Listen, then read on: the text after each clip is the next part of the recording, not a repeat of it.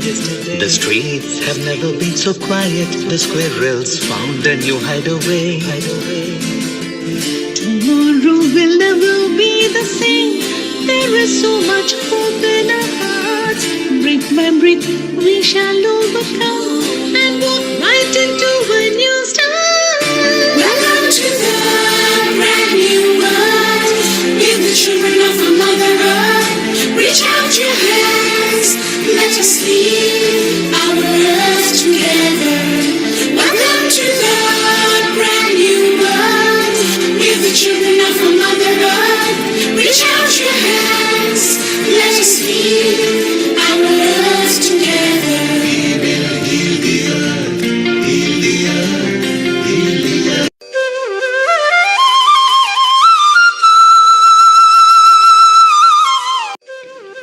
Namaste.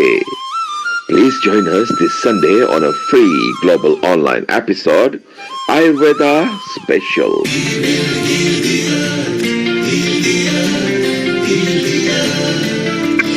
Stars, they can tell you stories which are brighter than yesterday.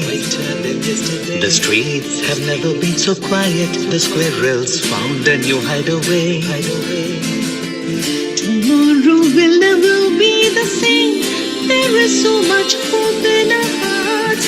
Brick by brick, we shall overcome and walk right into a new start.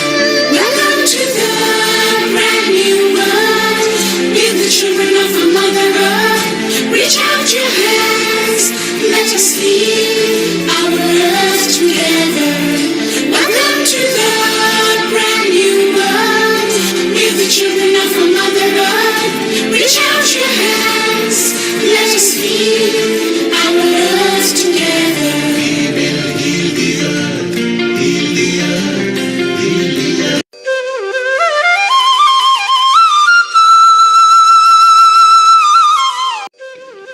Namaste. Please join us this Sunday on a free global online episode, Ayurveda Special.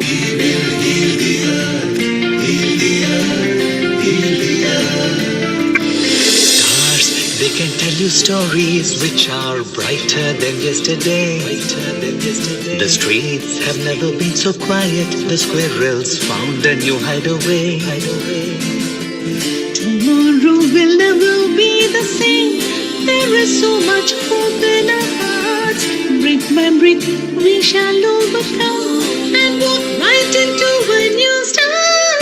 Welcome to the brand new world. Give the children of our Mother Earth. Reach out your hands. Let us lead our earth together. Welcome to the brand new world. Give the children of our Mother Earth. Reach out your hands. Let us lead our earth together. We will heal the earth. Heal the earth. Heal the earth.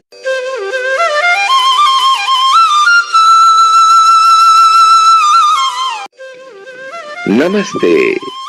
Please join us this Sunday on a free global online episode, Ayurveda Special.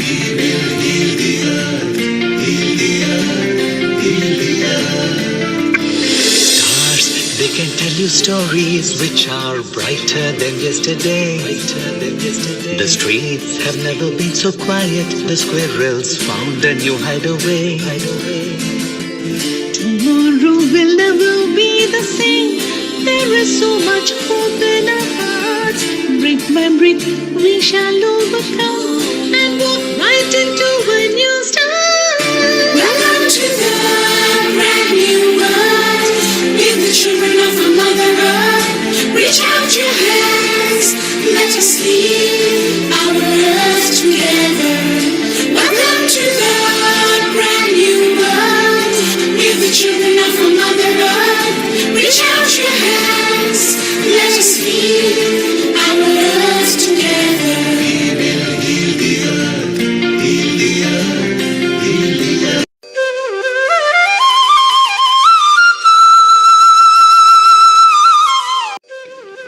Namaste. Please join us this Sunday on a free global online episode, Ayurveda Special.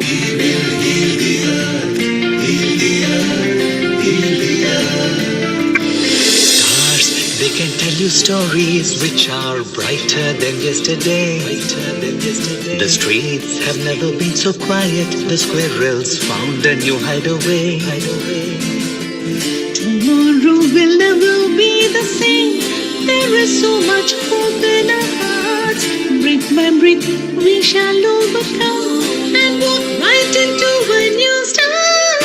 Welcome to the brand new world. We're the children of our Mother Earth. Reach out your hands, let us lead our earth together. Welcome to the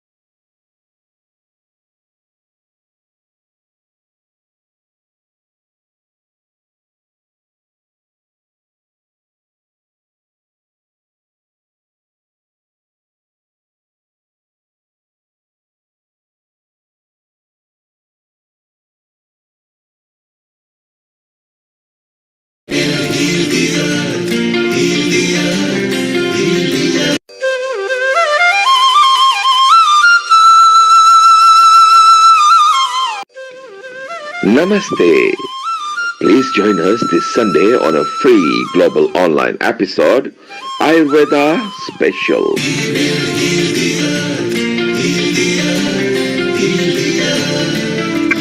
Stars, they can tell you stories which are brighter than yesterday. The streets have never been so quiet. The squirrels found a new hideaway. Tomorrow will never be the same. There is so much hope in our hearts. Brick by brick, we shall overcome and walk right into a new start. Welcome to the brand new world. We're the children of our Mother Earth. Reach out your hands, let us lead our earth together. Welcome to the brand new world. We're the children of our Mother Earth. Reach out your hands, let us lead our earth together.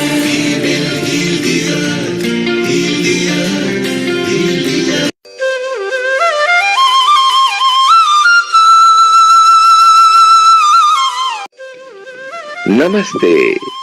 Please join us this Sunday on a free global online episode, Ayurveda Special.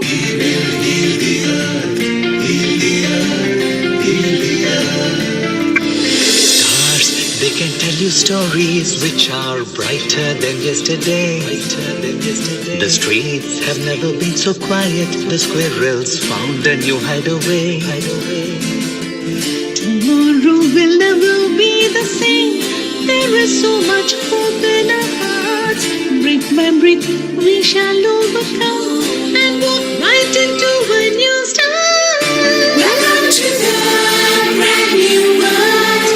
We're the children of our Mother Earth. Reach out your hands, let us lead our earth together. Welcome to the brand new world. We're the children of our Mother Earth. Reach out your hands, let us lead our earth together.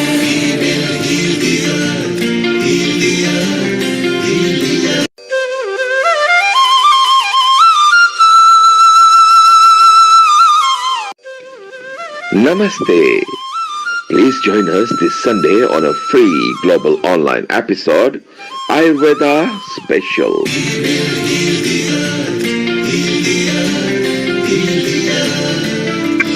Stars, they can tell you stories which are brighter than yesterday. The streets have never been so quiet. The squirrels found a new hideaway. Tomorrow will never be the same. There is so much hope in our hearts.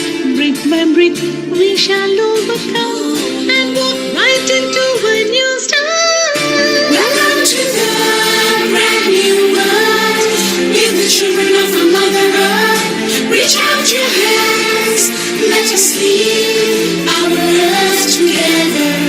Welcome to the brand new world. With the children of our Mother Earth, reach out your hands. Let us lead our earth together.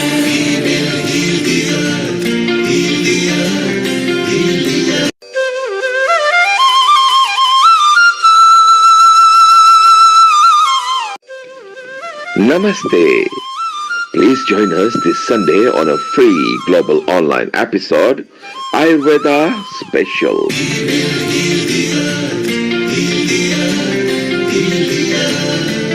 Stars, they can tell you stories which are brighter than yesterday.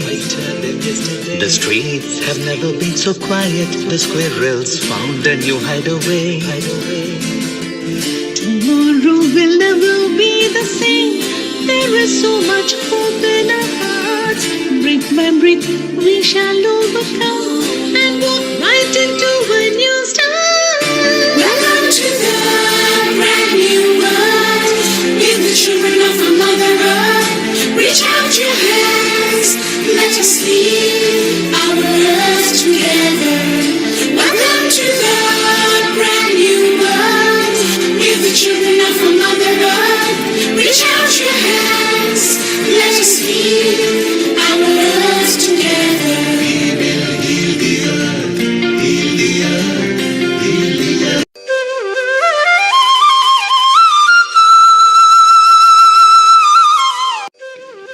Namaste. Please join us this Sunday on a free global online episode, Ayurveda Special.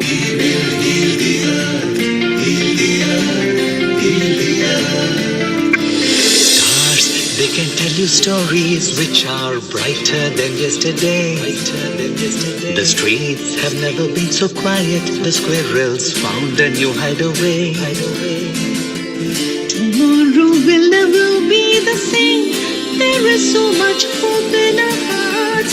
Brick by brick, we shall overcome and walk right into a new start. Welcome to the brand new world. With the children of our Mother Earth, reach out your hands. Let us lead our earth together. Welcome to the brand new world. With the children of our Mother Earth, reach out your hands. Let us lead our earth together.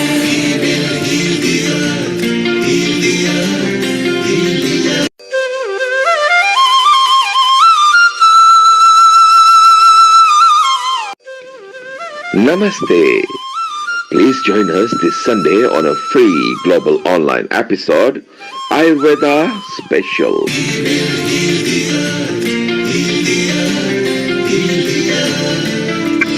Stars, they can tell you stories which are brighter than yesterday.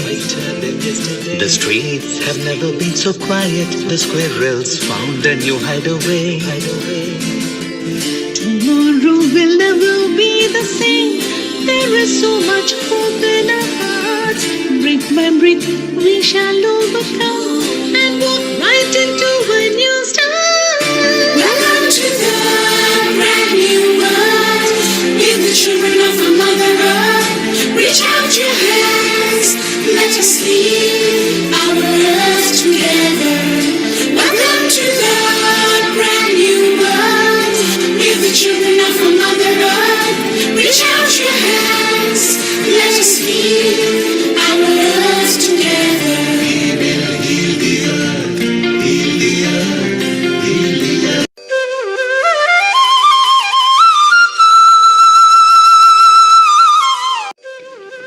Namaste. Please join us this Sunday on a free global online episode, Ayurveda Special.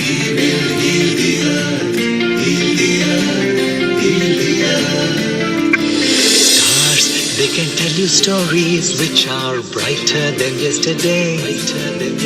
The streets have never been so quiet. The squirrels found a new hideaway. Tomorrow will never be the same. There is so much hope in our hearts. Brick by brick, we shall overcome and walk right into a new start. Welcome to the brand new world. With the children of our Mother Earth, reach out your hands. Let us lead our earth together. Welcome to the brand new world. With the children of our Mother Earth, reach out your hands. Let us lead our earth together. We will heal the earth, heal the earth, heal the earth.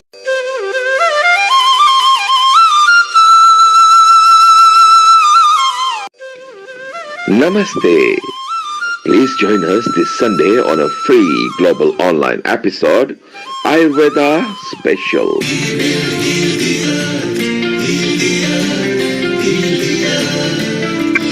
Stars, they can tell you stories which are brighter than yesterday.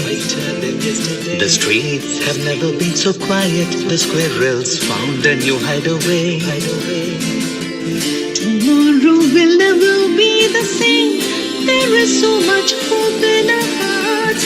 Brick by brick, we shall overcome and walk right into a new start.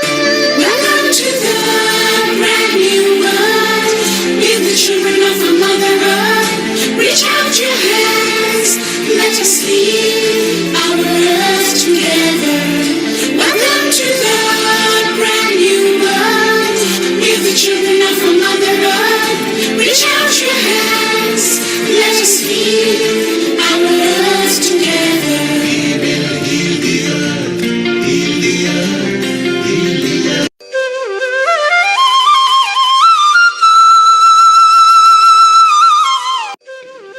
Namaste. Please join us this Sunday on a free global online episode, Ayurveda Special.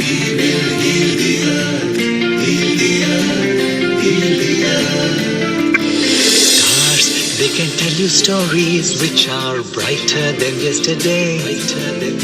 The streets have never been so quiet. The squirrels found a new hideaway. Tomorrow will never be the same. There is so much hope in our hearts. Brick by brick, we shall overcome and walk right into a new start. Welcome to the brand new world. With the children of our Mother Earth, reach out your hands. Let us lead our earth together. Welcome to the brand new world. With the children of our Mother Earth, reach out your hands. Let us lead our earth together. We will heal the earth, heal the earth, heal the earth.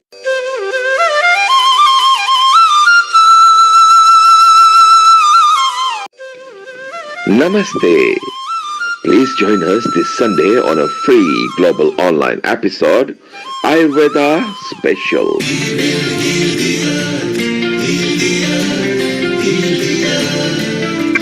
Stars, they can tell you stories which are brighter than yesterday. The streets have never been so quiet. The squirrels found a new hideaway. Tomorrow will never be the same. There is so much hope in our hearts. Brick by brick, we shall overcome and walk right into a new start. Welcome to the brand new world. With the children of our Mother Earth, reach out your hands. Let us lead our earth together. Welcome to the brand new world. With the children of our Mother Earth, reach out your hands. Let us lead our earth together.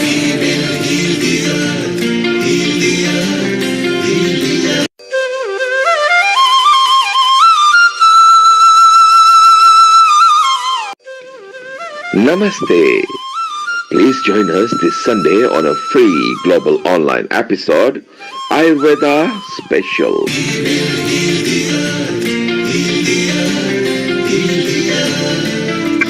Stars, they can tell you stories which are brighter than yesterday. The streets have never been so quiet. The squirrels found a new hideaway. Tomorrow will never be the same. There is so much hope in our hearts. Brick by brick, we shall overcome and walk right into a new start. Welcome to the brand new world. We're the children of a mother earth. Reach out your hands. Let us lead our earth together. Welcome to the brand new world. We're the children of a mother earth. Reach out your hands. Let us lead our earth together. We will heal the earth. Heal the earth. Heal the earth.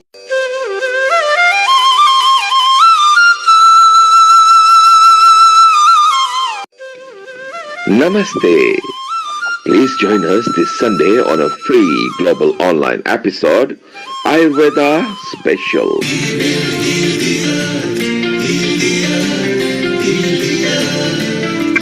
Stars, they can tell you stories which are brighter than yesterday. The streets have never been so quiet. The squirrels found a new hideaway.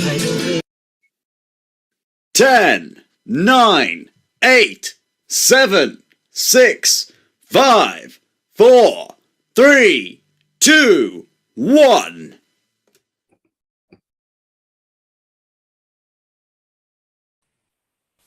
Global Namaste, Rajiv. Carry on and we can begin our wonderful journey on healing our earth for the Ayurveda session. Thank you so much, Nilkumar. It's so nice to really be with our colleagues, friends, and well-wishers healing our earth. It's 141st episode, and that is very big achievement. Let's begin with the prayer to God. Om Bhurбhava Swaha Tatsaviturvarenyam Bhargo Devasya Dhimahi Dhiyo Yo Nah Prachodayat. Om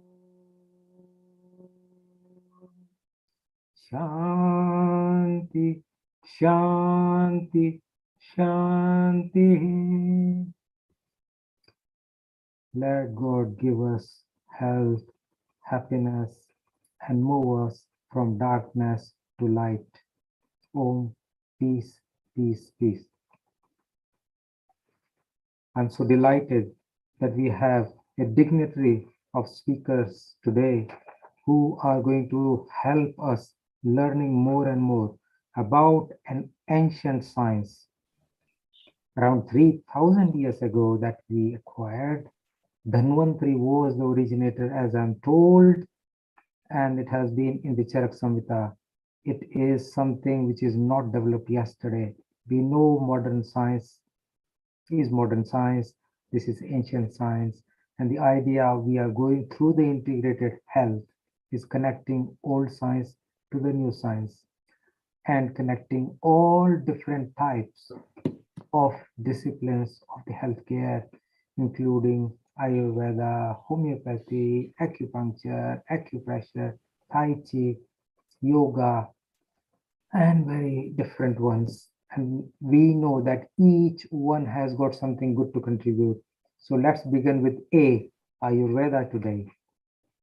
I have my co-host, Ish Sharma, who incidentally is from the same place in India, Jodhpur, and we are really delighted here to help contributing to this worthy session, how we can help healing ourselves through the natural means.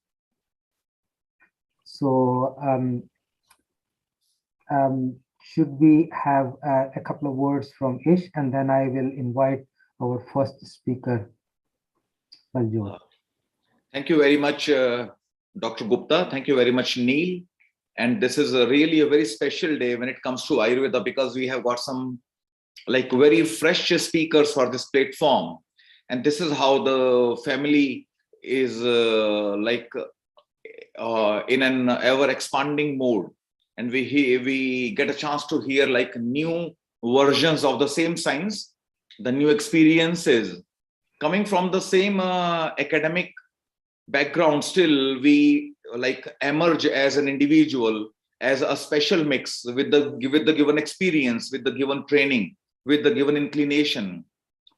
And I'm very fortunate to announce that we have got with us my counterpart from the University of Latvia, Professor Shantala Priyadarshini ji, who would be gracing the occasion in the due course today.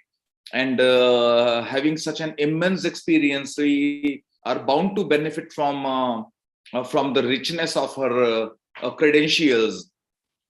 And we have maintained a sequence where, very nice to see you, Dr. Shantala ji. Namaskar to you. And for your introduction, we are the two Ayurveda chairs active globally today. One is at the University of Latvia, and myself being at the University of Mauritius.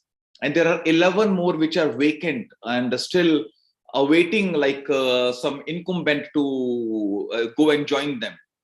So we are a very we feel quite connected. We have never met. I have never personally met Shantala ji, but this is always an encouragement. Yes, to get to know from her what are we doing. That is how we remotely keep supporting each other and try to represent Ayurveda and India in the best manner possible. So Rajiv ji, without wasting much time, because we are quite tight today, can you please invite Dr. Baljot Kaur for the talk? Thank you, and Shantala ji. I think we're going to have a fantastic discussion today.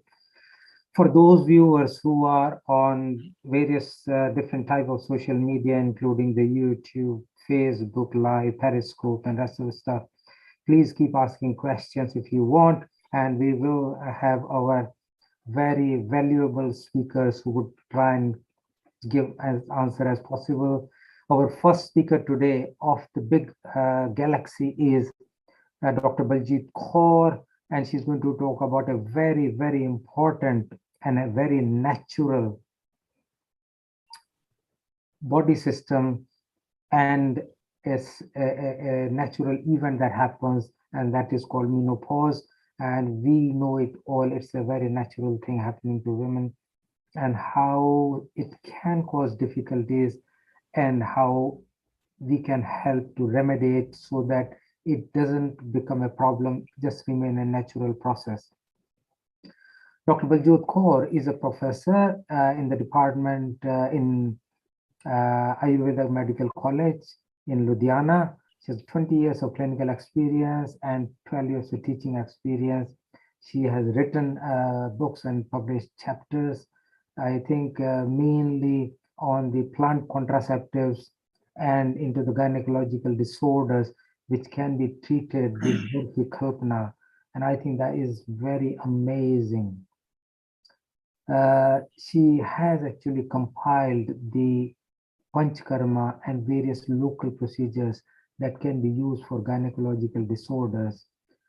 I think that is really very, very useful. I do have knowledge of Ayurveda and has been involved in it for quite some length of time. But I think this is enlightening to hear that particular aspect of Ayurveda. So with all the best, let's welcome Baljoji. Please shower us with your wisdom and knowledge. Dr. Baljot Paner. Okay, Dr. Rajiv, I think she's still struggling with sound. Okay. She can hear us. So, Dr. Baljot, please ask somebody to help you to connect with the sound.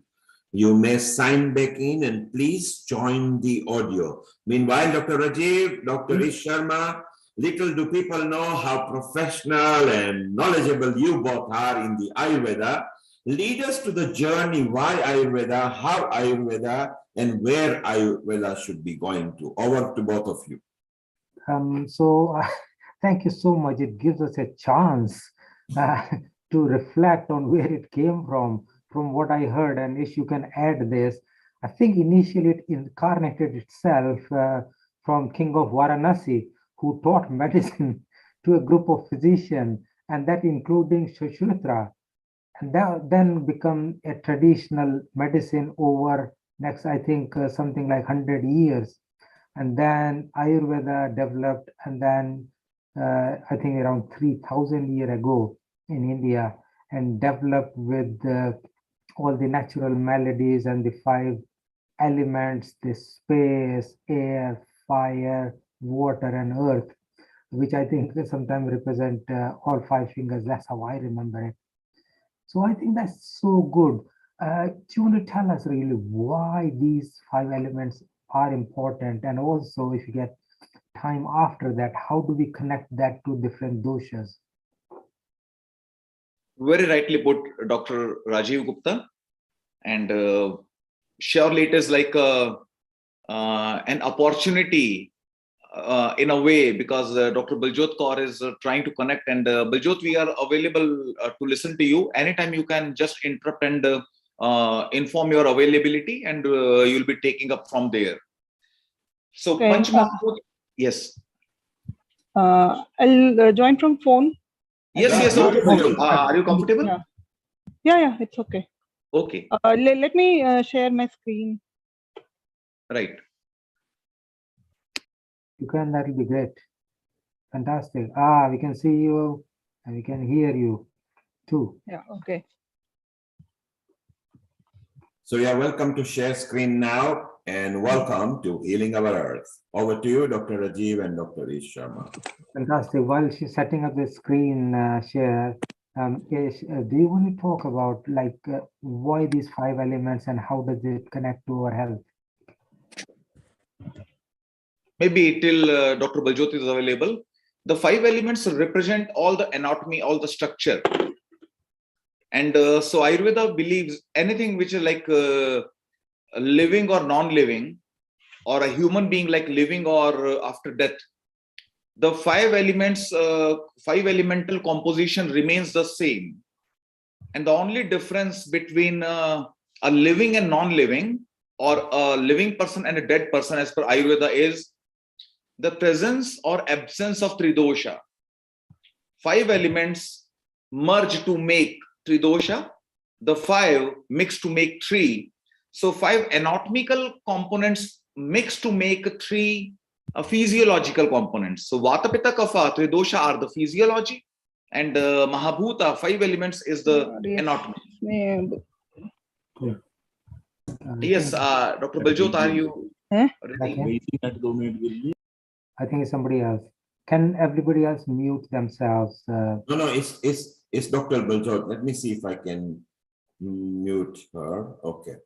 That's fine. Carry on. It's wonderful. Dr. Ish, you mentioned about Vata, Pitta, Kapha as well. For our viewers who are mainly into English, could you explain a bit more over? What is Vata, what is Pitta, what is Kapha? I know. Yes. Vata, Pitta, Kapha. Really, Vata, Pitta, Kapha is a big topic. Like, it is all Ayurveda in a way. So we can keep talking it about like all the session long. So surely we need another slot to when we can be having a session about like introduction to Ayurveda. We have got Dr. Rajan. Please, Dr. Rajan, if you can unmute and comment, contribute us with your comments, maybe in a very short, like for maybe 1 minute when Dr. Baljot starts. Dr. Rajan is not on a video, so we can't spot. Don't worry. So from what I understand is that Pitta is more like aggressive, more like, I would say, fire. Yeah, Vata is like air, nervous system. Pitta is like metabolism or fire, and Kapha is more like a strength, immunity, or water. Yeah. So we will take this up another time if Dr. Baljot is available. So, Professor Ish, when Dr. Baljot is available, she will automatically be spotlighted. They are struggling to connect, so please just do carry on. Automatically, you will see them on the screen. Okay, perfect. Okay. So when it comes to like balancing, maybe Dr. Rajan, would you like to add something? Yes, yes. As you said, so full session of at least 6 to 8 hours should be given for only description of Vata Pitta Kapha, the basics of Ayurveda. So yes, you had rightly said, and if it's possible, uh, they can arrange something like that. So So thank you, just thank you. so we will arrange for it. I'm trying to use the time effectively so that our audience doesn't get disenchanted. So just for me to say, let me just add in there here. So Vata is, in my view, like a cold, light, dry, rough kind of a person, and these are the ways to identify it, because in Ayurveda, very much different than my kind of typical conventional science, where if it has got a pancreatitis, it's same pancreatitis depending on whatever, and if it is a pneumonia, it's a pneumonia for all. In Ayurveda, the same pneumonia could be treated differently for different people, and therefore that is how the Vata personality is. And on the other hand, Pitta is very different. So Pitta dosha is like fire on water, and therefore it's sharp, oil, liquid, something like that. And therefore that needs to be treated differently. And I always feel Pitta is more like an athletic person, strong, but at the same time, he's quite aggressive and tenacious. And that's how in my mind I have found, because there are different personalities, which, because I do behavioral science and emotional intelligence, so in NLP there are different type of people. So same is disc personality. This is like dominant, desirable, and active. And there is C type person who are cautious and careful, and people say they will read the Xerox copy to check it is right. So Pitta is actually a copy, reading the small things and at the same time being quite aggressive. So they're high D as well as high C. And I believe that their strengths are being quite like intelligent, purposeful, very determined, mastering the skills, and they're very strong natural leaders.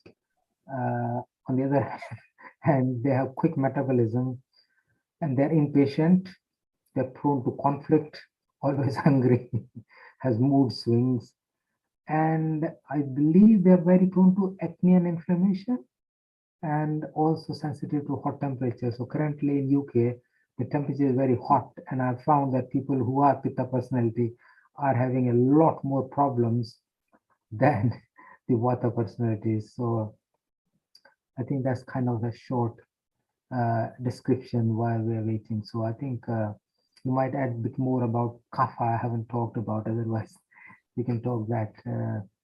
Okay. Yeah. Vata Pitta Kapha Tridosha, as Dr. Patankar told, requires altogether an elaborate session. If we go ahead with simplification, Vata Pitta Kapha is the common currency in Ayurveda. This is a common currency. For example, we have a common currency like pound or rupees or dollar, So even non-material things are converted to that currency value. Because you insulted me, I sue you with 1 million pounds, defamation case. Now, insult or respect cannot have a monetary value. You killed someone, you have to pay a monetary value sometimes, because like this is a monetary, like a translation to someone's life or someone's insult, which surely cannot have any monetary value. In the same manner, Vata Pitta Kapha is a common currency. It could be your body type, it could be your disease, your mind, your herbs, your thoughts, your dressing sense, everything, every ingredient of your food, your wheat or your spices, your milk or fruit, everything has to translate to one common currency, Vata Pitta Kapha.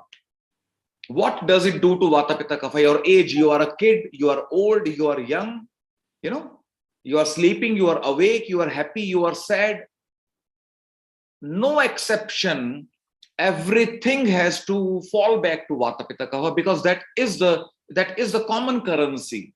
This is a simplification. And this common currency can also be Mahabhuta.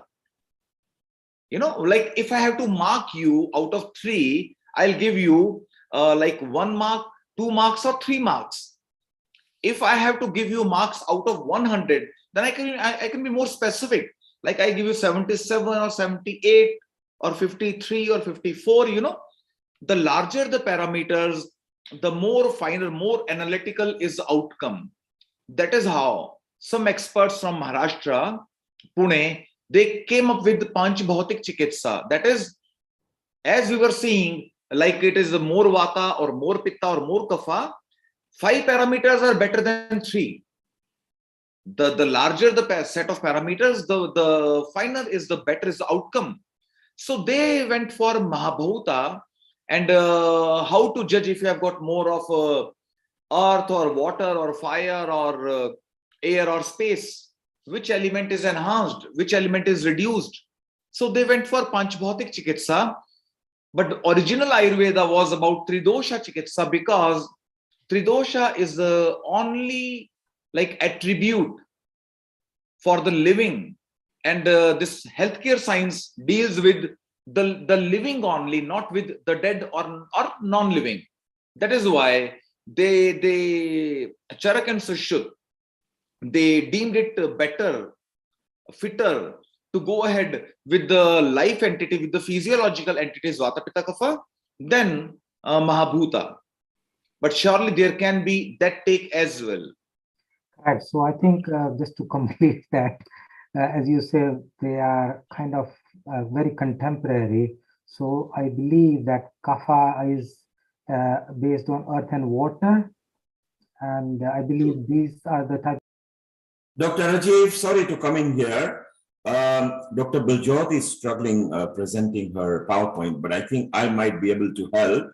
And we'll ask her to see if she puts the sound on, or Professor Ish or yourself can talk us through her presentation. So just bear with me one moment, and I will share the screen. And if you could tell me, can you see the presentation? Yes, we can see. Okay, Dr. Biljot, if you can hear us, unmute yourself and see if you can talk us through it. Yeah, hello, sir. Can you hear Good. me? Perfect. Please go ahead. Can hear you. Okay. Sorry for the trouble. We got it. Don't worry. Carry on. Empowering the transition. Menopause. Yeah, with the blessings of Lord Dhanvantri and all my gurus, I thank all of you for giving me this opportunity to present my topic, menopause, empowering that transition with Ayurveda. Next, please.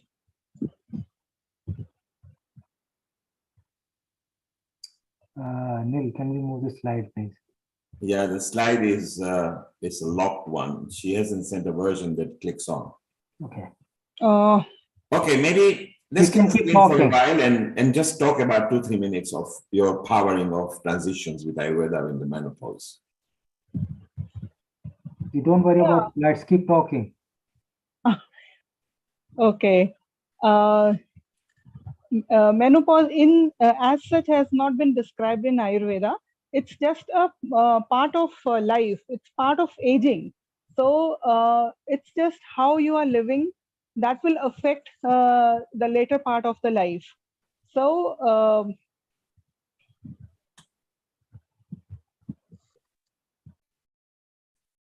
We can't hear you. Okay, Dr. Rajiv, let's skip Dr. Biljot. I think we've tried our best. Carry on. Both of you were talking interesting points, so tell us more about it.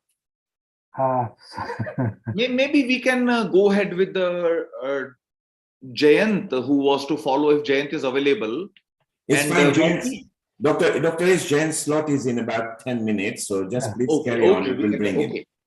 So we were discussing about Vata Pitta Kapha, whereas Dr. Rajiv ji was complimenting where does it come from? Where do Vata Pitta Kapha come from?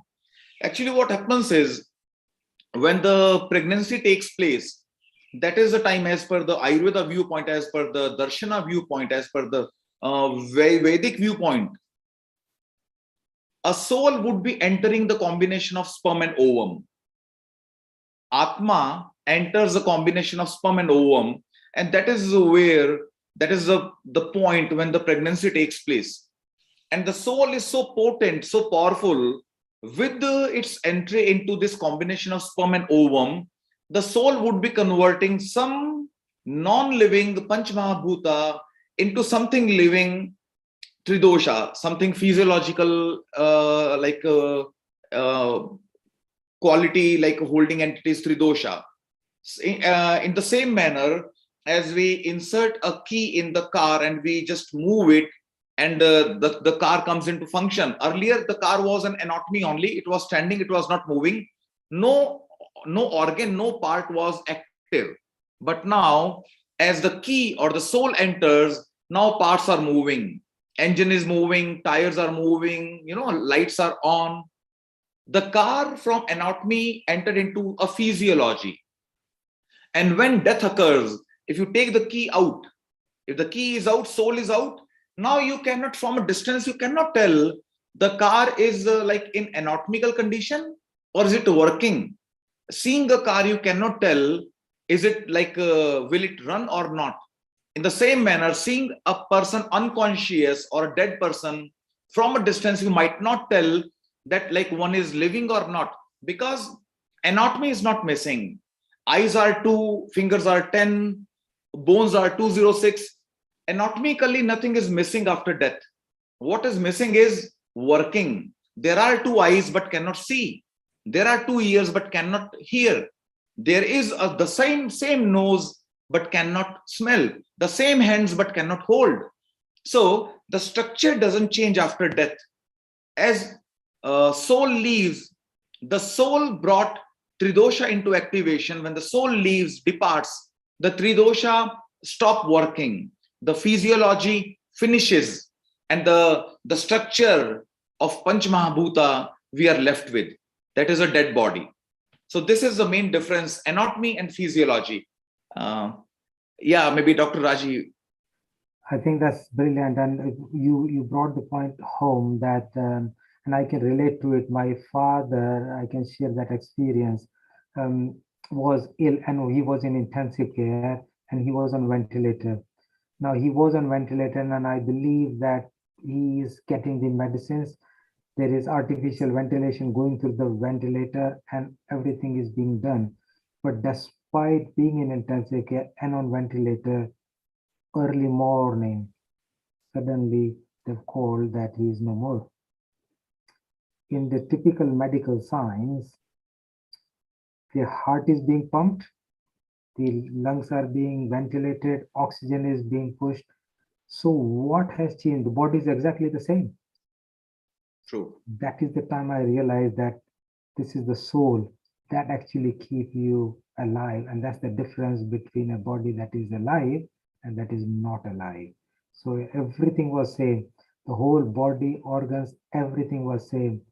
But the life is given to the organs through the soul. And that is the spark. Once that spark is gone, I could see that spark going. And this is one of those things where we come to realize that there are different aspects of science in a different way, and they are not quite equivalent to each other. And the idea is how we become more tolerant to one or the other science, how we can learn more from each other so that we are more informed and get a better quality of care for our patient. Very true. Jayant is here, I think. Yeah, so, Jayant is there. While we are talking about it, do you want to give your views on it?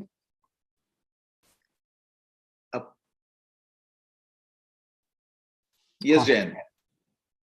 Okay, fine. Let me introduce him formally, and that will be easier. Yes, Dr. Raji. So here we have Jayant Khullar. He's from India, and it's very important that he is a craniosacral therapist, which is a different type. As we were talking at the beginning of this session, that all different type of sciences or disciplines of sciences, including the traditional conventional medicine or modern medicine, Ayurveda, homeopathy, and homeopathy associated with yoga and rest of the stuff. But craniosacral therapist, which is very close to osteopathy, is a different science. And I know within UK, there is increasing recognition of it. And particularly if there is backache, etc., they go.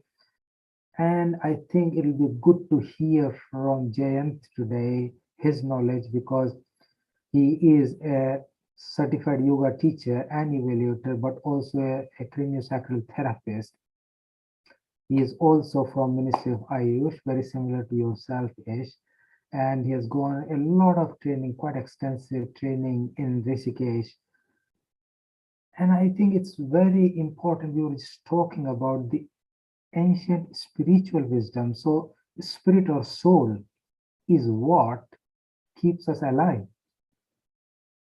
And that is the part that gets missing. So same anatomy, same body, same organ, same function. If we have got that lost, it's gone. So I think it'll be very, very nice to hear from Jan what you think about it.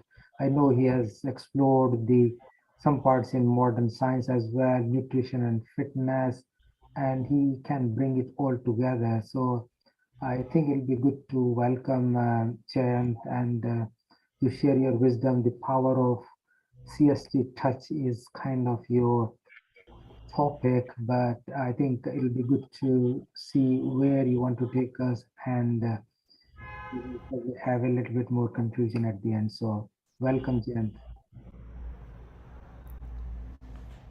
Thank you so much. Am I audible? Yes, we Yes. can hear you. Thank you so much, Dr. Rajiv. Just let me.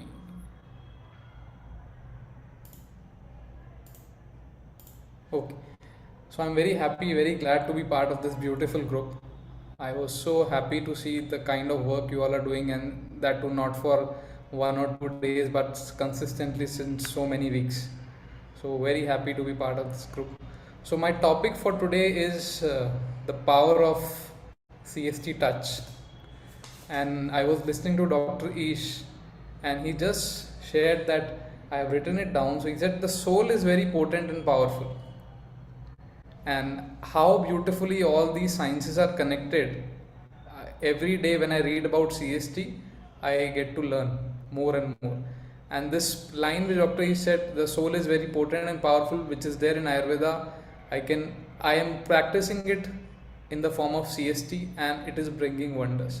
So without wasting our time, I'll share my screen quickly and just share my little knowledge about CST. So let me know if you can see my screen. Is it audible, visible? We can see it, Jayant. Craniosacral therapy. Yeah. So craniosacral therapy, which is called as CST, and we will be talking about CST touch, which means that it is a touch therapy. So it's a very profound healing modality. So in this slide, I will be covering most of the questions which I have heard from people about CST, and after that we can open the discussion forum. So I would like to ask you, and you all can put it in the chat box, from your experience. You all are so experienced people in the medical field. So why do you think that we need healing, especially in today's time? What are the reasons? What are the cases you are overlooking? So why healing is needed? If anybody would like to unmute and share. Apart from diseases, why do we need healing in day-to-day life? Yes, Jayant, we need healing because the way we are observing a downfall in the quality of life with the enhancements in the so-called medical science, it is doing good to a few pharmaceutical companies in a way, but it is bringing no good to a common man. The quality of life is deteriorating. That is where waiting to get ill and then going into a reactive medicine sometimes could be too late, too little. That is where to be predictive, preventive, promotive, to be like proactive, to be proactive against the incoming diseases, and not to wait for them, but to react or to proact much in advance is the only way out. That is where, and touch is the most powerful sense we have got. It has got compassion, it has got everything, it has got healing, it has got a scientific backdrop. We release endorphins, like endogenous morphins. That is why touch can be analgesic. A touch can make you happy. So that is where, the power of touch, as you are rightly going to elaborate, is very relevant and most required today. Jen. Yes, definitely. So, like Dr. is shared that the modern medicine, we all are into the reactive mode. Yeah. And like Shilpa is sharing to lead good healthy life, Sonal stress-free life, to become more efficient and productive, as Nancy shared. So I just want to share you one story, and I was reading about it. It's in one of the village in China. So there are many doctors in that village, and those doctors are paid fully when everybody is healthy throughout the month. And it was so fascinating that, if you are being paid to heal a sick person, that is sick care. And most of 99.99% of the world is functioning like that. But if somebody is being paid so that nobody falls ill, is, I think, actual healthcare. So healing is very much needed in today's world, and like Dr. Ish also said, we are under so much of stress due to lifestyle disorders because of our modern lifestyle and our health. These are very strongly correlated, and there are so many things we are all going through, and we all are aware of all these things: unhealthy diet, lack of movement, so much relationship issues, environmental degradation. Yeah, we were talking about how climate is increasing. It's too hot in UK because of climate change. Technology addiction, stress, then insomnia, lifestyle issues. So all these things are taking a big toll. And I would like to ask you, how much percentage do you think that in the healthcare segment, how much percentage of the problems are coming due to this? You can put it in the chat box quickly. Just to make this interesting, I would like to know, since you all are expert, you can tell me much better than any Yeah, other the person. figure, Jayant, is every every healthcare ministry, all the governments the world over are spending 5% on the infectious disease control, and 95% is on preventive, or what we call non-communicable diseases. The disease could be spreading through a microbe, bacteria, virus, fungi, protozoa, helminth, or they could be non-microbial, what we call non-communicable. So 95% goes on non-communicable, only 5% goes on infections. This is one figure, but it can surely vary. Okay, so I have got my answer, and my job is like 90% done now. So that means 95% of the diseases are coming from this, which I have shared on the screen, and 5% is the actual diseases which should be treated by what we call as the medicine, yeah, where we should reach there. So CST is one thing which can really help in this. So I'll just quickly decode about CST, what CST is. So when I say I'm a CST practitioner, some people don't even understand what it is because it's relatively new, although it's 200 years old science. But let me just help you with the CST terminology. So CST comes from the cranium, the cranio part, craniosacral therapy. Cranio comes from cranium, then the sacrum comes from the sacral, and therapy, we all know, it's the healing mechanism. Yeah. So craniosacral and therapy. So very important two parts of our body system, which is the cranial and the sacral part. we extensively work on these two parts. Not only on these two, but these are the major thing. Yeah. So let me tell you about the history of CST. Would you cover also how this can be integrated into the main line? I know we have got like 15-16 minutes, so if you touch on that aspect as well as the practical utility. Good. Thank you. Can you please repeat? It was not audible. What I'm trying to say is that it's good to know the history, but also on how it is useful in the modern era and how we can integrate that into the modern science, how we can bring it together, how it can be integrated. Surely, I'll cover that. History, just one slide.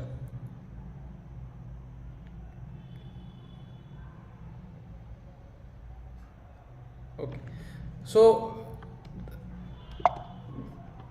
coming to the history of CST, so AT still is considered to be the father of osteopathy. So osteopathy is the main science from which CST has taken birth, and Dr. William Gardner Sutherland developed and he specialized the cranial part of it, the cranial approach in the practice of osteopathy.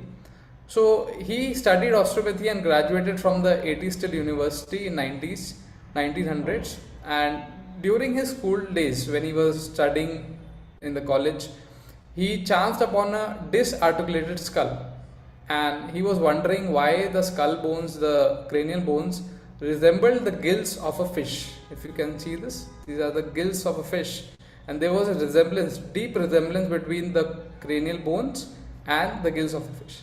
So in osteopathy, he has already studied that there is a relationship between the structure and the function in the body. So the gills are meant to breathe.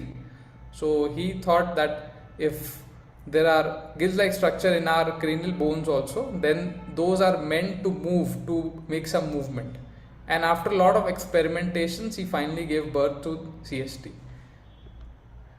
These are the gills of the fish.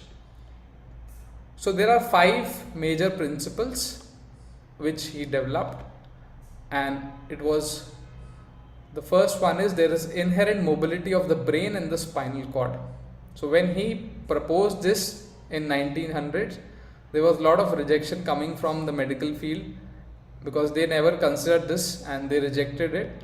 So he also said that there is fluctuation of the cerebrospinal fluid, there is motility of the intracranial and intraspinal membranes, and there is mobility of the cranial bones, and there is also involuntary mobility of the sacrum between the ilia. So these were the 5 principles on which he developed craniosacral therapy. So about CST now, so CST is a very safe, non-invasive, it's a gentle touch healing modality. It enhances the natural healing ability, propelling you towards vibrant health. It's a very profound transformative process. So how does CST help?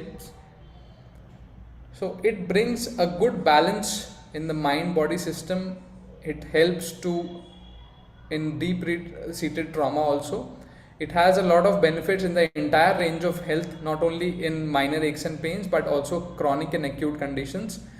It primarily helps to restore the balance across various systems of the body and ultimately leading you towards what we all need is vibrant health. So how CST works is, so just consider a case when somebody is not feeling well and the body system is activated to fight for the health. So during CST, we all know that the human body has a powerful inherent potential, and even when there is a disease, a trauma, a stress, the body fights for it. So CST triggers that inherent healing mechanism to bring a lasting relief from the diseases and the associated system. So with the help of a CST touch, the actual magic starts to happen. So why I am calling it as a magic? Because it creates a very, very safe and powerful space, and I should even say it is the most powerful space, because this space is very, very close to the space which we all have gone through, which is this, the womb. So that is the space where the maximum growth of a human body has happened, and with the help of this CST touch, we all can experience that. So what all can CST treat? I'll show you some pictures which you all can relate to. And now the names. So back pain, immune disorders, frozen shoulders, addiction, joint pains, and all these issues have shown significant improvement after taking CST sessions, and there are many more. So till now, if you have any question, let me know, and then I'll cover the last few minutes of this session.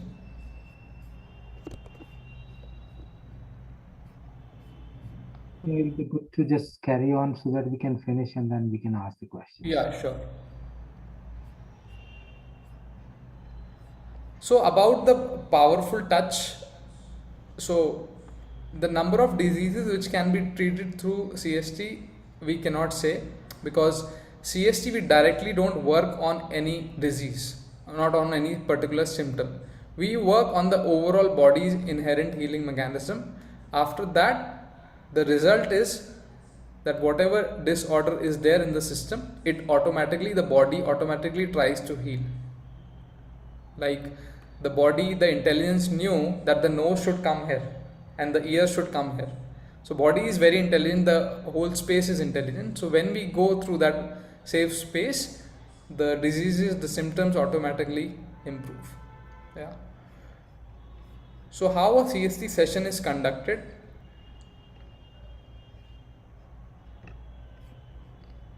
Is the screen visible? Yes, we can see it. So CST session is carried out with the patient lying down, fully clothed in a quiet and a peaceful environment. It involves a very gentle touch of the practitioner's hand. It is very gentle, not even as close to the acupressure touch. It's just that somebody is gently touching you over your, like a mother touching a baby. So this light contact may be taken up on the head, on the tailbone, feet, trunk, or any other part of the body as appropriate, as the body of the client guides the practitioner. So who all can take the session? So CST can be taken from newborn babies to elderly to young people, and it can help in illness, trauma, many stresses, strains, both physical and emotional. So basically it's everyone who can take the CST session. So does CST help healthy individuals? Yes. So those who are healthy, for CST boosts all the systems of the body and mind and creates a deeper level of well-being. So I just want to read one quote which was written on the grave of Dr. William Sutherland. So he said that be still and know, which is, I would say, the summary of whole CST. So when you are still, when you give the inherent doctor, the most powerful doctor sitting inside us, a chance, then you can overcome all these issues which we all are going through. So presentation I am done with. It would be good if we can just discuss on if you have any question. When you say that this is helpful, how does it actually differ from osteopathy? Because I found it slightly different than my understanding was. So there is osteopathy and various other things. We all do something different, which is like joint and bone manipulation. What you are describing is low touch technique. What actually does, how does it really work? Because, and what's the science behind it? Yeah. So osteopathy is the parent science, you can say. And the cranial approach of osteopathy, which specifically work on the cranial part, is craniosacral therapy. So I'm not an osteopathy practitioner, but a CST practitioner. Okay. Maybe Jayant, can you share maybe a couple of maybe or one or two success stories in brief, which could have been like delivered by you, or which your peers could have done that, just to give us a chance to appreciate the goodness. Yeah. So Dr. Ish, I have recently helped one client of mine. So she was suffering from epilepsy since last 10 years, and I have the whole case study. I can show you, but I think it will be good to just share. Yeah, yeah. So she from the age of 18 she used to have regular seizures, and the frequency and the occurrence of those seizures were around like once a week. Every week she used to have, not like it used to last for around 60 to 90 seconds. So I have given her 8 CST sessions over span of last 8 weeks, and her duration of the seizures, the occurrences have reduced significantly. So relatively I would say now she is lasting for around 20 to 30 seconds, and the frequency has also reduced. So from like once a week it has gone to like once in 3 weeks. Wonderful. So for 2 to 3 times she had during the period when her this occurrence of has occurred. Great. And a lot of improvement in other things in the terms of quality of life. Like she was very timid. She used to think a lot, very introvert, and she has seen a lot of improvement in her studies also, confidence level, and all these things. Wonderful. Thank you very much, Jayant. And I very well recall when Jayant was pursuing his graduation in information technology. And that was a time when we happened to meet, and I saw him for some of his very trivial health conditions. And somehow, being in a very different field, being in technology line, and from nowhere, he had that spark and he changed his path altogether. Now he is into full-time healing, and he has quit his corporate job to be a healer, which is a very bold decision and very big decision. And this platform extends you best wishes, Jayant, and a wonderful speech. Thank you very much. Dr. Rajiv ji, now maybe can we have Dr. Mridu or Dr. Baljot? Dr. Mridu is available. I am thinking is that Dr. Madhu is available, so we might just carry on and then bring it back as the time goes. So let's just welcome Dr. Madhu Sharma is excellent, and I think the main area of her focus is managing the anxiety and neurosis through Ayurveda.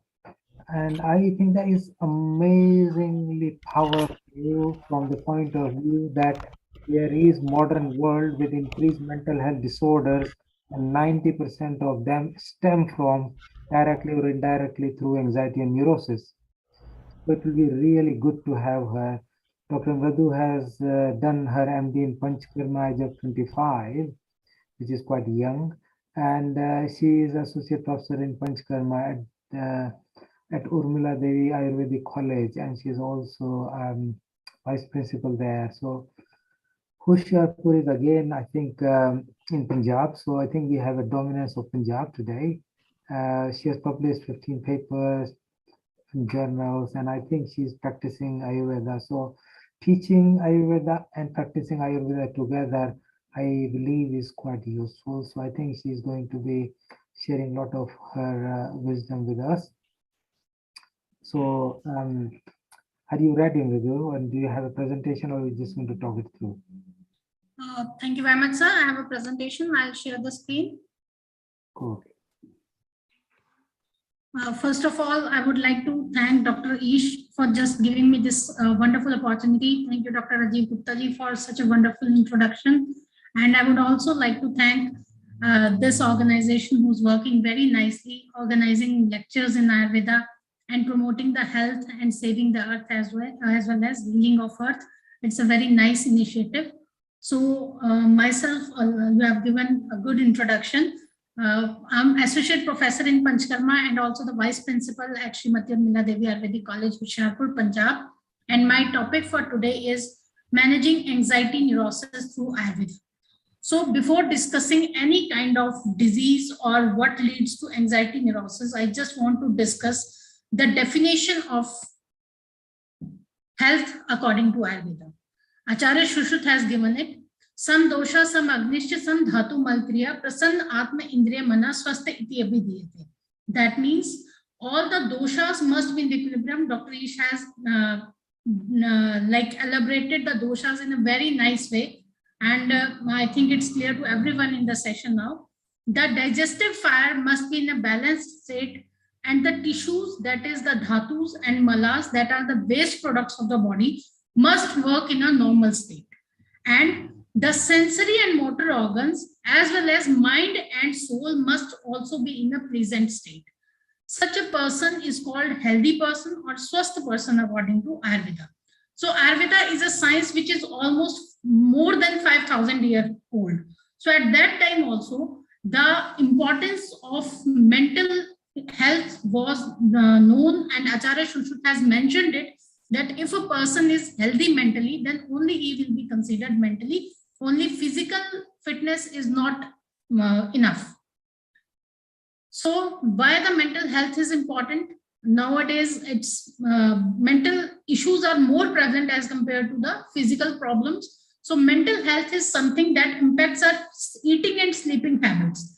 It is just our daily routine is like very much elaborated or focused by these mental health issues, and it has a lot to do with our physical health as well. As sometimes if a person is in anxiety or is in depression, he feels sick, he gets the headache, he's not able to eat properly, not able to perform his daily activities. So it is very important to address our mental health needs, or oftentimes we will feel the impact of it in the other areas of health as well. So now coming to the topic.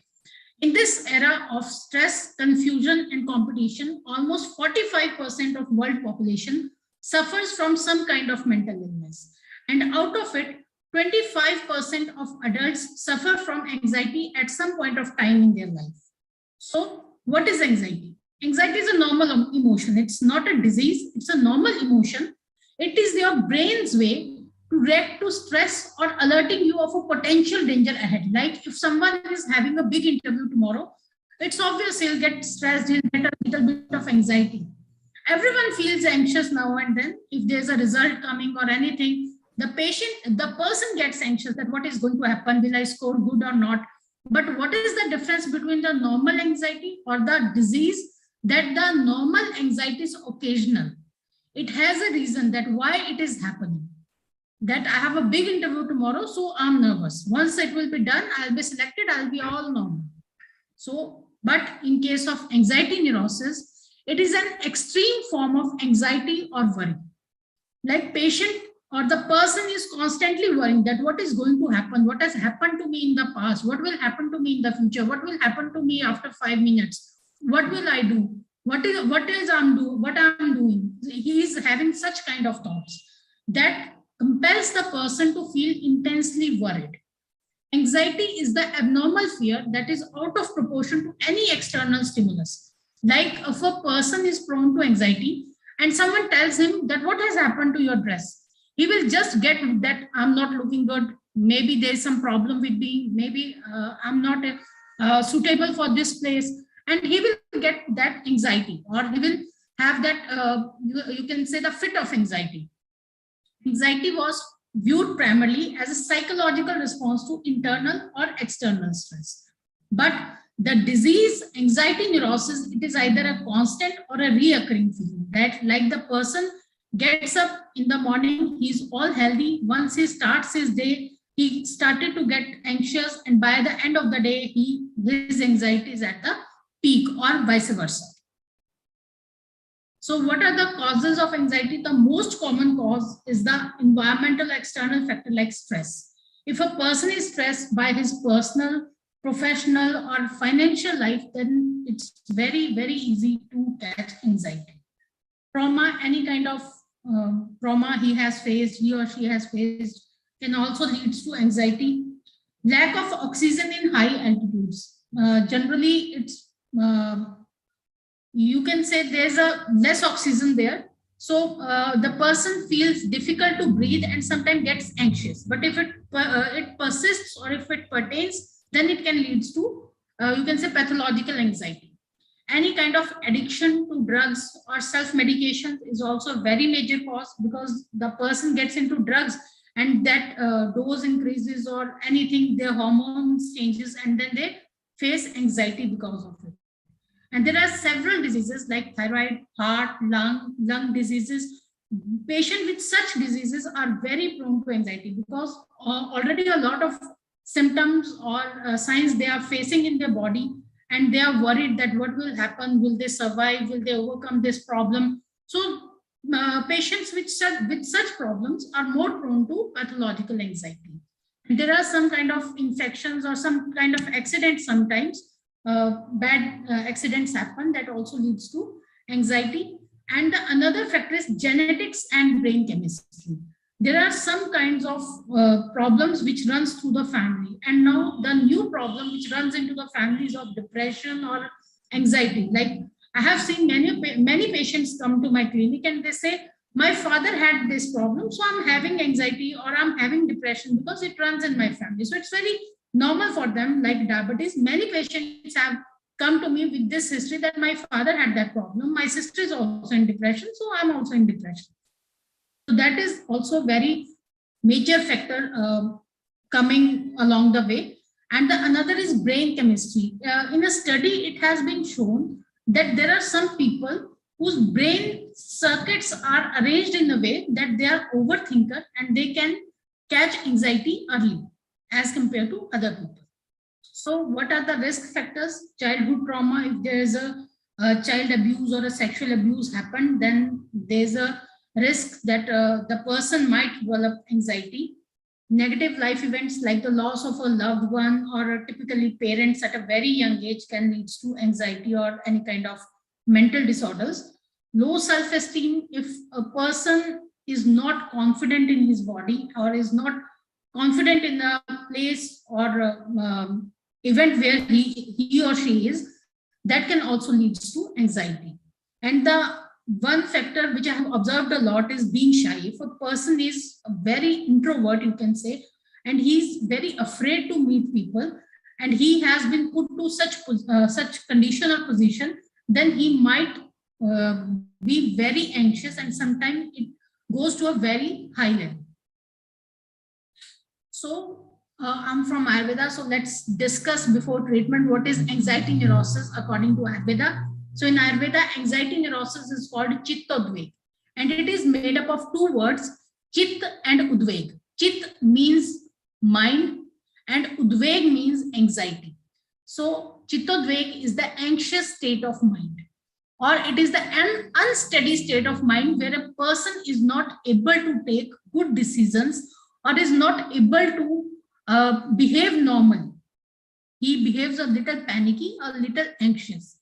It can be correlated with anxiety neurosis, which is a very common disease. And in Ayurveda, Chittodveg is considered as an individual disease also, or as an etiological factor for many other psychic and psychosomatic diseases. Like it is mentioned in Unman, like that is schizophrenia. We can correlate to schizophrenia, that if a person is having an anxious state of mind, it is very common that he might develop the next stage, that is the schizophrenia. So what are the factors according to Ayurveda? Dr. Ish has discussed the doshas. So there are also mental doshas, that is Raj and Tam. So Raj and Tam are the main etiological factors for Chittodveg or anxiety neurosis. So in Ayurveda, all the diseases are caused by three factors, that is Pragya, Paradha, Parinam and Asatmi Indriyat Sanyog. I'll discuss it one by one. Pragya Prad means intellectual mistake, the mistake which is done knowingly, like ignorance. Everyone knows that eating junk food is not good for our health. but still we do it. Why? Because we are ignored about our health, or we don't take it very seriously. Then what will happen if we had a burger or a pizza? It will not affect much, but we know it is not good, but still we do it. Rebelliousness, which we say sahas, or sometimes adventure, you can say. We know that jumping from a height is not good. We might fall, we might break our leg, but still some people do it. We know that riding a bike on a jerky road for a long distance is not good, but still we do it because we are rebelliousness by nature. We are just like, no, nothing will happen to me. I'm all young. It will not happen to me. Or the forgetfulness. Forgetfulness is that we know we should not do wrong to any person for just our momentarily benefit. But we do it, and in the later stage of life, we might feel guilty about it and might develop anxiety neurosis. The next is parinam, or the seasonal variation. Seasonal variation is very common when it comes to, or is a very common factor when it comes to the mental diseases. So the external environment, it is seen then when the seasons are damp, or when there is a lot of snowfall in a place. Like I have seen a patient who shifted from India to South Korea, and he had a very good job and position at all points. But when there's a snow at that place, he got all panicked. His anxiety, he got so anxious that he left his family and flew back to India and said that I cannot survive in the cold temperature. I'm just feeling that something will happen to me. I'm getting anxious, and I'm highly to develop the depression. So unexpected climatic conditions are also, like in UK now, the temperature is gone to 40 degrees. So this also leads to some kind of diseases. And if a patient is prone, or a person is prone, he might develop the anxiety.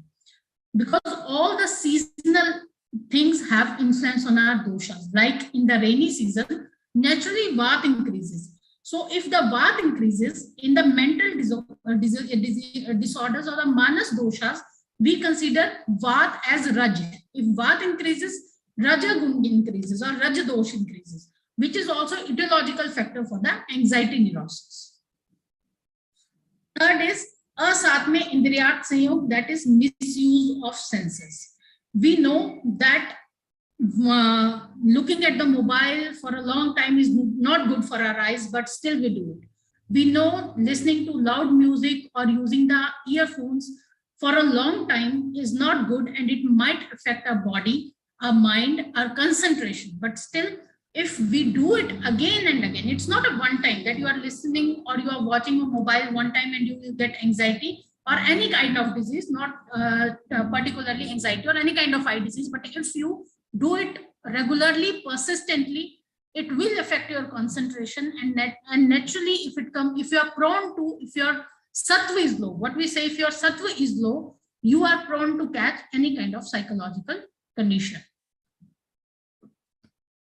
So what are the signs and symptoms of anxiety neurosis? The first sign and symptoms is unsteady state of mind. Patient is not able to focus, not able to concentrate. He is not able to make good and wise decisions.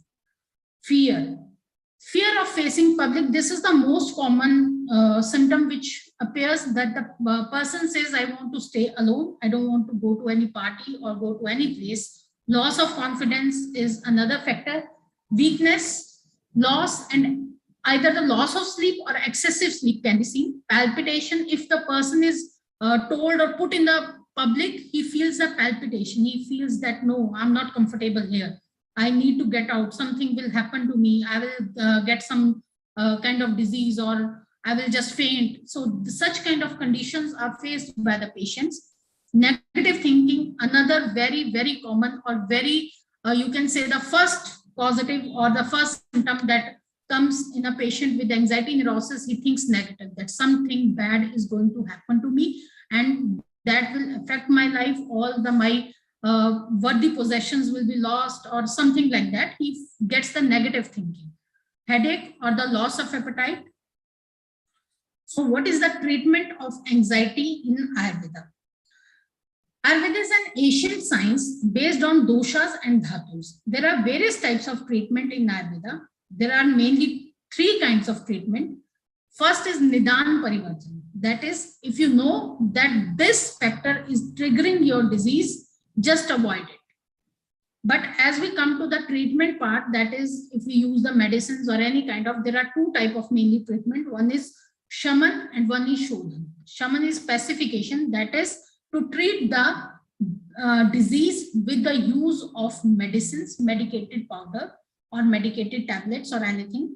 Purification is the treatment using Panchkarma. So the basic difference between pacification and purification is, if we have a disease and we give medicine to the patient and the disease subsided, it is a pacification treatment because the toxins or the disease causing organism is in the body but is inactive. But in purifications, we detoxify the body. We take out that toxin or that disease causing organism which is causing the, or the factor which is causing the disease. So in pacification, we give all the brain tonics or all the Medhya Dravyas which are mentioned in our text. The most common are Brahmi, Shankpushpi, Jatamansi, Shatavari, and gold compounds or turmeric latte, nowadays very famous in Western countries. It has been used very widely in the treatment of mental disorders. And as far as homely treatments are advised, so ghee and milk, they are considered best rasayan and best medhya rasayan to be taken in case of any mental or psychological disorders. Shodhan Panchkarma is of 5 types: Vaman, Virechan, Basti, Nasya, and Ratmokshan. So out of which Vaman and Virechan are indicated in psychological disorders. But as it comes to anxiety neurosis, Shirodhara and Nasya, they can be, they are very, very effective in the acute and chronic stages of anxiety.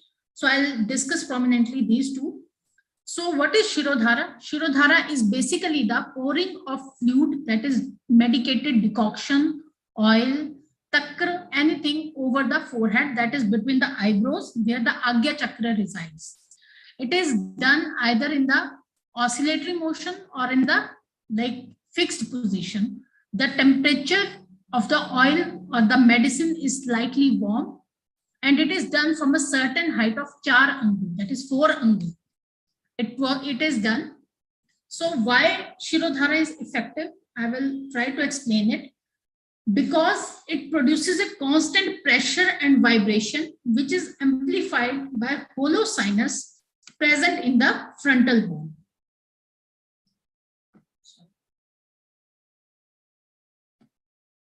That is also the site of Agya Chakra.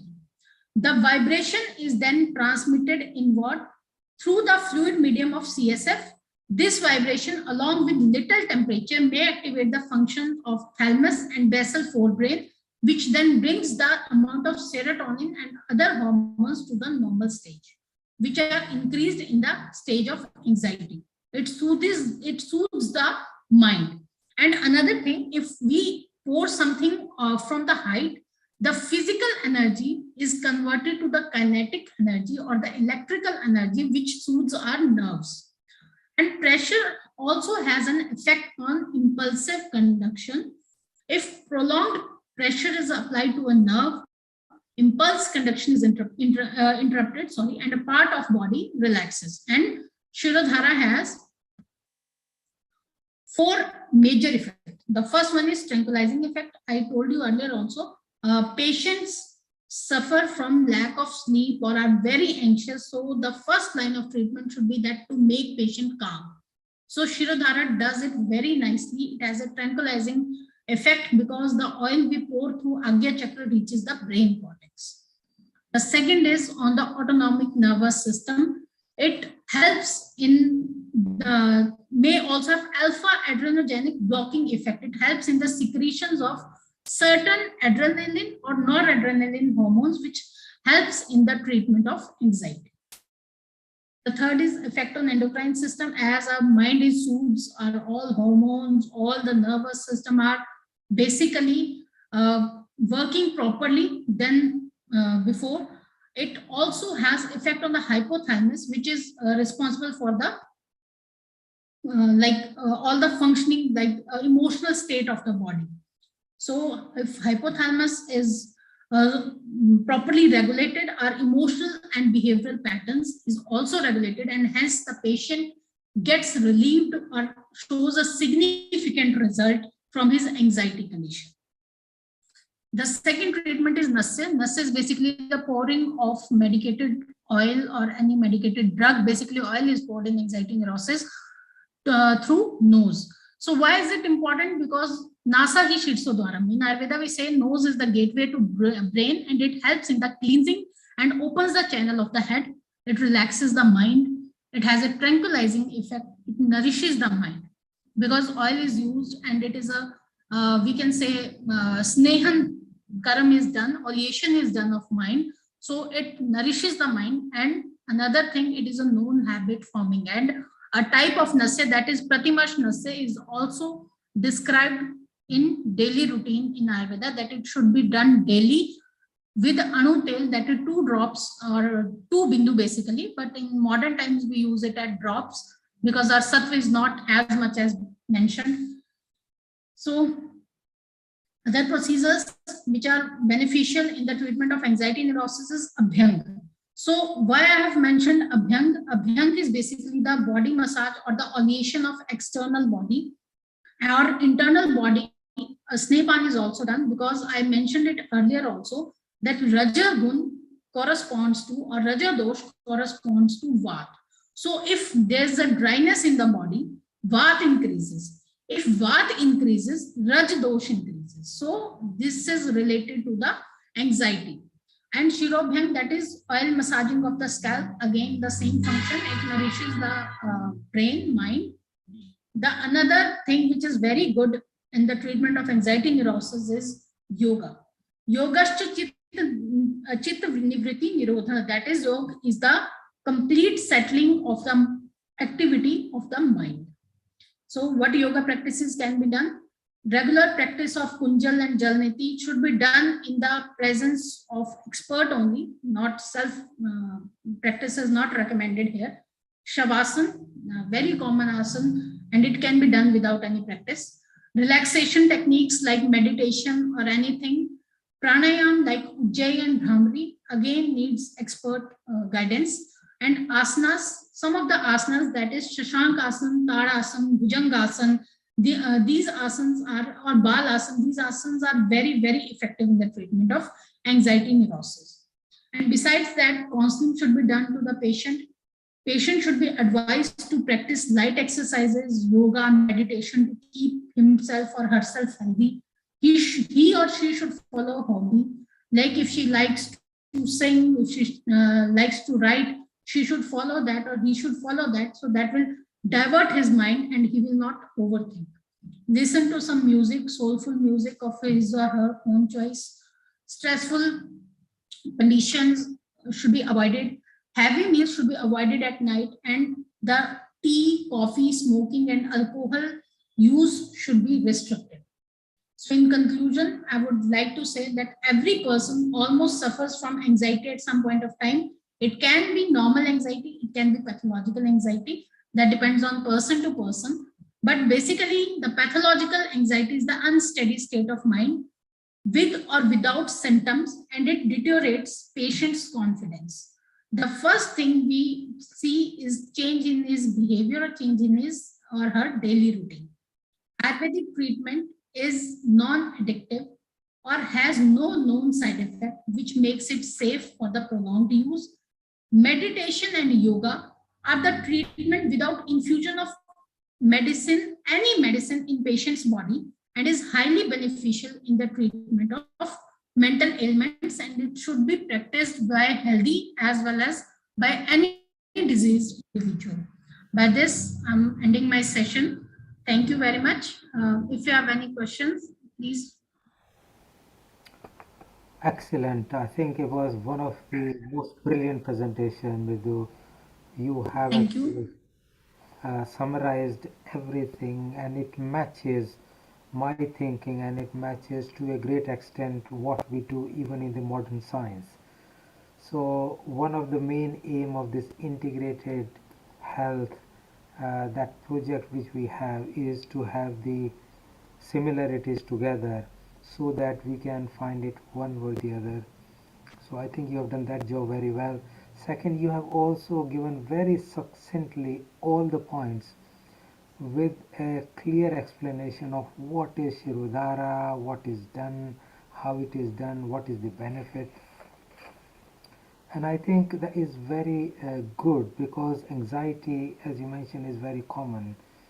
And changing the anxiety into anxiety neurosis is where difficulty arrives.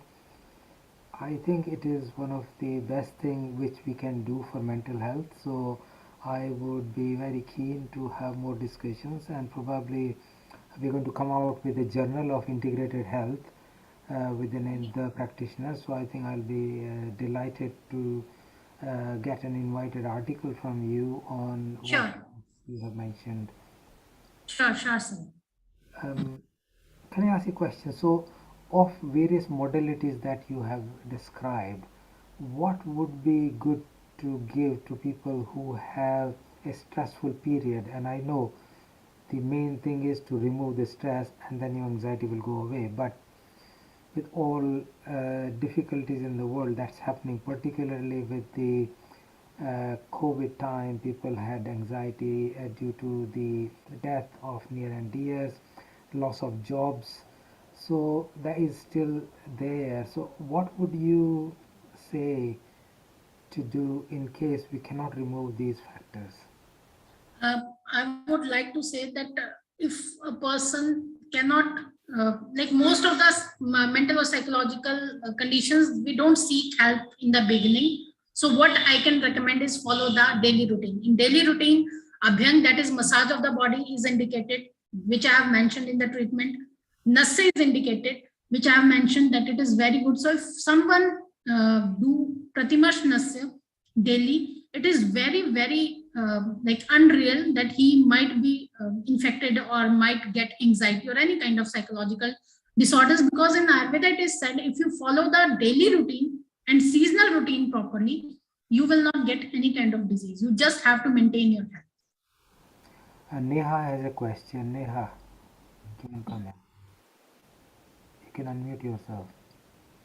Yes, thank you. It was wonderful presentation, Dr. Sharma, and I'm very pleased that you took such a wonderful topic, which is very much needed during and post-COVID. One question I had, you seems like compiled everything which we do require, but in my understanding, I'm not Ayurveda, so understanding of mine and most of us that it is very individualized therapy. So it seems like what you have compiled, it can be practiced by all, or it still needs an individual therapeutic approaches by the Vedyas. Ma'am, as far as the meditation, I'll start one by one. First, if the meditation you want to do meditation, you can start at the basic level of your own. But if you want some advanced level, obviously you need help. Yoga, basically the pranayam, basic breathing exercises, basic asanas that can be easily learned from the net. It is easily available and they are not very tough to do. But some kind of yogic kriyas, like I mentioned, Jal Neti or Kunjal, they need the expert opinion. And Abhyang, that is massage of the body, you can do it yourself. Okay. One more thing. You don't need One more thing, Dr. Sharma. In the UK specifically, we have many concerns with the touching. I'm sure Dr. Gupta would agree that with the Shirodhara, with the oil application, with massage, Abhyanga, as you mentioned, we found it the feasibility questions were very tough. People go private, but we cannot administer in the community level or in the support groups. So what we found here, I was told, and I'm not sure, but I think you would be the best guide to support planning this community intervention. Somebody mentioned about Sattvajaya Chikitsa. Now, in my understanding, you covered it, the counseling part and the yoga part. Am I correct? So and that could be a good combination to start with from general way, but then of course with Vedyas, it could be more specific and guided. But do you suggest that could be a good way to integrate in the community? Yes, ma'am, that is a very good way because it is first a non-interventional treatment. You don't have any fear like that. But the second thing is, I will show you an image if I find it. There's a self massage. You can massage your body by yourself. I will try to find it, and if it is possible, I'll share it now. Because why I'm recommending it, because you live in a like cold or a dry country. So obviously in Ayurveda, we feel, or it's obvious that there's a Vata Prabhu. So there's a dryness is there. So if you do self massage, it will be very good, and it will obviously benefit you more. Yes, we had a session by an Ayurveda expert. He showed marma, which he also showed doing on your own. So is that the same thing or it's something else? I would really like to have that. No. It is different, ma'am. It's because they are expert in it. Mine is just in self massage. You can only apply oil to yourself because the it will not be good to advise myself that because I'm not expert in it myself. Yes, yes. My concern is the same, that when it comes to marma or when it comes to, the specific, as you said, kunjal or jalneti, they need to be supervised. We cannot suggest, and this is my concern, that if we bring it something as a generalized management, it should be no concerns at all. So if you kindly can share the massage you were mentioning, it would be very helpful. Yeah, ma'am. I'm just trying to find it. If I find it, I'll just share it now only. Thank you. It was really wonderful. Thank you, ma'am. Seema, do you have any comment or question? And then we can ask. Global Namaste. Yes. So basically, when you're talking about self massage, I've come across something very special that's called a Kansa wand. Yeah, ma'am. Yeah, and it's got brass. It's brass, right? And I use that for my night routine of Padabhyanga. Yes, ma'am. You can use and it. It's a great nighttime self massage. And I do want to ask you. You spoke about the different, prescriptions we can employ in our daily routine, especially in dinacharya when we wake up in the morning. For example, we can oil pull. And of course, nasya is a very important part of our morning routine, as is kavala. Ma'am. What is gandusha, putting oil in your mouth and holding it in. And you spoke about Abhyanga now. The lovely lady just before me asked, how do we do a self-Abhyanga technique, which you said you'll be showing us a video, which I would really appreciate as well, because this is something I always struggle with, is how to do a self-massage. I do use the Kansa one, but is it as effective as the actual Abhyanga that you traditionally teach for self-massage? Actually, ma'am, Kansa band is very beneficial. But before using the Kansa band, also we apply oil. So if you apply oil and then it's all, you are doing a good procedure. So what I was told, the prescription I was given was, if you suffer from insomnia, to apply mustard oil, sarso ka tel, on your feet at night, and it will enhance good sleep, or ghee. Yes, I recommend ghee. Ghee, okay. Then I recommend ghee, but maybe. Is it because sarso makes your pitta go high? No, basically the main effect of the using the oil is to oleate your body and calm your muscles, basically all the nerves. So it does not basically aggravates pitta in an instance, like the quantity is obviously very less to aggravate or elevate any kind of doshas, but naturally it soothes. I'd like to also touch on oiling the belly button, the benefits of oiling the belly button. There's a lot of talk these days about the benefits of oiling the belly button. You have all these different oils popping up in the market. You've got Nabi oils, they call them Nabi oils, and there's this new brand in India called Nabi Sutra. So, do you recommend oiling the belly button, and what are the benefits? Yes, yes, I recommend it very highly to my. I recommend it in the patients with constipation. If a person is having constipation, I recommend them castor oil, nabhi puran, or the filling your belly button with the castor oil. If the person is having any kind of pain, so I recommend oils like that. If a person is having the menstrual problem or PCOD kind of problem, I recommend them Sandhavadi or Chincha tail. So yes, I highly recommend it, and it basically it reaches the site of Vata, so it reduces Vata basically. Vata, okay. Experienced in my practice. So for arthritis, what do you recommend? There are a number of oils present in Ayurveda for different kind of doshas, but for arthritis, typically if there's an osteoarthritis, so basically it needs a lot of oleation. So massage, anema therapy, virechan, basically in Panchkarma if you are asking. So such things are very beneficial. Virechana. Yeah, Virechana. Virechana. How about the poultice? How about the poultice? Yes, you know, you poultice is also very make the poultice in Ayurveda with the cloth. Sorry, and they do the poultice massages. I don't know what they're called. Yes, ma'am. That is I forget the Indian word. Yeah, there is Patrapindi Swed or they are either Upnaha. They both are very beneficial in the treatment of arthritis.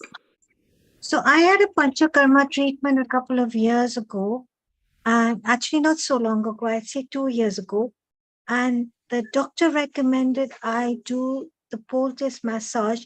So they actually had red rice in the poultice. Yeah, yeah, ma'am. That is, yes.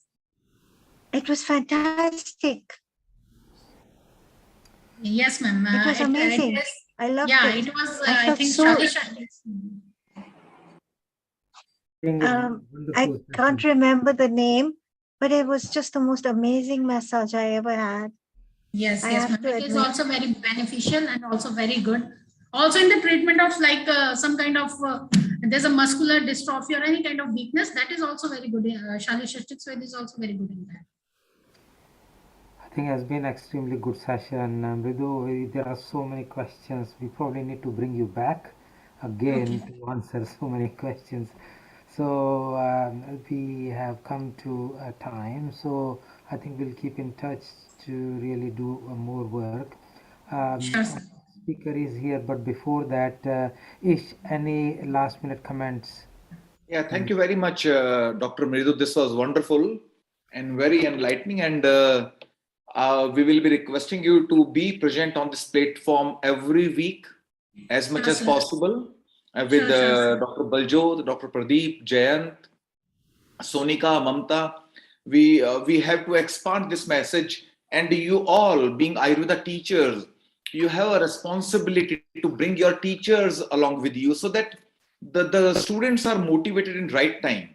When they are in their first year, second year, third year, they come to this platform and listen to like stalwarts across the globe. Then those can be really motivated in time when they are in their like budding years. So this will be the real good we can right motivation we can give to the students, Dr. Mridu. And I have personally witnessed you doing so well. Dr. Rajiv Gupta ji, we were at the same place in Hoshiarpur, and our workplaces were very much nearby. And she is a very enthusiastic, very hardworking person, very sincere doctor. And we look forward to more associations with her. Maybe can we move on to, and Dr. Mridu, you will have to hold on because so many questions will be waiting for you. Dr. Gupta ji, Dr. Rajiv ji, can we move on to Dr. Pradeep for the time being?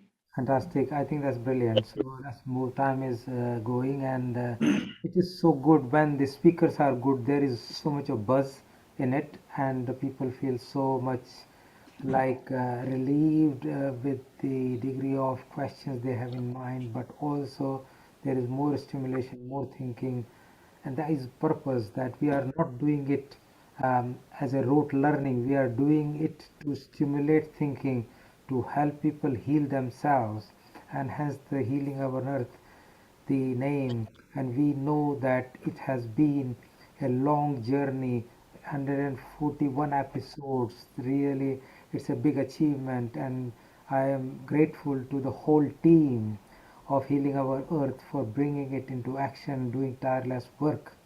And that is really very clear here, that the whole day is just going round, round, round without realizing how much time we have lost. So two more things. The next week is our 15th of August, the Independence Day, and hence I will request people to really have a good celebration. It is India's Independence Day, and we must really have a joy. So people who want to sing, people who want to have mono acting, anything else, any act that you want to do, or even to come and just join us for fun, please do. 15th of August, next Sunday. Now let's bring here you go, here's the flyer. So जरा याद करो कुर्बानी, ऐ मेरे वतन के लोगों, जरा आँख में भर लो पानी, जो शहीद हुए हैं उनकी जरा याद करो कुर्बानी.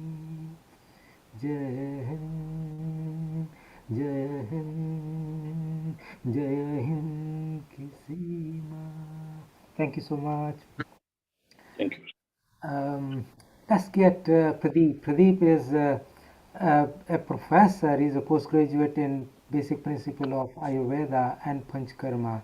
And it is a very good combination of both clinical and academic field. And he has a professor position in the Institute of Panchkarma Center.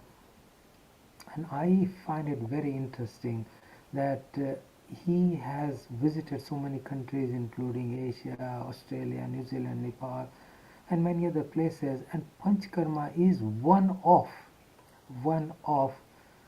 basic thing that is not offered in any other science, and it give relief to so many acute and chronic ailments.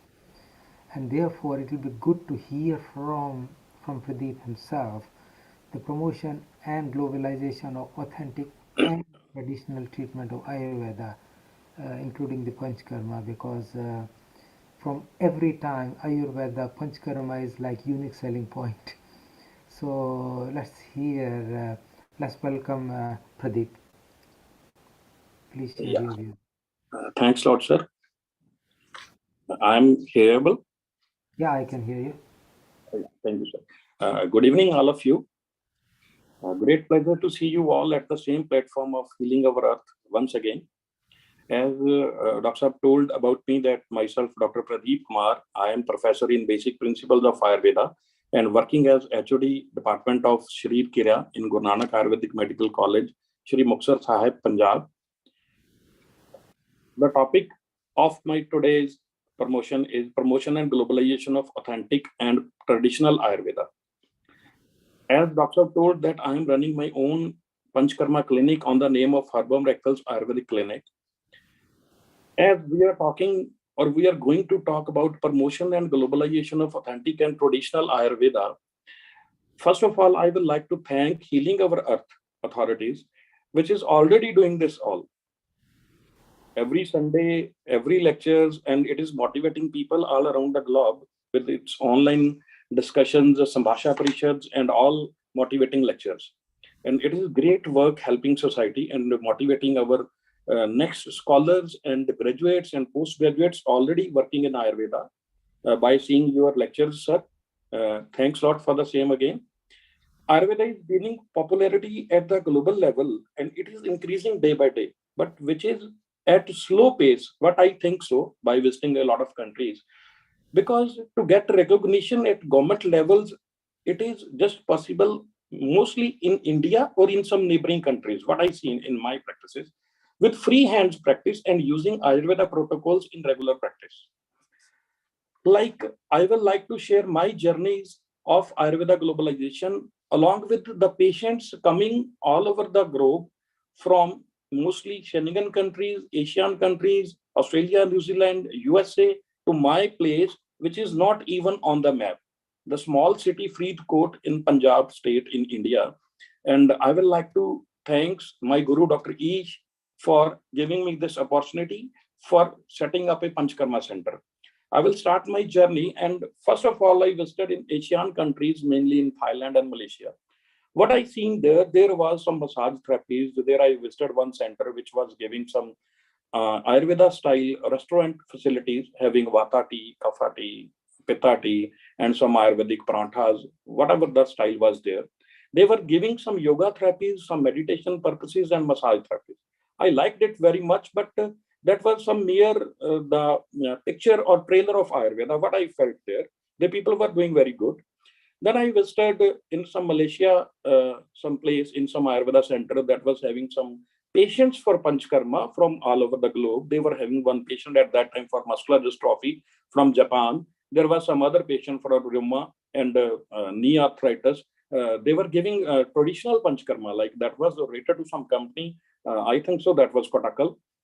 Then I seen or given some lecture in some gurudwaras, some temples there for Ayurveda. People were very enthusiastic, and I got some local products on the name of herbs, blended herbal oils there, but not some good medicines from very good famous companies, you can say. But that was just, I think so, that was just commercial angle of that products.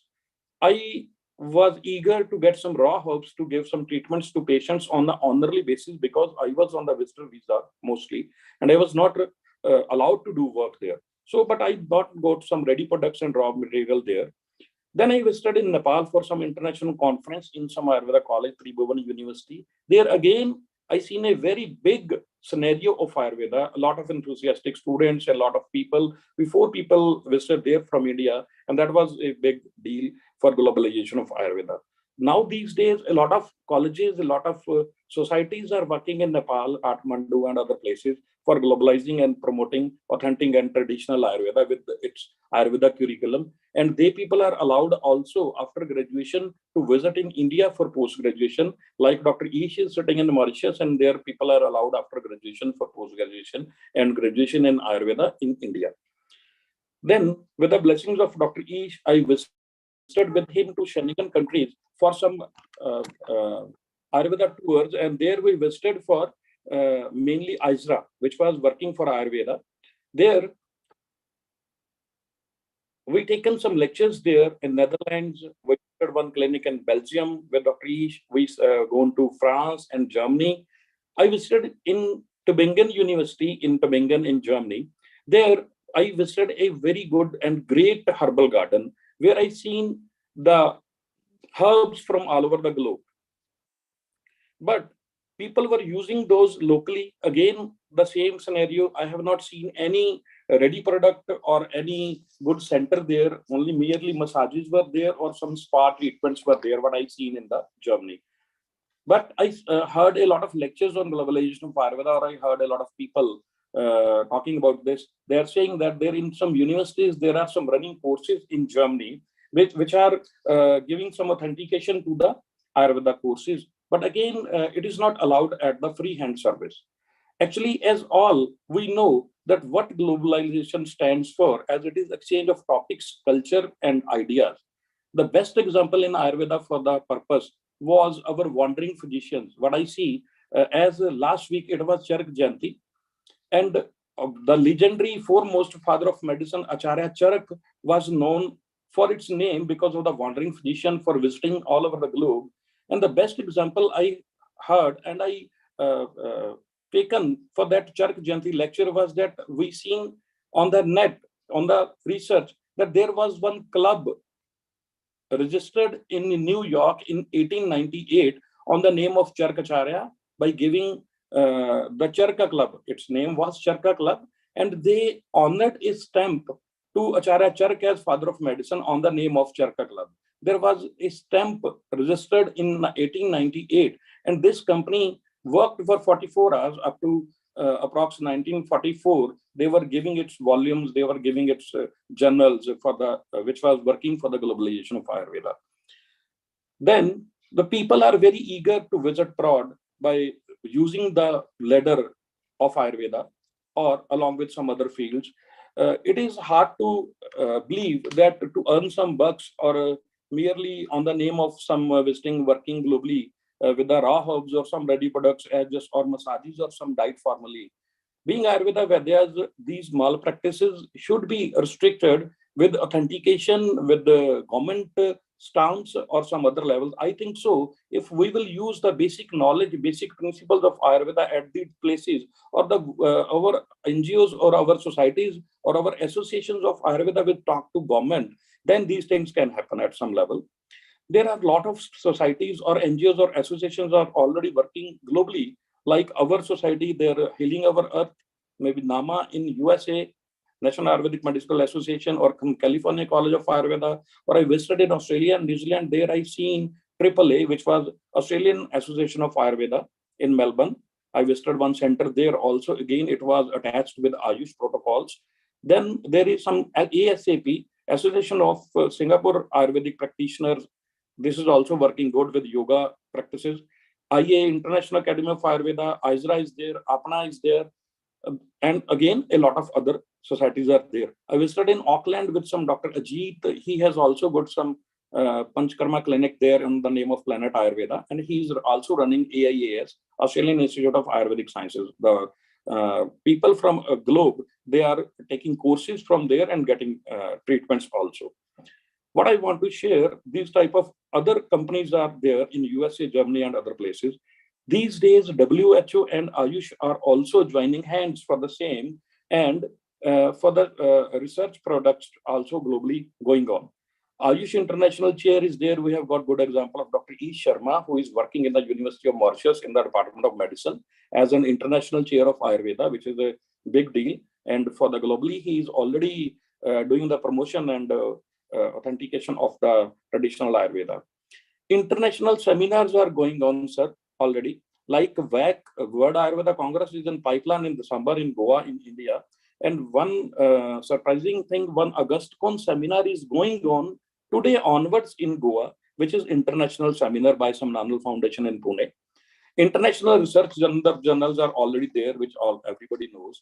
And as we people are mostly here related with the UK, and I heard about, not visited there, and that there is practicing herbal medicine is allowed, but not too much. And I don't know what level it is legalized and or what level we can do that.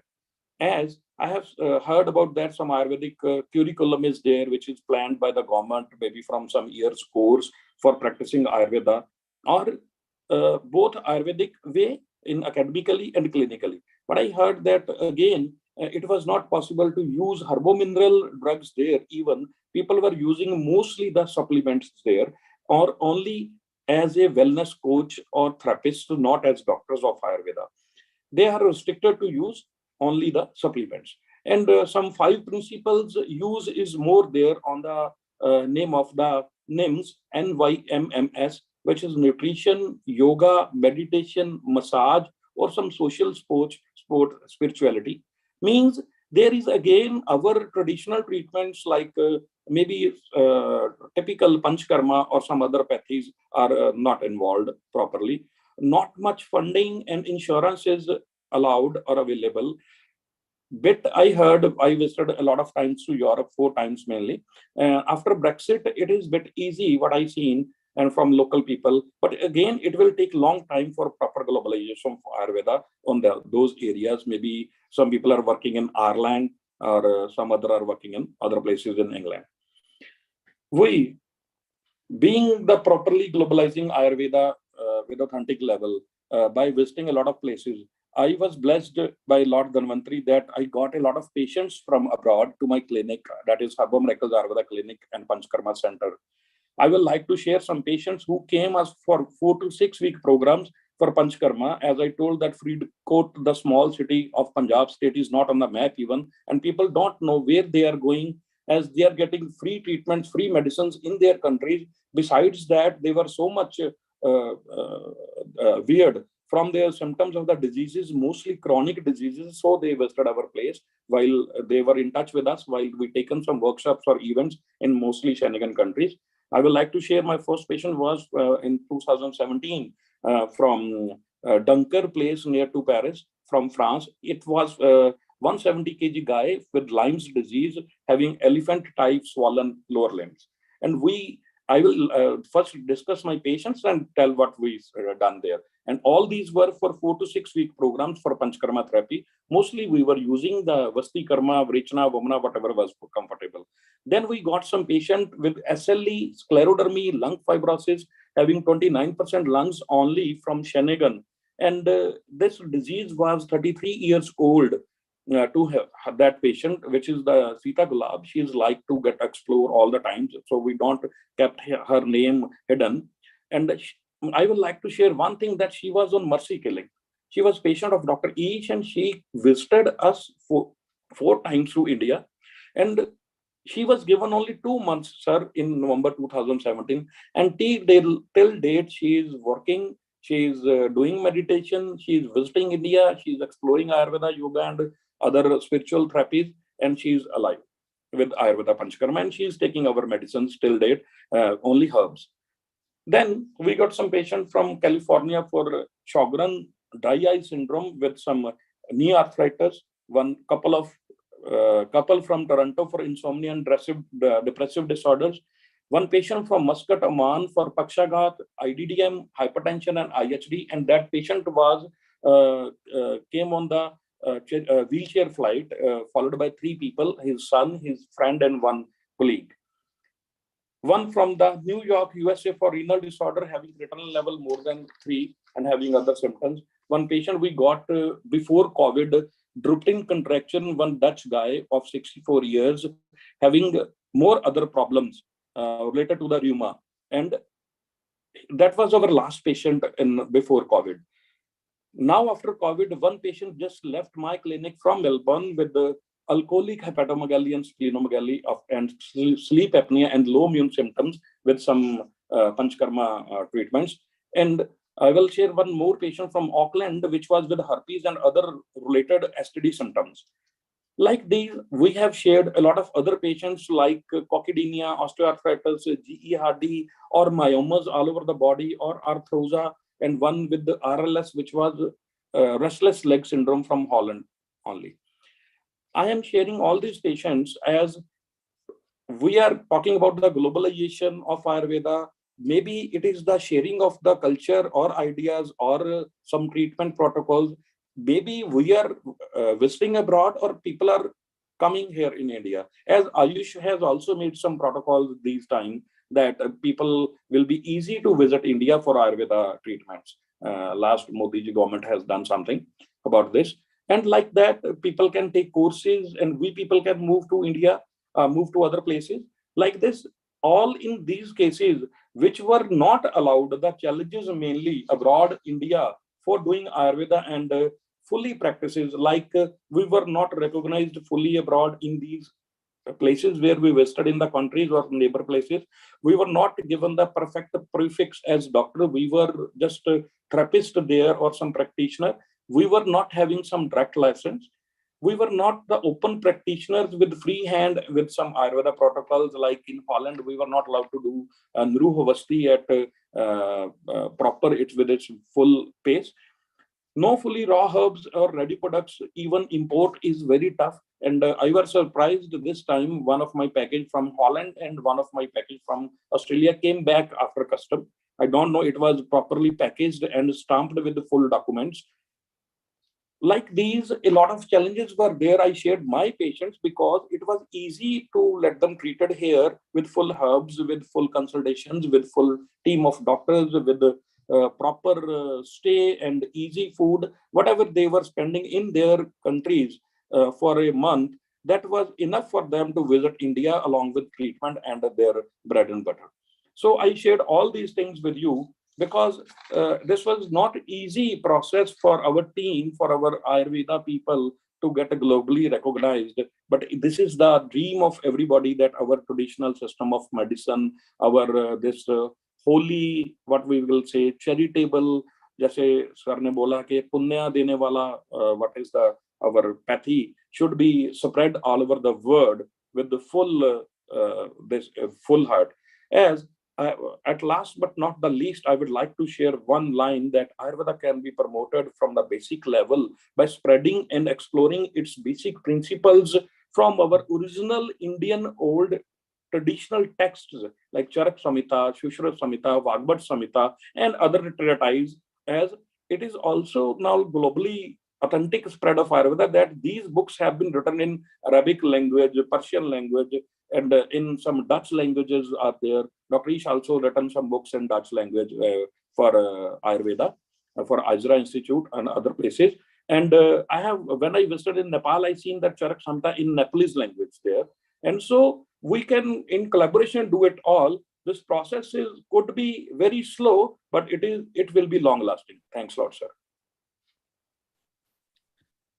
I think that's brilliant. Ish, do you want to kind of add a value to it? Yes, sir. Thank you very much, Pradeep. This was really enlightening. Your experience, like where did you start from, and how did you proceed with your dedication? And you reached out to the globe literally. You went to so many countries, and you saw the patients. You fetched them back to India, delivered good results through a combination of Western awareness and Ayurveda treatments. And I remember you presenting your students with your patients, like as you bring your patients to the students to motivate them. Can you tell something about it? Yeah. So when the patients were visiting us, we were taking that patients to our institute. Like earlier, I was in some institute in Moga, and right now I'm working as a professor from 4 years in Guru Nanak Ayurvedic College. We take our patients 1 or 2 days to our institute to motivate our students, our scholars. They talk about their disease. They talk about whatever can be possible for Ayurveda in their country, and it is a very good deal that students get motivated, and they routinely ask about my guru, Dr. Ish, and about me, that how, sir, we can go there. That, like I talked, that merely some people want to go just to earn their bread and butter, some other things. But we can do these things at very, very good level. Like if I told my students that I will not be available maybe in the next month, they again asked me that, why, sir, you are talking like this? I told them that after these inspections and all these exams going on, I will be again visiting to Australia, because a lot of patients are waiting there to get consulted honorably, because I am not ready to do openly work there on the visitor visa. And see, a lot of patients are waiting, even from the Mauritius, again from the Dutch places, and even Australia, New Zealand, eagerly to come to India whenever they will be getting their visas. So even students visit my place to give the treatments to these people, and they get in touch with them. They see our videos. Even maybe today they are watching our this live video on YouTube. I shared these links with my students, mainly with the final year students, because again I will say that mostly people are ready to do work abroad, because a lot of places are empty, a lot of places are there, spaces are there to work Ayurveda. The whole field is open. As according to my vision, if the teamwork of good doctors, like Dr. Ish told, that they are going to integrate some all the pathies for making some common protocol of the particular disease. Like today's, even there is one lecture of some doctor there after me, maybe for integrative approach of all the pathies for some common disease. And there can be some seminar also maybe in the next year, and we will like to be the part of that, representing India and some other colleagues and maybe some students. Like I would like to share one more suggestion. Like our healingearth.com is doing these things. These can be done in the college level, or they can make some conference in different countries like UK or maybe Mauritius, or maybe they can arrange some conference for students in India, which can be online, not offline, or maybe offline besides online, because that will be giving more and more power and more pace for our system to get established, and it will be go to government level, their government ears, that of the abroad countries, as everybody knows that these pathies are not harming, without side effects, and giving very good results. Then we can take it granted that our Ayurveda will be get globally promoted authentically and traditionally very well. Thank you, sir. Thank you very much, Dr. Pradeep. Dr. Rajiv ji. I think it's really getting into a very nice cozy environment where we are actually having a very vibrant discussion on different aspects, and these are finer nuances. They are not like very well known to public, and we are going from like small niches to global and the international representation. And Pradeep has actually shared the experience, and Ish, you are in somewhere stalwart, rearing and nurturing so many of the students who are singing your praises. So it's really, really good to hear that. It's so good. Um, I'm thinking is that I've got Neha's hand up, so let's hear that comment and then we'll move to our next speaker. Thank you. I won't take long because I think my main question is with Dr. Rajiv. But thank you very much, Dr. Gupta, Dr. Kumar, sharing such a wonderful presentation about the global scenario. One thing I learned over my recent years, that one thing about the recognition that we are lacking, every time in US and in England, in UK as a whole, we are questioned about evidences. Now, in this scenario, it's not that we don't have evidences. Like what you just shared is the clinical evidence right here with your clinical practice. So the gap behind with this question and actual practice is that we are lacking a network called PBRN. Now, this is a recognized network of the primary care system around the world. It's a medical card. And recently, a couple of years back, US also set it up for the dentistry. So we believe that there should be a network where we can fetch on the practice-based, actual real-world data into the research rather than setting a clinical trial, because Ayurveda will never be successful on those trial models where we have limitation of the practice and protocol. It's individualization. So I'm very glad that it's just very recent, last month, the first PBRN of Ayurveda was set up in England, and we are fetching up all the practice-based data. So I think that should change the scenario. But my question with Dr. Rajiv, and not just Dr. Rajiv, but of course from the clinical side in NHS. Now, do you think, Dr. Rajiv, that what wonderful work all the physicians do, and if we gather practice-based research data, which is very kind of acceptable way of doing it. It's not something we are doing observations, but it is actual research methodology. So then do you see a possibility that we can integrate at least into the primary care or in the community care?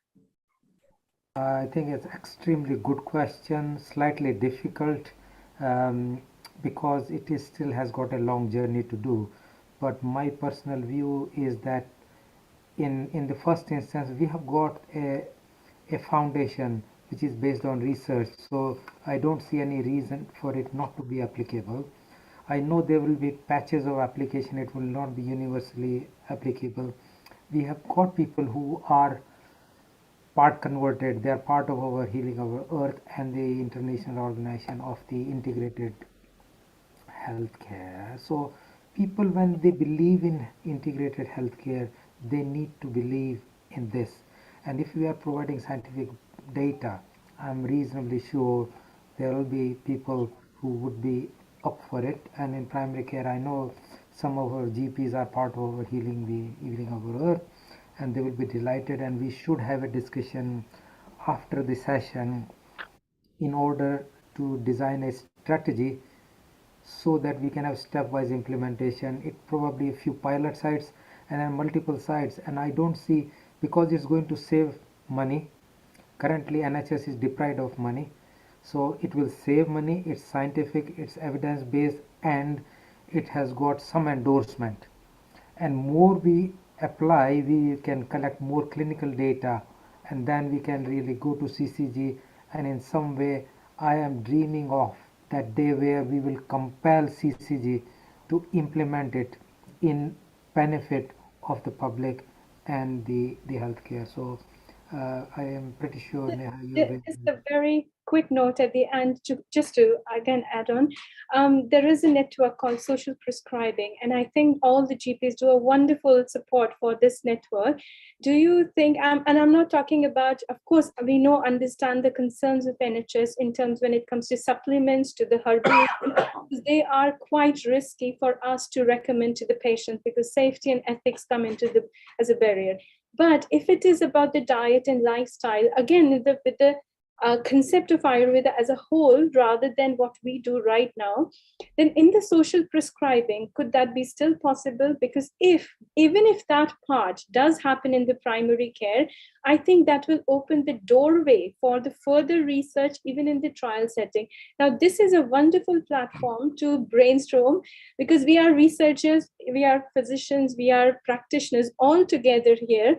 Then on my bit, I can get the ethics approval. But on your bit, if you think that, okay, social prescribing is feasible, and we have all the practitioners to design the feasible model for UK and system like where we have limitations, then it could be a very good collaborative work to actually integrate Ayurveda into the main practice, mainstream. Now, again, it's a question of how we do it, but I know, I'm sure you all in your able guidance will be able to do it.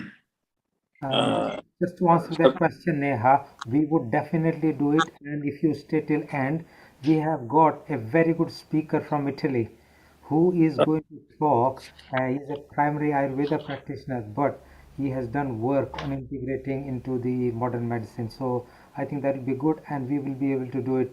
Let us hear from Milind. He want to say something. Yeah, hello everyone. Lovely to meet you all. It's the first time I've come onto this platform. Just a very brief background that I'm a GP, but I'm known as a holistic GP with a passionate interest in Ayurvedic medicine, which I've studied since I started studying modern medicine, and I was trained as a surgeon. But my wife, Dr. Asmita, was the first qualified Ayurvedic doctor. And when we came to this country, I helped her because of my passion to, and so we set up the first Ayurveda and Panchkarma clinic in Brighton in UK here. And we promoted Ayurveda. So perhaps we were the pioneers in the beginnings of those. And throughout the last 2-3 decades, we have done a lot of work, which I won't go into now, but would love to share with you. I was the co-founder of the BARP, the British Association of Accredited Ayurvedic Doctors in this country, and we have mentored a lot of the younger Ayurvedic doctors who have now sort of flourished in this country. So very proud of that. Just wanted to share some aspects of our experience here, because then I worked on an integrated Ayurvedic medicine model for the last 25 years, 30 years really, actually. So first, to sort of start with your point, Dr. Neha Sharma, and that I did in 1998, I presented or worked with the CCTs and the PCTs at that time, and we created a model with the local director of the health. So I have some experience on these and the challenges that we face. And of course, over the years, there are still challenges, but there is a big opportunity now because there is a shift, as you know, in the paradigm of the healthcare. The government wants to reduce the budget of the prescribing plus the burden on the NHS. So they are trying to find ways of encouraging. These are the various, disciplines, if you like, which can be used in the outreach centers, like the community centers. So we've got a big opportunity. That we need to create that model, starting with some of the pilot works, and we will talk about that later on, and we'll all get together in there. Dr. Madanji and I have been talking for a while now, and so it would be lovely to sort of discuss with Dr. Ish Sahib and Rajiv Sahib and Dr. Pradeep Kumar, who is absolutely given these. So we need that clinical evidence collated into a format which can be accepted and which appeals to the NHS authorities and the CCs and the policy makers. And I may be able to help there with whatever, I have experienced over the years. And then just a little bit on the anxiety bit, which was absolutely a brilliant presentation by Dr. Mridhi. I can tell you that Asmita and we have been treating several anxiety and mental disorder patients with Panchakarma. I just sent a message on the chat to Dr. Rajiv, the others, and exactly that with the Shirodhara, the Nasya, and also that combination of the Ashwagandha Brahmi Shatavari, which we made with Tulsi, particularly because I went through an anxiety period and I created that with that and found it. So a lot of our patients, so just to say that these 6 herbs have worked for us. And so I can endorse that. So, and I'm now feel more confident that Dr. Mridu has endorsed this for me.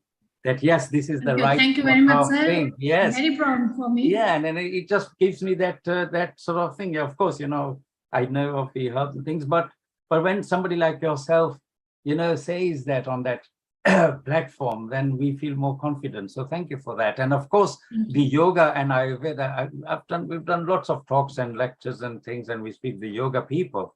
So one message I want to give you from my experience is that for me, Ayurveda is about empowering the patient to take control of their health. This is the message I worked on for 30 years and with the CCGs. So if we help them, how we can modify the Ayurvedic model, which we have in India, to a modified model which the British people, the Western people can accept. That is what Asmita and I have done over the years. And that, you know, even Charaka has said that you have to change and modify according to the Desh and Kal and whatever you and the people. So that's the principle. And that's what we have, and we'd love to share that with you. And so, you know, you can actually, and I have demonstrated to my patients, taught them how to do the head massage, self-massage. And actually I identified and made a chart of all the marma points which can be useful clinically. Way back in 94, I published that. So it was way ahead of people, and we were working on it. And we can teach patients and clients and individuals to do that safely. Do we not do a good head massage at home? It doesn't need any particular technique. You can take nice warm oil, sesame oil with lavender or something like that. Just add some good essential oils in it. That is Ayurveda. It's not anything different. And then, we can use all sorts of things like Sahacharadi, and I use Bala Ashwagandha tel, Karpur with Karpur Yukta Bala Ashwagandha tel, and it works excellent. You know, a very standard, you know, strength building and de-stressing. So there are some very good common Ayurvedic formulations which we have worked with over the years, selecting those so that they can be safe and effective. So yes, you can teach them safely. There's no problem with that. And I can assure you that we have an experience on that. And of course, with the pranayama and the yoga, what I have found is that I simplified the relaxation, the breathing, you know, with the anuloma, viloma, and with this sort of purak, rechak, etc. But keeping it simple and nice abdominal relaxation, breathing with shoulder, and that works. And that can work very well with the Brahmari. That works very well to reduce anxiety. So I'm just trying to throw in these little things of my experience, which, and I've heard this from you lot. So it has given me also confidence that yes, I'm doing the right thing. Okay. Yeah. But there's been a great sort of response to this. So I'd love to interact with you guys more, and hope we can take this Ayurveda. I've worked very hard to promote Ayurveda in this country for 30 years. Dr. Madanji will tell you. And it's a passion. So I'm part of the BAAP and the BAMC executive committee, and my work continues on that. So now that you guys are there to support us, I can talk more about it. I could talk to you for 3-4 days on all this. I have such passion on it, but love to help and support you guys. Thank you so much indeed for all these beautiful enlightening talks. And with the craniosacral therapy as well, I did some osteopathy and things like that. Just the difference is osteopathy is more joint and muscle manipulation, but also manipulation for soft tissues in the abdomen, etc. It works very well. I have some experience of treating patients with this. While the craniosacral therapy, which we have heard just from Jayanji, thank you very much for that. And that is more for the finer touch, the softer touch. We have tried that as well. And it is like any touch, you know, like you said that when the mother touches your head nicely and say, look, son, don't worry, everything will be fine. That is what it is. It is reassurance factor I found in craniosacral therapy. And the healing, but why do we need healing? We are healing our emotional factors. That's the key. Healing is about stabilizing the emotions. And that comes through this, like, and it reminds me of a very nice slok in Charak on the Sutrasthana, where it says that Atmendriya Manoarthanam Sannikarshat Pravartakaha. When these four come together, only then Sukha Dukha Mana Arambhat Atma Se Manasi Sthire. So that is what these things do, like sacral, craniosacral therapy. They try and still the mind into your soul. And this is my understanding. And that's what meditation and pranam is about. And this says, nivartate tadubhyam vashitvam cha upajayate. So that's what's happening with this. And then craniosacral therapy is part of it, but the self-help is the pranayama and the meditation, as you said. So I just wanted to summarize all these beautiful messages I've got from them and try and sort of bring it into my own experience with that. So do carry on. Thank you so much indeed. And I'd love to join you again. I hope that was useful. Very useful, Dr. Milin. Thank you. Thank you very much. It was wonderful. Milin, actually, we have another Milin in our Healing Our Earth who is a GP, but a holistic GP, is very much into it. And I'm so glad we found another Milin. And from your talks, it looks like you are a part of us and you have committed to us, because we have been doing a lot of work over past several months, almost in fact a year and a half now, on building these groups. And we are in a stage where we are having, and actually I and Ish were talking yesterday or day before yesterday, that we are ready to have a smaller group, Ayurveda, integrating Ayurveda with conventional medicine and with other things, and what is the evidence, how we can make it effective, and taking it to the next step and next step and next step till we get to a stage where it is integrated. It's a big task, but a doable task. I firmly believe in it. I'm putting a lot of my time, effort, and energy into it, and I'm glad that I've found people who are like-minded. So I think after the session, within next week or so, we should try and form that group, a small group of around 8 or 10 people who are focused on getting it done. As you know, as I know, that eventually if we have enough evidence and we have got money saving technique, there is no reason they should not accept us. And then you have been doing it and using it in your clinical practice for such a period of time, and Neha has done that, and she has given a previous talk on that, how mental health disorders which are rampant within the health system are consuming so much of energy and time of the mental health workers, that can be prevented coming into the health system. They can be treated in community. Why are we not doing it? So let us all meet together. We might actually have a separate Zoom session on it so as to have a further progress on it. So I'm delighted that we have people like you. So let's meet afterwards and get some more ideas into it. So I think from my point of view, it looks like it's coming to what I call it like a peak of everything melting together, and we are having such a hot, nice discussion. It will be really brilliant to see that. So, Mridu, I think there is, to me, mental health is very easy go area. There are so many people with anxiety, depression, and then we've got a degree of psychosis. Let's leave psychosis alone to deal that. But anxiety and depression is so common. Yes, sir. What do you think we can go without any cost-effective assessment to start with, and then we can have some cost-effective interventions? And I'm opening it to Neha and Milin, myself, Ish, and Jen, and whosoever else is in the panel, how we can crack it earlier, and we take some niche project, not the whole thing, just two things, anxiety and depression. How do you think we should tackle The very first thing is to realize that there is some change. Most of the people ignore by that they are having some work pressure or some midlife crisis, so they ignore that condition. They don't realize it early that there is some change in their behavior. Maybe they are a little bit more stressed than usual. They generally take it like, oh, I'm having a lot of work stress or tension. Maybe because of that, I'm behaving like that. A lot of negative thoughts are coming. So people usually ignore it in the initial state. So that is the very first treatment we should do. We should realize that there's a certain change in our behavior, and only the person who's experiencing it can say that yes, I'm feeling some change and I don't know what has happened. My all life is good, but I'm having such kind of thoughts or such kind of emotions. What should I do about it?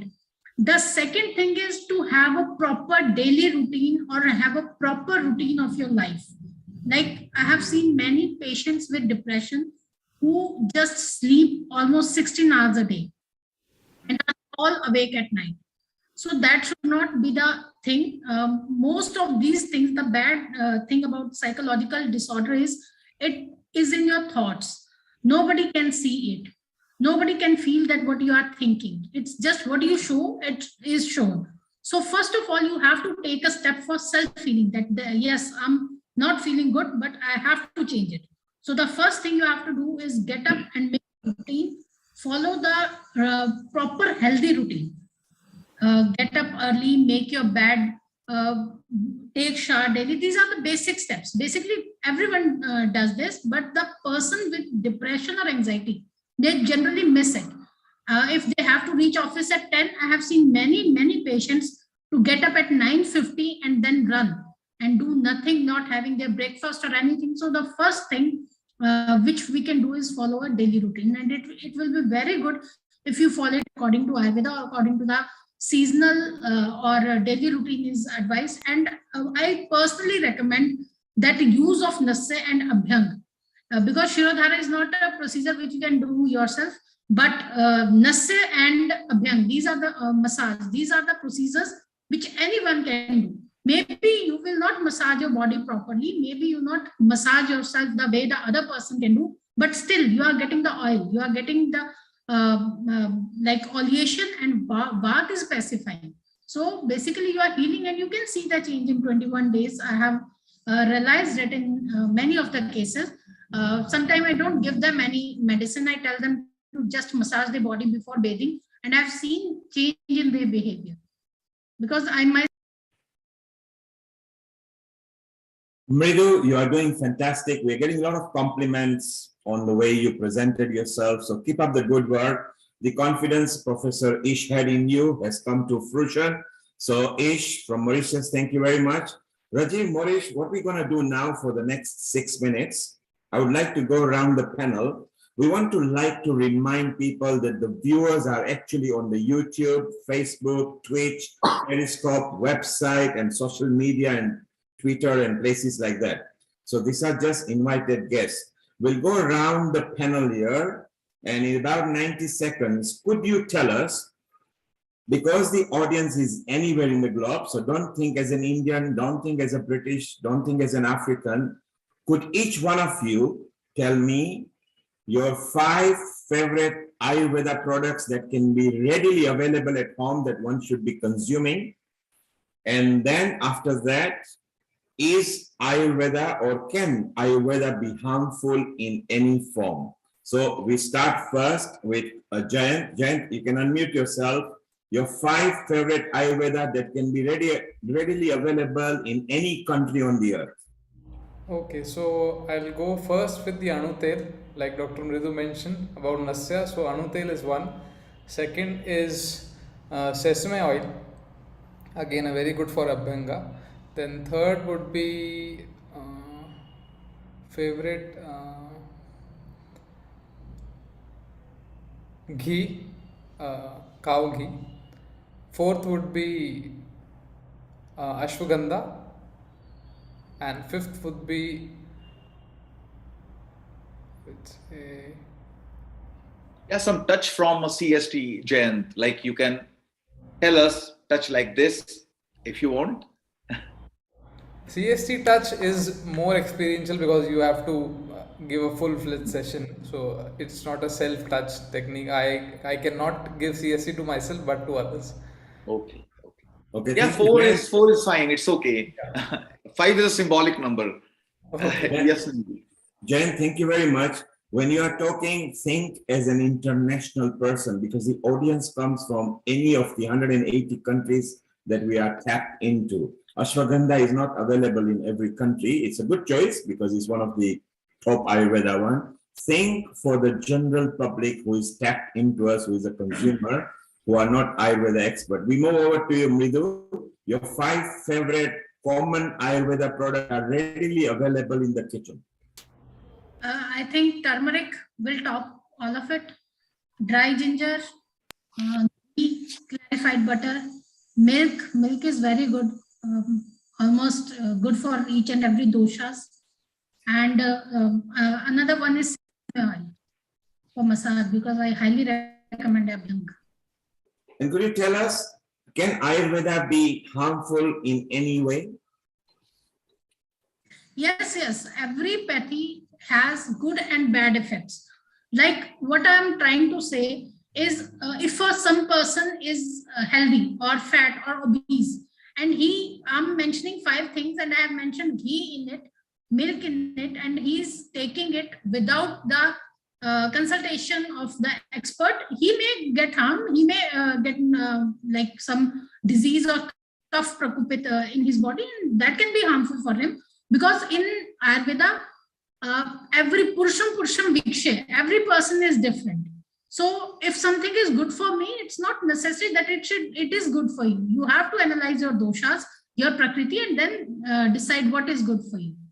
So we conclude that we must take guidance from the experts. Okay, thank you. Yes. If you're using it regularly on a daily basis, then definitely you should have a expert advice. Thank you, Mridu. We move on to Milind. Milind, you are a British person over here. You've got vast experience. As of now, you will be part of the family.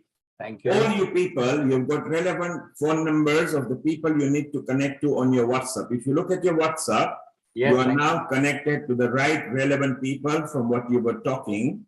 In case if you are missed out, just tap into me because you're all connected to me over here. Milind, the beautiful part is that you are also a doctor, you know allopathy quite well, and you practice Ayurveda. You come from the land of Ayurveda by origin because you are Indian, your surname suggests. Milind, your 5 favorite Ayurveda products, like turmeric is in every house, most house. What are your 5 favorite? And as an allopathy doctor, what would you caution people for Ayurveda? Right. So the straight answer for 5 favorite products is, if you start, I agree that tulsi and ginger in the kitchen, because they are very good anti-anxiety products, they are digestive products, they can do amapacha and everything. And so I like those 2.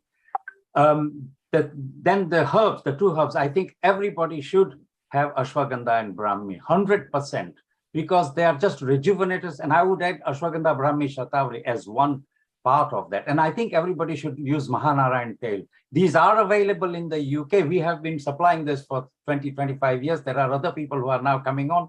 They are also available in Europe widely. I can assure you that a lot of the Ayurvedic herbs, we are still working with the authorities to try and gain all that. It goes on, but still the supply of Ayurvedic is still available and we can work with it, and we are working with it. So those are my 5 very favorite ones, because I know I do regular Abhyang with Mahanarayan oil. So those are the 5 favorite ones, really. For the Anu Tel, the second answer on whether Ayurveda can cause problems, yes, it can. You have to be careful with Anu oil, because if people don't use it properly, they can get irritation of the nasal mucosa and they can also get dizziness and further. So you have to be careful. If you see the ingredients, and even in Charak, he has mentioned that for the Anupan and how you need to take care. So I'm sure you experts will, I'm just talking from. So yes, those are my 5 favorite ones, because other people have mentioned the turmeric and all that. But I would strongly recommend that everybody should have tulsi, ginger, and you know, with these they can aggravate the pitta. So you need to have some pitta balancing herbs like mint, cardamom, and danajiru. Brilliant, Milind. Thank you very much. You've been very succinct about it. Do keep in touch with our producers, Rajiv Gupta and Ish Sharma, which are very important. So we'll come back to you in a moment. Let's go to Neha, who is not an Ayurveda expert, but by virtue of the fact that she comes from integrated health and she practices other methods. Neha, as a house person, what are your favorite 5 most common Ayurveda products? Yes. Yes, thank you, Neilji. As you said, I'm not Ayurveda person, and I am more concerned about the safety to the side effects if not in the right combination with not right property. So what my favorite and as what I have seen the best, I think, sorry, my background, what I know the best, and I would suggest and recommend supervised, but of course, dietary modification, very simple, very effective, and it can be used by all, simply changes in the diet, whatever availability. Sorry, is that mine? Then we have lifestyle modification, as suggested was suggesting. So diet, lifestyle, yoga, general yoga with pranayam, simple exercises that could be recommended. There's a beautiful work like we have CBT, mindfulness, but in Ayurveda also, I recently been learning Sattvajaya counseling method, how we integrate this counseling, and then you can watch your own thoughts. So self-care techniques of Ayurveda. I know they're not traditionally the product type, but they are still part of Ayurveda. I think everybody should learn the basic self-care from the Ayurveda, from diet, lifestyle, and the counseling methods. Thank you, Neha. Stay around, and what we do at 6:30, once again, we are going to have a common round where everybody can join in. So it's beautiful. Now we'll go to our two experts. Little do people know that Professor Ish Sharma is from the Ayush Ministry and has been assigned into Mauritius. He is actually an expert in Ayurveda. He's a professor. That's why he's a producer. So, Professor, what are your common that you feel that readily people, so they can't make an excuse that, hey, look, I don't have this product in my kitchen. You can include any fruits and vegetables that you feel are very good for Ayurveda. You can extrapolate for more than 5 if they are common. And your final thought on today's session so far. Yeah. First of all, because we discussed a lot as triggered by Dr. Midhu Sharma, anxiety neurosis. So my one word suggestion would be, if we have to prevent anxiety neurosis, if we have to prevent stress, then we have to educate each one and everyone about unrealistic expectations. That is the biggest triggerer. When your expectations are not realistic, when you want some a hike in your salary or promotion in your job or certain behavior from your relations, when your expectations are not real, that is the only triggerer to stress. That is where you have to re-establish your expectations, your priorities, and you should know that the world might not be behaving as you expect. So this is one thing which can be really preventive and wonderfully told in Ayurveda, that the mental fraternities, mental qualities, sattva, rajatama, these are changeable. So with proper education, training, experience, you surely can change your mindset. So maybe someone, if we all, because we all are healers, if we all start telling the world about being realistic in expectations, someone can listen to us sometime, and really one's life can change. Now coming back to your last question, Neil, what are my takeaways from Ayurveda, 5 top takeaways which apply to the world. The most important will be, wonderful products are told by all, ashwagandha, brahmi, shatavari, ginger, and kurkuma, all are they are beyond doubt, those are helpful, and those are, most of them are available everywhere, including Mahanarayana tail and sesame oil told by Jayant. My take would be, overeating is killing more people than starvation is doing. We all are dying of overeating. We all are overnourished. We do not know what is real hunger, and we keep on eating by clock. It's 8 a.m., it's breakfast time. We are hungry or not, we eat breakfast. 1 o'clock in the afternoon, it's your lunchtime, you eat. You are hungry or not, you will eat, because the wall clock says it's 1 o'clock. We are ignoring the body clock and we are driven by wall clock. So I believe we have to go for periodic fasting, which all can apply. Leave some food for those who are hungry. Wait for real hunger, and this strongly applies to all. Why do we age? Yeah, Really, please. Professor Ish, and I would like to add this. Before you feel tired, drink a glass of water. Before you feel hungry, drink a glass of water. Before you feel thirsty, drink a glass of water. Before you get up, drink a glass of water. When you go to sleep, at least half an hour before, drink a glass of water. Water is a very good therapy. Thank you, Professor Ish. We'll now move to our resident doctor, Dr. Rajiv. Before we move to you, let's remind the viewers we are going to go to a very good expert in Latvia, introduced by Professor Ish Sharma, who is going to help us today because we are all struggling with our eyes, watching a lot of smartphone, a lot of Zoom sessions, lots and lots of phone, smartphone, etc. So if you could stop your share, Shantanala ji, please. We'll go it after you are introduced, please. If you could stop share your screens. Shantanala ji, if you could just stop. Yes.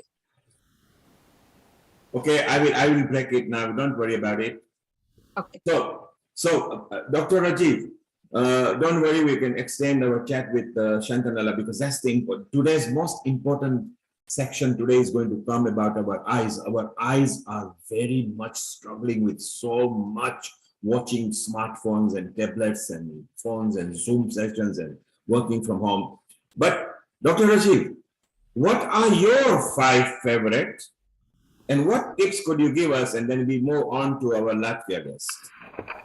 So I think, again, it is such an exciting session which brings my memory back when I was like spending a lot of time reading about Ayurveda in concurrence with my medical studies. So medical college, in a heavy time consumption, but then this was going on. The things which impressed me was the cardamom powder, which is a natural thing, and there is good evidence. It's also called the Elateria cardamom, and that act is queen of spices, and we can use it. But the powder shape increases the uptake of oxygen into lungs and reduces pneumonia and all recurrent infections, and that is excellent. It is also known to reduce the blood pressure, and recently has been found to reduce the Helicobacter pylori, which is a cause of major stomachache and pain and gastritis, which is not treated with the thing. So I think, in my view, that is one of the brilliant thing. Second thing is licorice, and we have used licorice for a long time for our throat infection, but now there is an increasing evidence for reducing inflammation and increasing the immunity and fighting against the bacteria and viruses. My third one is cumin seeds, and I eat too much. My wife keeps saying, "Why are you eating?" But I like it, and it's very good for digestive system. It reduces irritable bowel syndrome. It controls blood sugar far better than any other medicine in diabetes, and overall is a simple thing that can be used regularly. Further to it is Triphala, which I think I'm pretty sure Shantala would emphasize. When I was young kid, 5-10 years old, I was told with Triphala you can wash your eyes and that helps the eye health. But also it has got systemic effect and is very good for increasing the longevity.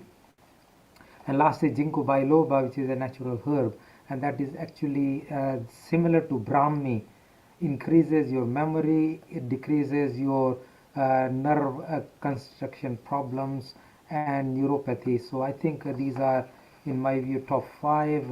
That's the question to it.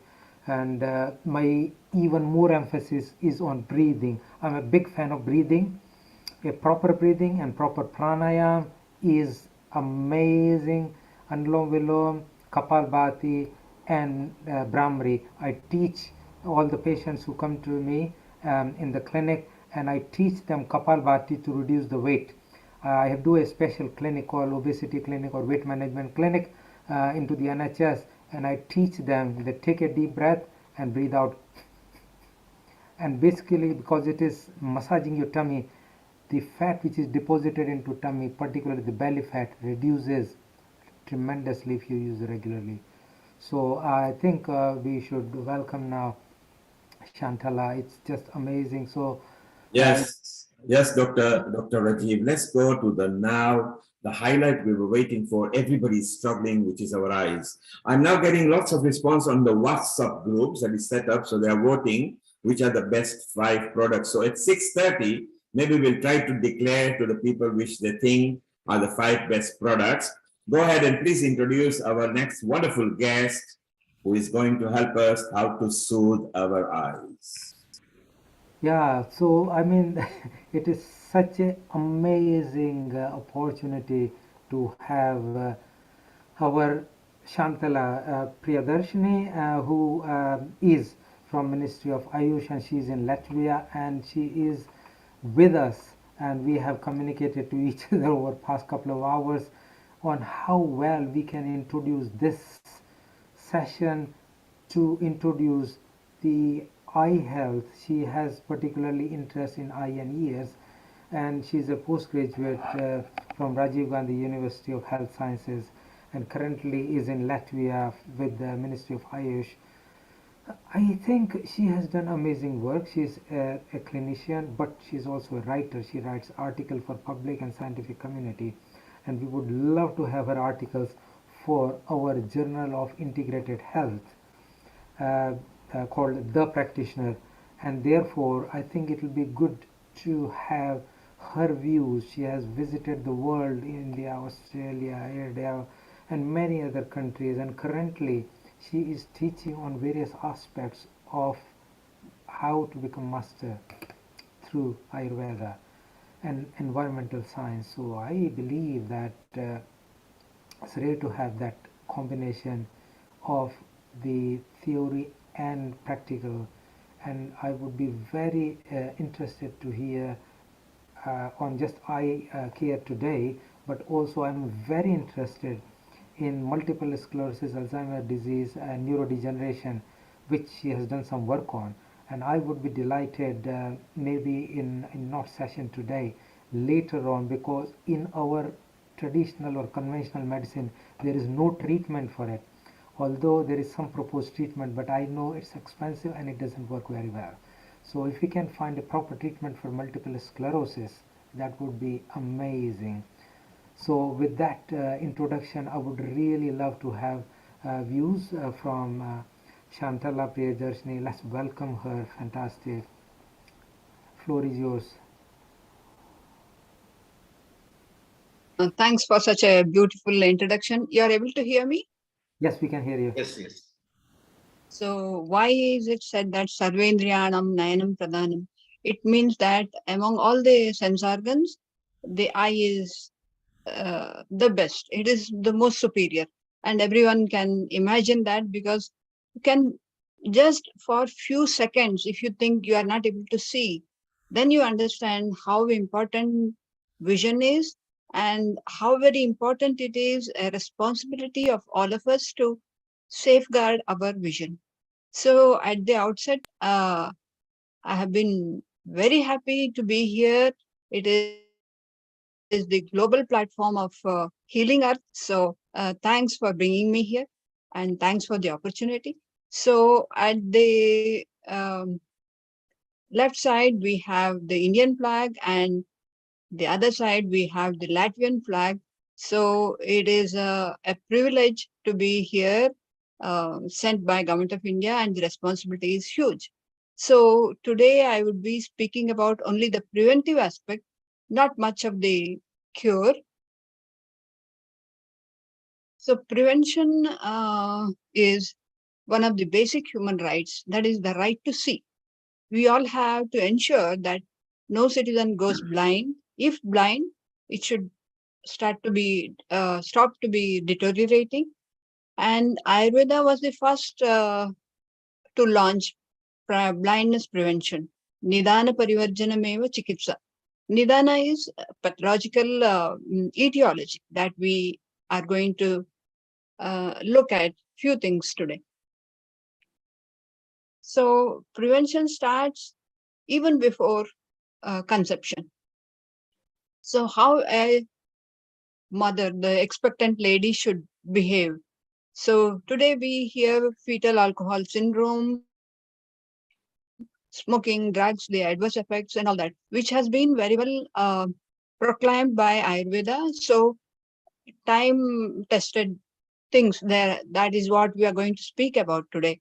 So, one needs to be very healthy, very happy to have very good eyes for a lifetime. And vision is to be always protected. So, nutrition for the eye during the first trimester, as all of you know, we hear about the thalidomide tragedy, but instead in Ayurveda we have something which makes life not only easy but it helps in morning sickness. It is a rasayana also, what we call as the Madi Phala Rasayana.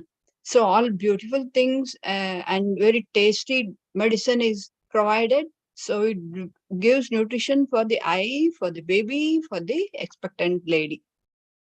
So next I go to what Charaka has been saying, Atulya Gotriya. It means consanguine marriages definitely need to be avoided, or else vision problems could be from the mother to the daughter, and so on. So to prevent a lot of high myopia and associated complications, one need to have a lot of things that needs to be done. So when we were students, we studied about iatrogenic conditions, but today we have reached a situation where we speak about iatroepidemic. It has become into epidemic situations, epidemic levels. So when one drug is given, we really need to see what happens to that. Is it safe? Is it uh, good to take it, or what happens? So anti-malarials could result in retinopathy.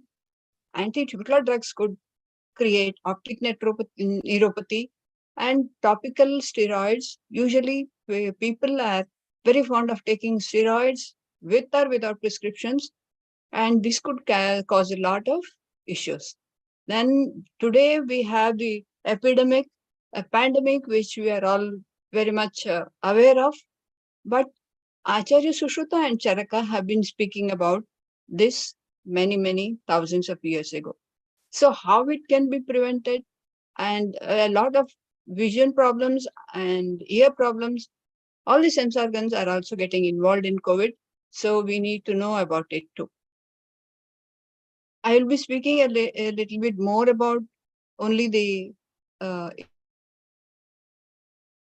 etiology today, and few slides I will be speaking about because I thought there'll not be many doctors, but I see a lot of enthusiastic people here. So I will deal more with a little bit more about the therapeutic aspects also. So visual problems, allergic conjunctivitis is such a common problem which Ayurveda can do wonders with. We could make life very easy for people like this. So these are all the, it's occupational causes also are there. So dinacharya, rutucharya and all that everybody knows, but I will be speaking a little bit more which everybody can do it. They need not be doctors, they need not be just public also could do this. So what you eat is very important. Food is medicine, or rather if you eat proper food, you don't need any medicine. So kulata is horse gram, anything in excess. All the rasas should be eaten. It should not be like what I have been showing on this side. Excessive eating is asatmya bhojana, viruddhahara, adhyashana, excessive eating, or no nutrition or excessive nutrition. But what we advise is Shadrasopeta Bhojana. Today, there is a trend that kids are not given sweets. And adults also fear that eating sweets can cause a lot of health problems. It is not like that. Eating sweets can also have a lot of benefits. It's not like putting everything into capsules and eating them. So you need to be very sure what you eat, how you eat, and why you eat, with whom you eat. So here is one big nidana that has become a global issue today. So here nidana parivarjana meva chikitsa. How you eat, how you live, how much you eat. See, the picture itself can show you a lot of things. Then mind your mind. So as Mrudu Sharma, Dr. Mrudu Sharma has been speaking about anxiety, here is something which starts even in very young minds. So there is a lot of rat race going on, and myopia could be the result. Anxiety neurosis can be in different forms. So mind your mind is what I usually tell. And this is something which everybody overlooks. Either a very high pillow or a very low pillow or no pillow. So here are there are more than 100 ecological factors that Ayurveda has put, and you can't get anything apart from what is said in Ayurveda.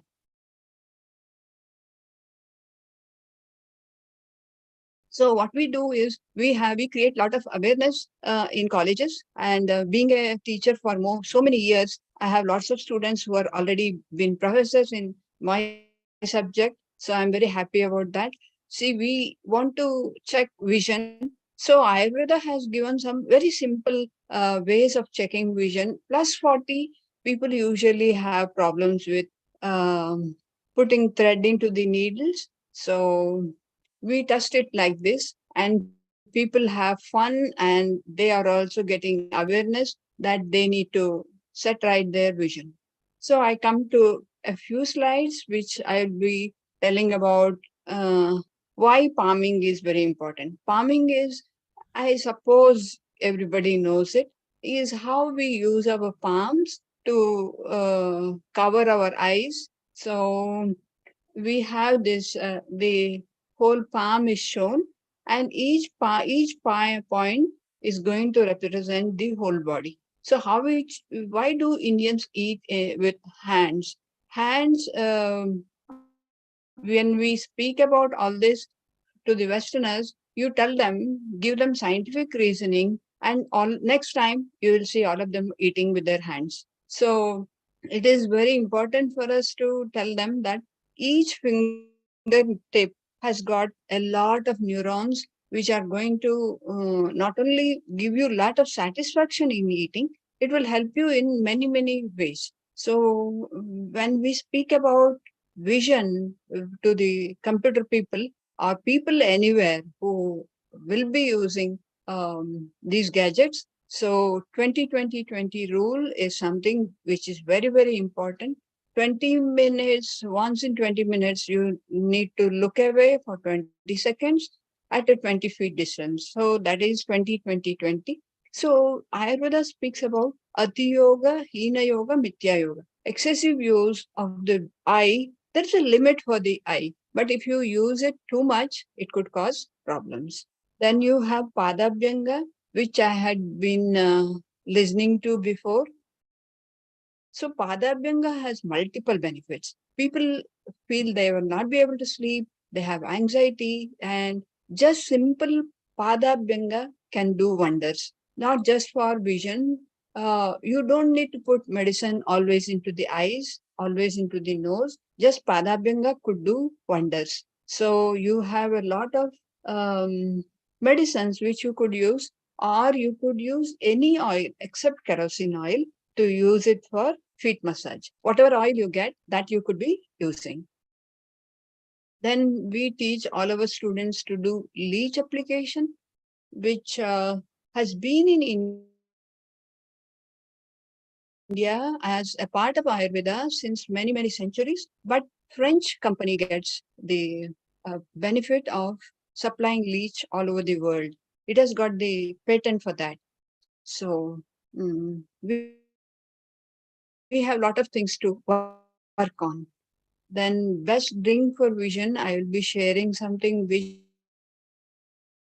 you all know. One is licorice. Licorice is very important. We speak about licorice, yashtimadu, and it is, you could make tea out of that, you could make decoction out of that, you could make in any form you could take it in milk, chirapaka it is called.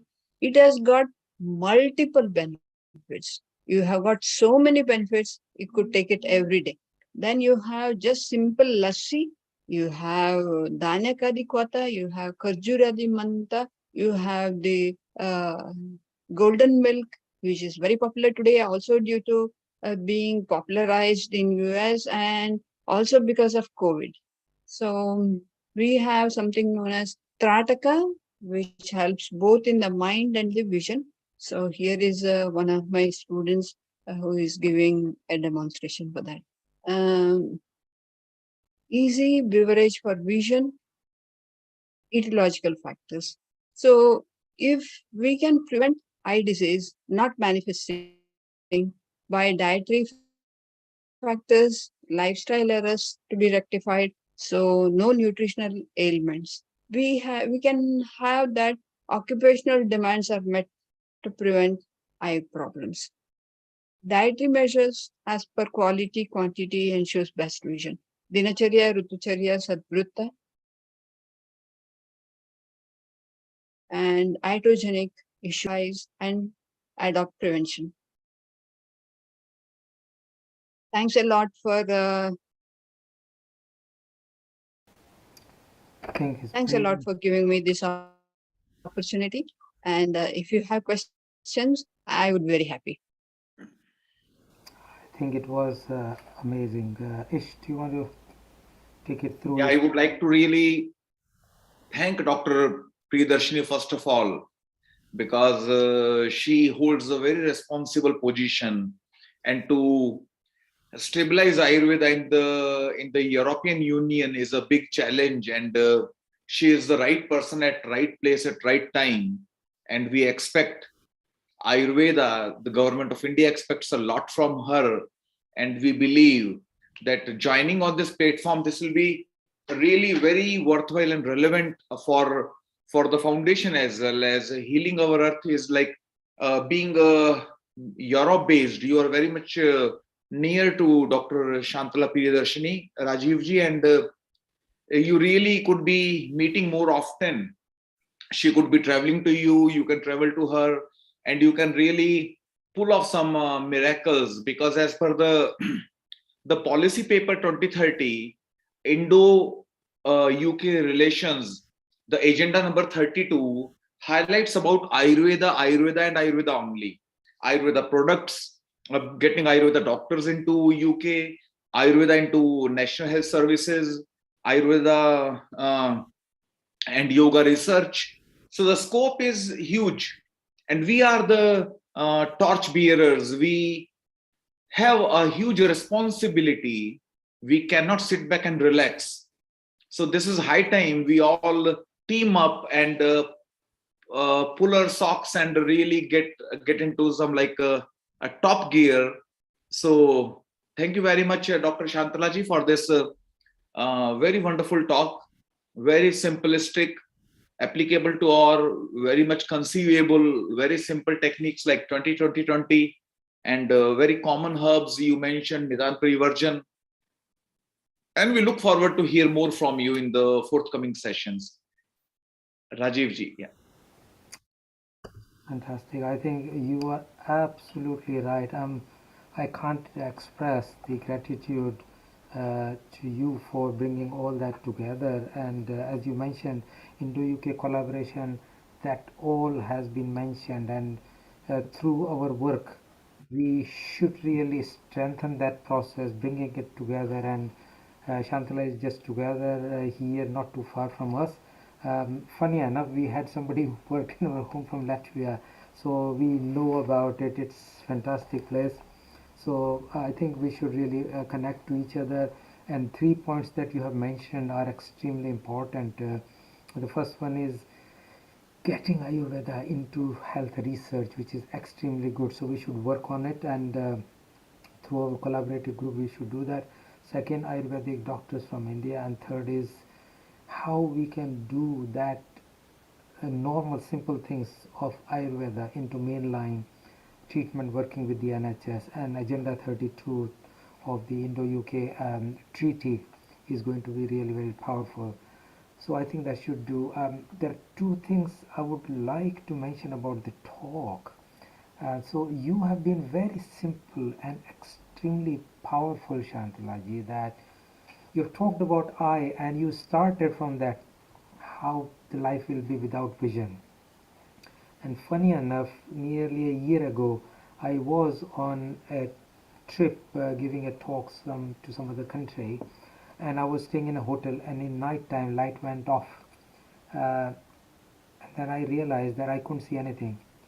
And I realized at that time, just for like 30 or 40 seconds, light went off. Electricity cut off was there. I couldn't see anything. And that is the life of people who are blind every single day of the life. And I found it hard to live for those 40 seconds.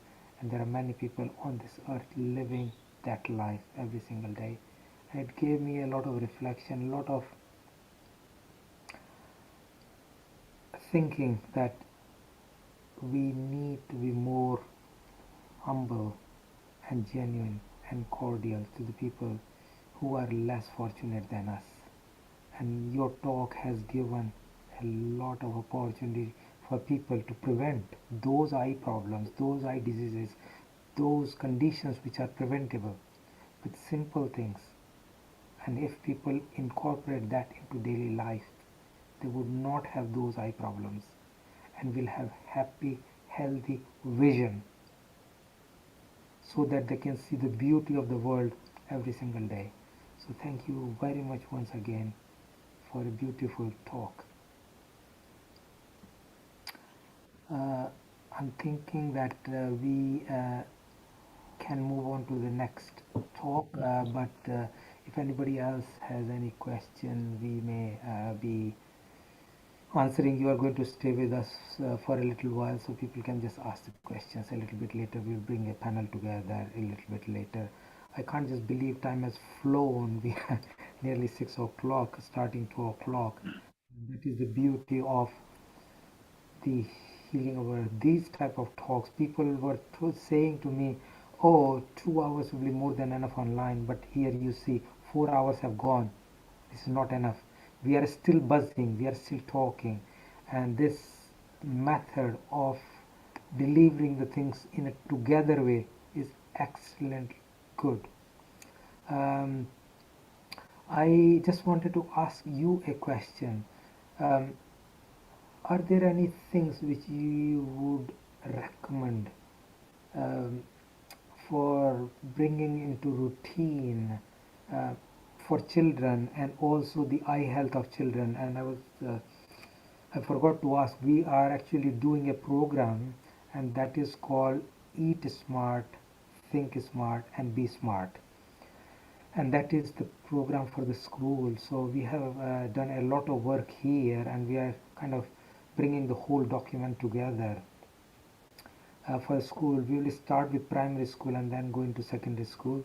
So are there any things which you can tell which we incorporate for children for a better eye health, because eyes are so important for children?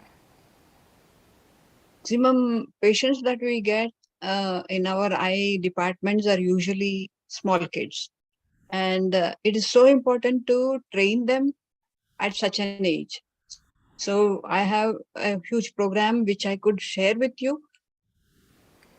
Wonderful, Which because I could be know wonderful for fantastic. I included Tratak and a couple of other things which are simple exercises, and that is beautiful for preventing the errors of refraction and the squint, etc. But I think you would know a lot more, so it will be great to share, and we would be loving to incorporate into the program. So beautiful, beautiful, beautiful. If there are any could mail it to you. Thank you so much. Any last minute comments, Ish? Yeah, really, I think I spoke a lot. And again, I can reiterate one request to Shantalaji to ensure her availability in our next sessions also, and with variety of topics. The vast experience she has got. She has been an expert with the like curriculum framing. So she can be a very right person to tell us what can be a right like academic module for various groups, where what can be delivered to whom. So there she can be a real point person, and we can have a session about it next time. Like how to be like the most relevant to various sections, like students or maybe corporates or housewives or elderly. So we can be uh, targeting more specific groups regarding heightening their awareness towards preventive and curative medicine. Brilliant. Here, I would like to add one bit of news. We have more than 500 branches of Arogya Bharati. Arogya Bharati is a branch of RSS, which is doing immense work with regard to health and hygiene of all the people, even at the urban and rural areas. And it takes care of all sections of. So that would be my pleasure to be of any help. And I'm so happy that I'm here in such a great platform. So thanks again to Neil ji and Isha Sharma ji, and of course Rajiv Gupta ji, Milan Jain ji, everybody. I am very happy for being with you all. Thank you. Santanalaji, just before you go, which are the best 5 Ayurveda products good for the eyes? Because we need them. So if you could tell us, and then we'll move to Sonika in India. It's a very difficult question because every herb, everything that we do is going to be of benefit. So if I say garlic, it might not be good for everybody. If I say gugulu, it might not be good for everybody. So saffron is very good. Most of the time we use saffron for vision, and it could be almonds, which everybody could have in their house. So almonds, saffron, cardamom, cumin, fenugreek. So I think I have given you 5, but not just 5, it could run to pages. We have so much of knowledge that our ancient people have given. So it's only just we are sharing our knowledge which we have got from our rishis. So my guru, from my guru, whatever I got, I am going to give my students and they are going to give their students. So it's a guru parampara. Thanks a lot. Thank you very much. All the way from London, Mauritius, UK, for Latvia joining us. And you are now part of the family as a senior member. Please keep in touch with us and Dr. Rajiv and Professor Ish. Let's move on to smiling Sonika in India. Hello, hello, hello, Sonika. Hello. Good evening. Namaste. Yeah. Namaste. Welcome to you. Thank Healthy you and so much. joyous living through Ayurveda. That's a beautiful topic. And I think it would be great to hear from you. For people who don't know Sonika, Sonika is an author and speaker.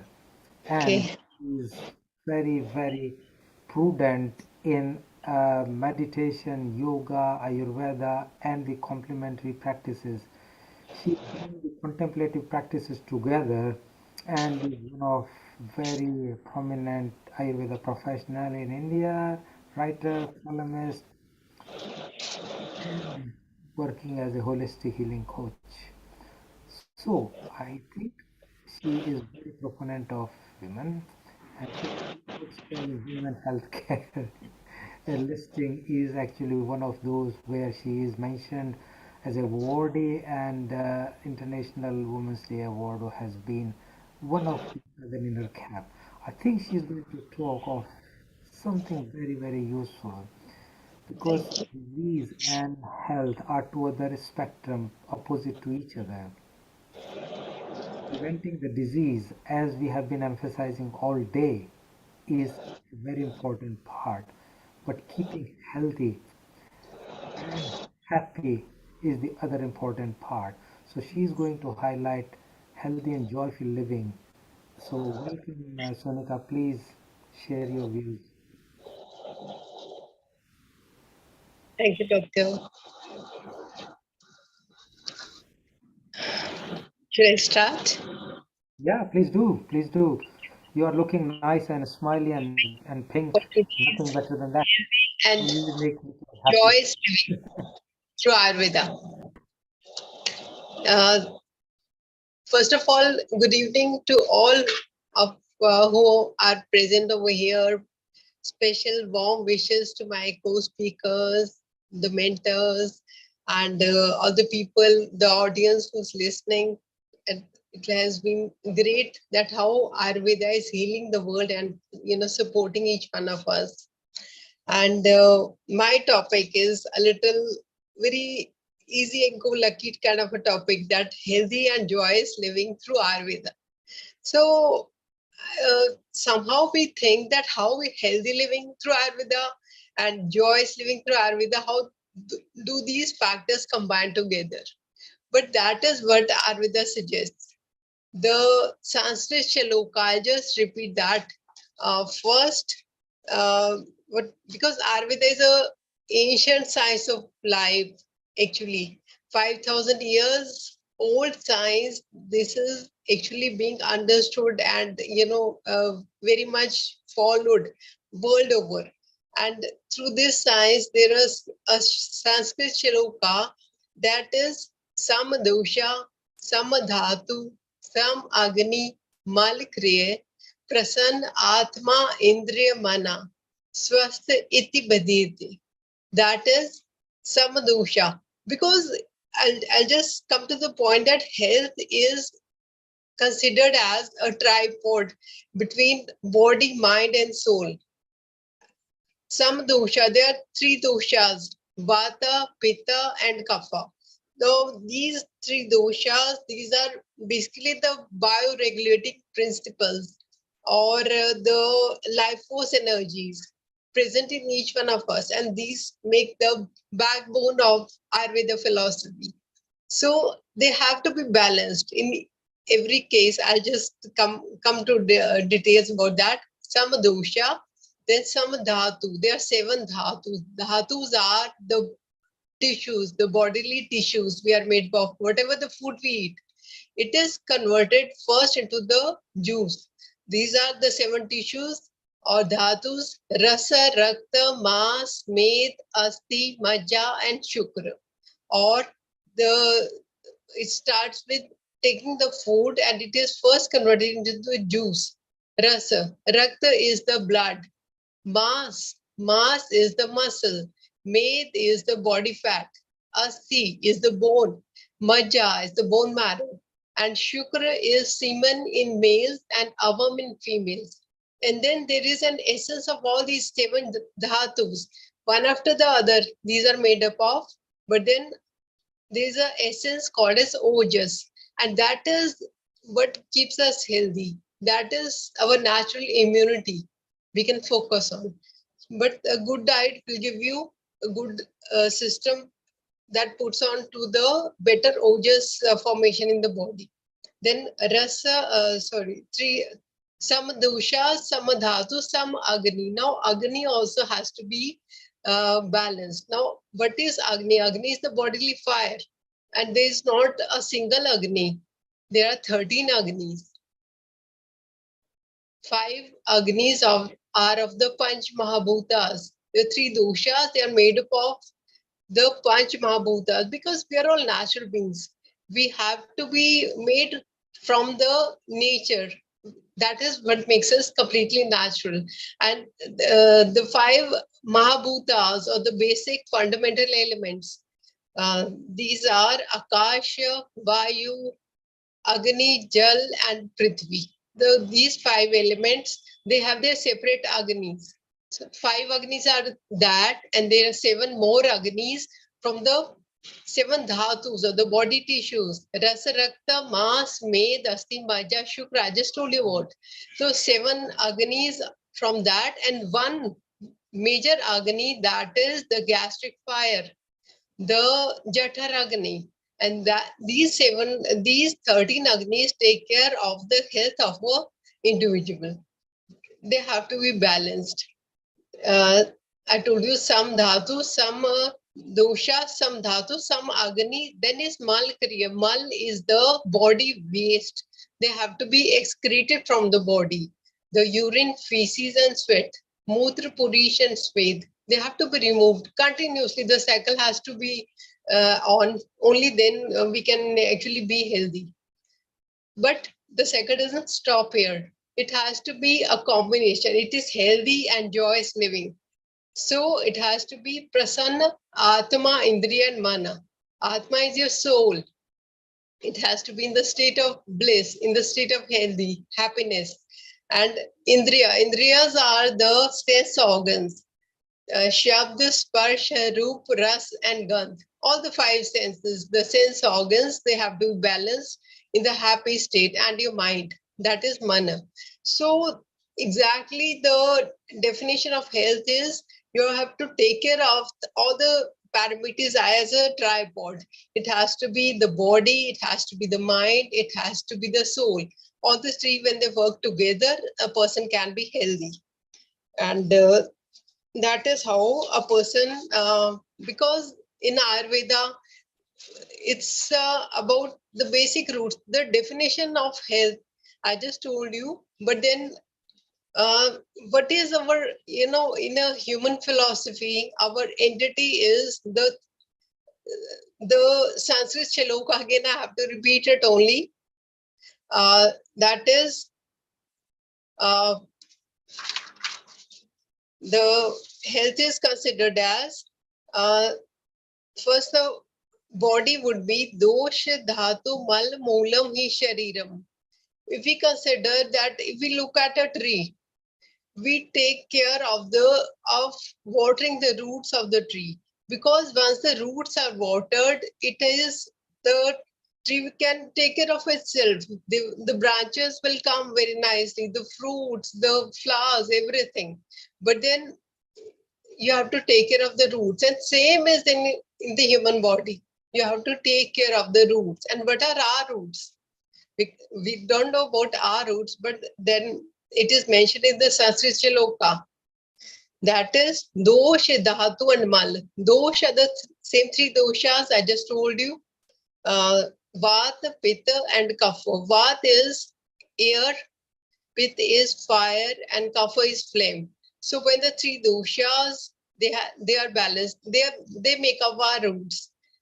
Doshas, dhatus, the seven dhatus are the body tissues I told you about. Rasa, Rakta, Mas, Med, Asti, Baja, and Shukra. And the Mal, they have to be moving out of the body. These are the excretory waste. Whatever the food we eat, it is converted into these malas, the urine, feces, and sweat. They have to be moving out. So that is how a person can be healthy and content. And basically, if a person needs to be healthy, he can just follow some of the, I've just noted on some points, some basic dominoes that you need to maintain for a very easy and healthy living. But then you have to consider that if you are taking care of your diet and lifestyle, that is shaman. Ayurveda is basically, it has been into preventive as well as curative. Both the factors are there. If it has, this science is actually taking care of the health of a healthy individual. That it focuses on the preventive aspects of it. And then if you have a disease, then there are so many natural elements, minerals, herbs, home remedies that can be used. And when the medicines have so much of these natural ingredients that help to relieve a person. And another thing I would say, because the Ayurvedic treatment would be either shaman or shodhan. Then shaman is, you take care of your diet, you take care of your lifestyle, and then you can have a thorough health in your system. But then sometimes you have to go in for curative therapy. That is the shodhan. The thorough detoxification has to be taken care of. And for this, we have panchakarma. Panchakarma are the 5 techniques, the 5 different techniques that are used. Vamana, Virechan, Nasya, Anuvasan Vasti, Niruhan Vasti, all these 5, the vomiting is induced, or the purgation is given, the nasal erhines are given, decoctions which would be decoctions of medicinal enemas are given, or the oil decoctions are given. All these ways, going through these therapies, in the way they would help you for this, and then a person can be relieved from the ailment that he is having. So that is how the shodhan can be given to him. But I just knew that there's very little time. I have to, try to give as much as possible. So we are understanding that it has to be healthy and joyous living. Then how we can be healthy? We're going to take care of our basic doshas, vata, pitta, kapha. I told you that 5 mahabhutas, or the fundamental natural building blocks, they make up the 3 doshas. Vata dosha would be made from the first 2, that is the Akasha and Vayu. When they combine together, they make the Vata dosha. Fire would result from the Pitta dosha would result from the fire. And the last 2, that is the water and the earth element, they will form the Kapha dosha. And then they come up in the bodies, and they form the basic, I told you, the our backbone basically, so that we have to take care of our basics so that we can be healthy. Now, how I want to give it in a very easy way also, that how a person can be healthy. We are all, many of us are Ayurvedic doctors, and we understand of the basics, and some of the audience would be the people who would understand, want to know it very easy and easy manner. So I normally, as a speaker, I would always tell that how is a layman would understand it better. So the 7 points I could note down, that these are actually needed so that you can be joyous as well as healthy throughout your life. One is your everyday diet, because taking whatever the morsel of food you are having in your diet, that is so needed that it has to be in the purest form. You have to uh, be increasing your novelty and purity by taking the food you eat. I told you, because it converts into the dhatus, and then your ojas, that's going to take care of your immunity levels. Everything depends on starting the food properly. Try to include, one is try to include some water, not with the food, but after say half an hour, before or after, and that is with food. And otherwise, in the whole day long, it has to be 8 to 10 glasses of water. That is a necessity. I've come across so many people who this is the first factor that is actually needed in the diet. And then there are the 6 tastes that has to be included in your diet: madhur, amla, lavan, thick, katu, and kashaya. All the 6 tastes: sweet, sour, salty, pungent, bitter, and astringent. So, and try to include them in your daily diet, and take your food which is fresh, and it has to be appealing to taste, and it is not hard on you.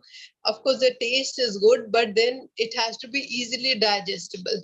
So take care of the food you eat every day, and take care of the second point I would say is your everyday lifestyle. This has been mentioned in Ayurveda text, that starting from waking up early in the day, and then relieving your bowels, because these have to be excreted from your system. The cleaning of your face and your teeth, and going for oil pulling and some oil gargles, This is so much needed, and you can use some prasadana, that is the application of perfume paste also in your everyday routine and regular bathing. And the third point I would say is take up optimum exercise and yoga. That is so needed. So every day you should be going out for either you can have a brisk walk or going for some yoga asanas and yoga poses and pranayama or the deep breathing techniques. Anyways, you have to be releasing sweat, because sweat has to go out of your system, and then you can be more healthy. The fourth point that I have thought of sharing with you, that is favorable rest and sound sleep. This is also very much important. You have to be healthy, both physically and mentally. It has to be, you have to be in a happy and healthy state. So sound sleep is needed, and at least for 7 to 8 hours of sleep every day is needed. You have, so that your body gets rest, optimum rest, and then you can take up your system very regularly, because you will be replenishing the daily loss of energy in your system. Number 5, I would say take some herbs supplements. Some of the herbs I actually advise for the rejuvenation, like Amla, Emblica officinalis, and Harad is also good. That is Terminalio chebla, and Guduchi is one of my favorites. Dinospora cordifolia, and then ashwagandhas also, because I feel it is a body and mind boost. So Vithenia somnifera, and also some include some natural diet ingredients like cow's milk. That is really good. Honey is good, and then you can be taking some ghee. Ghee, I would really suggest ghee or the clarified butter. This should be included in your daily diet. Try to keep away from diseases following these easy diet tips also. And also one is they help to, these herbs helps to enhance your health and vigor, and then they also keep you away from the early signs of aging. From the debility of aging, you can save yourself. Number 6, I would say, is take to massage. Massage as therapy. This helps to relieve you from the dryness, the coldness from in the weatherly conditions also. Plus, they help to relax your muscles and your nerves. That is how it is so much needed. And of course, you have to be happy and healthy state. So you're going to have a glowing and soft and supple skin. So that is also very much, and you can go in for sesame seed oil for massages, and you can that is the til telam, or you can go in for coconut oil or mustard oil, whatever suits you, or some otherwise also.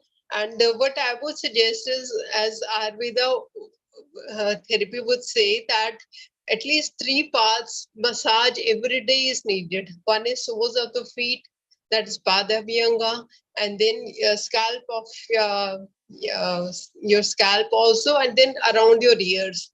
So these 3 parts, if you are giving yourself a nice massage every day, this takes care of the optimum massage that is needed per day. And number 7 would be optimum mental balance.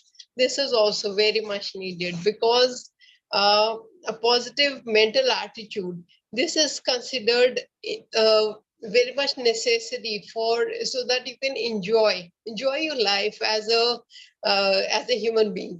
So, and for this you have to take some enlightening experience, take some comforting experience through divine tranquility. I always suggest, please sit in meditation for some time, and Ayurveda actually suppose that yes, you have to keep yourself, it has to, you have to empower your mind, body, and soul. And in this human life, it is possible for each one of us taking care of our bodily conditions and taking care of uh, trying to prevent ailments as much as possible for us. So I think I've been telling a lot about healthy and joyous living through Ayurveda. Uh, do I have more time, or it's done? What do you say? Yeah, Sonika, that was wonderful, and I believe we can take up some time for some discussions and interactions. And you really kept it to very simple, and the flow was wonderful, and I believe it related to all. And revisiting these simple tips really could be helping many of us. So great to have you, and maybe Rajiv ji, if we have got some questions, we can open the floor for Sonika. Yes, certainly. I think it was very, very good, very practical, very simple, simple techniques, and I think it was very good for me. I've got 114 conventional medicine and 114 Ayurveda, and still it was very good. And one of the things that we are trying to do is to incorporate the two together. It will be very, very nice. My question again is a little bit focused that A, how do you see the two integrating together, Ayurveda with the mainline medicine? That's one. And second is also for school advice about young children.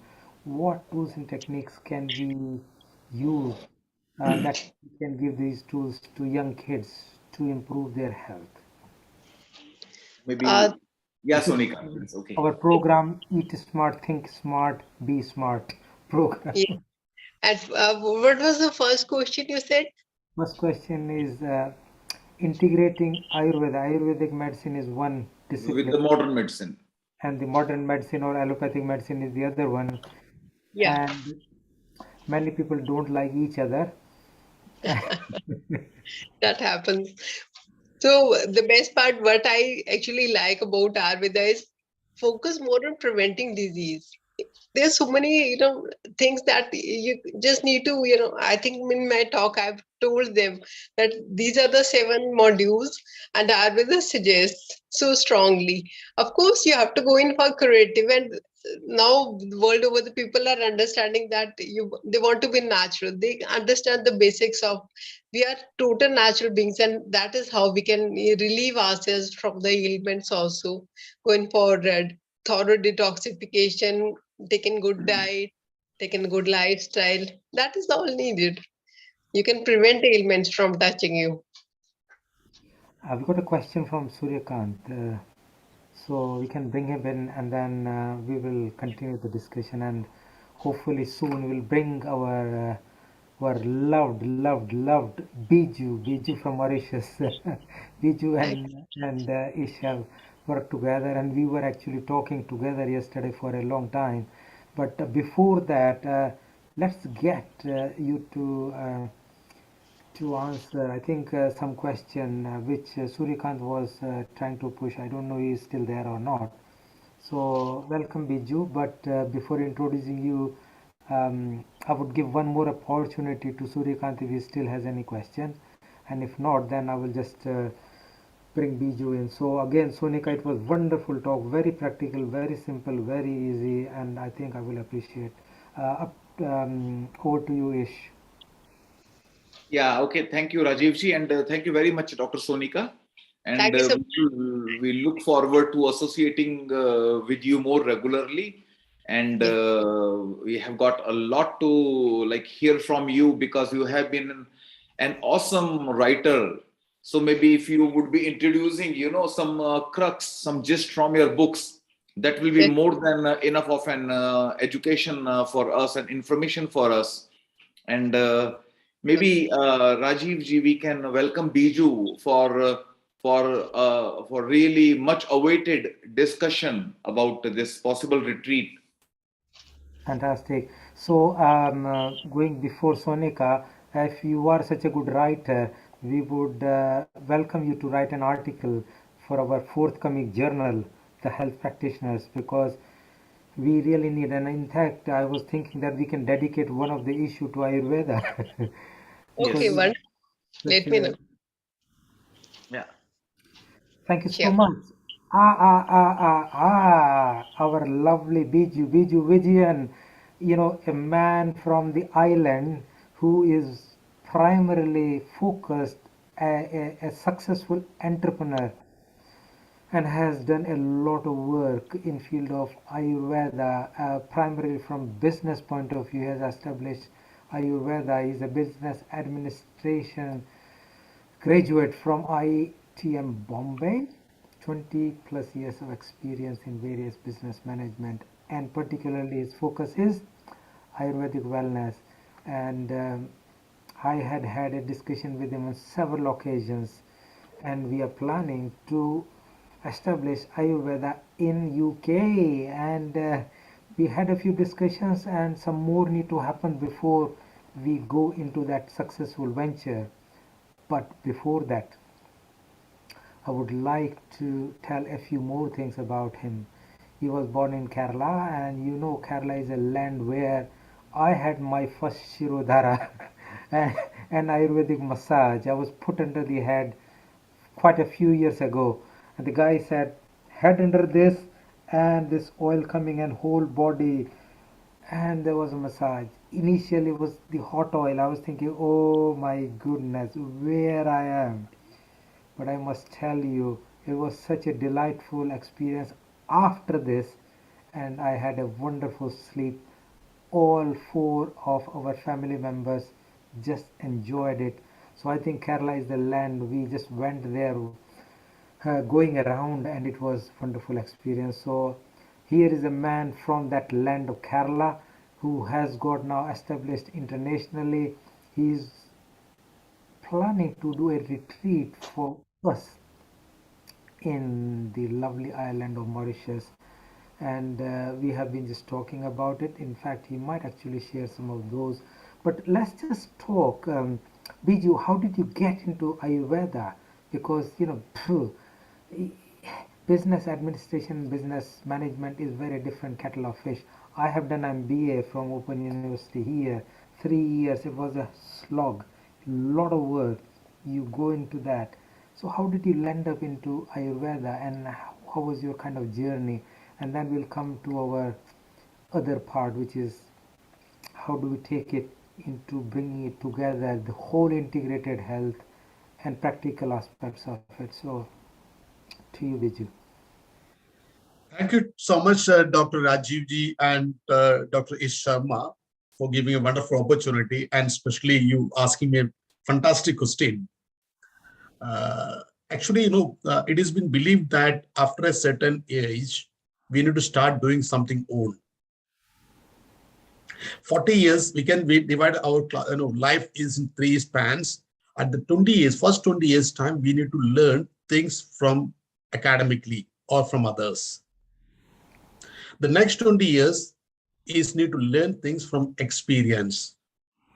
Then another 20 years time, we need to do something for own, also for the society.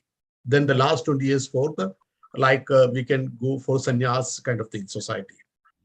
So almost reaching the age of 40s, we thought of, I was thinking, instead of doing a employment, we can think about it something own.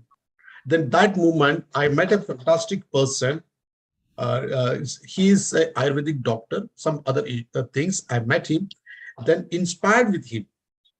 His name is Dr. Sethu Madhavan. He born in Kerala. He is the only person is doing Kayakalpa treatment. I don't know whether you heard about it. It is in Ottapalam, one of the most rarest treatment in India, in the Ayurveda system. So he's the person is doing that treatment in Kerala. So by meeting him, understanding from Ayurveda through Kayakalpa treatment, I fascinate with Ayurveda. Then I improved my thought. Instead of doing something, I thought of doing something for the society. So slowly started Ayurveda to spread other part of the world instead of the knowledge. And you said that Ayurveda is the knowledge it's basically Kerala is known as the land of Ayurveda. In fact, not the right reality. Even the Ayurveda started in the north part of India. I need to correct it. Because of north part of India, these people were suffered a lot of from the invasion. So we were from the south side as basically saved from the foreign invasions in ancient times. So most of the ancient knowledge preserved in South India side, it was safer side instead of invasion issues.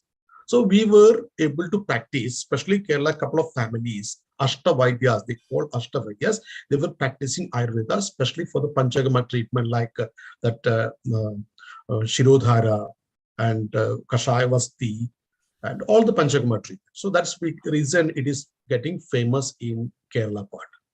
So I'm just brief about my way to Ayurveda. So meeting the Dr. Sethu Madhavan, he's a fantastic person. So made me to enter into Ayurveda. So he's having an Ayurvedic hospital in Ottapalam. That's my journey to Ayurveda. Fantastic. Yeah, no, I think I knew I have been like, that's the whole thing, but the whole, well, people know about now Papa Ramdev, who actually is kind of, and I know the whole thing was a lot in North, but I think the purest form of Ayurveda I first experienced, it may not be right, my first purest experience was in Kerala. And I was told Yes. that guy does thing which is not available, and I was disappointed because on first day our appointment was rejected because he was full, so we had to wait till next day to get it. But I think you are absolutely right. Ayurveda is rampant; it's everywhere.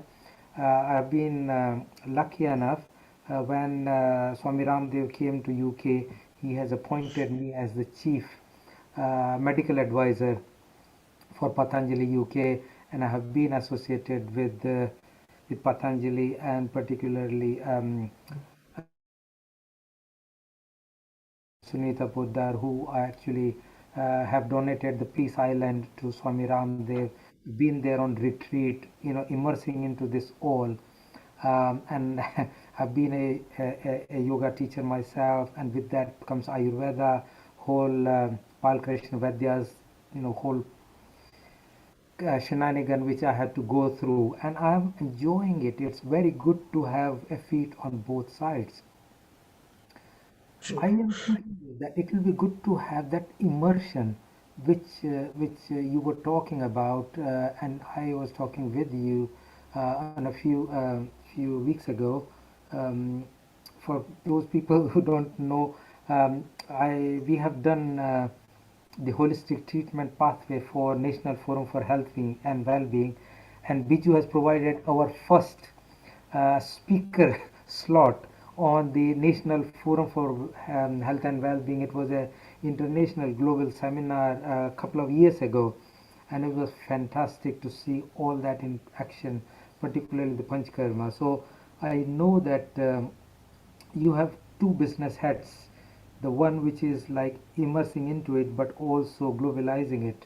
So I think it'll be good to have your input into how do we take it further and how we bring people together, because on this basis we are bringing scientific people together, bringing thoughts together, and now the next step is how did we do on that aspect, and how can we convert that into practical aspects such as doing retreat or immersing people deeper into it. You might share that, or if you have any other questions or you want to highlight, because you are in the same island, so how we can make the best use of the next 15 minutes or so. Yeah, I believe Biju will be presenting something very relevant, because what we have been discussing for last 3-4 months, that after having spoken so much and knowing one another so well virtually, now this is a high time to see one another in real, and really learn and teach mutually. So maybe Biju can present one concept and we explore, because this will be very important, very relevant to all. And then we go on to Dr. Mamta from New York. So Dr. Rajiv ji, you in the last discussion, what you mentioned, I wanted to tell you, most of the Ayurvedic practitioners, even in Kerala also, they are very good for the treatment, but expanding their business, they are not that much of professional and approach. So if you can add the professional approach, a little bit to modern approach for the expansion in profitable wise and maybe more standard wise, the Ayurveda have a tremendous potential. See, you said that you are experienced in Ayurveda Kerala, but most of the time people will be land up in the wrong place because they are just simply looking at the website and going to some places. But why Ayurveda Kerala was successful? Because there are 8 families. It has been believed that certain families have got the knowledge of Ayurveda from Lord Parashurama, and they are practicing the knowledge for many generations. So they are professionally good for their practice, but they are not able to expand the knowledge to other part of the world. So the mission is to develop to other part of the world. So one of the reasons is that we need to more into professional side, or not only Ayurveda, all the integrated medicine. So for this one, I was thinking, myself and Dr. Ish was discussed many times. We are meeting almost 150 plus occasions, weeks for this Ayurveda time. Now it is a time we can meet together and join together and share the experience and practice each other, and by cross training each other and gaining each other. That is a basic concept we wanted to propose. It is just thought. It's it's a seed of thought. It can be expanded and developed. So I can share a small presentation to you. Is it okay? Yeah. Okay. Are you able to see the presentation? Yeah, we can see that, Vijay. Okay, 1 second. If you want to enlarge it, it will be better. Yes, I'm doing it. Yes. Thank you. See, basically, we are proposing a Healing Our Health International Integrated Healthcare Practitioners Conference. This can be the first physical conference because we are practicing, we are meeting and discussing and seminaring. So this is the first program we are proposing we need to do right now. So we are proposing Mauritius can be one of the best destinations to host this program. And there are various reasons. Mauritius is the country which can speak 3 major languages of the world: Hindi, English, and French. And third important aspect is that Mauritius is almost a seasonal time, especially whenever there is off season in the Europe and West countries. Mauritius is having a fantastic climate. So most of the time in Mauritius, we can host it. And especially Mauritius is one of the area, government side, which is allowed Ayurveda or any integrated medical practitioners legally. So all this aspect, Mauritius can capable of hosting the first International Integrated Health Practitioners Conference for Healing of Earth.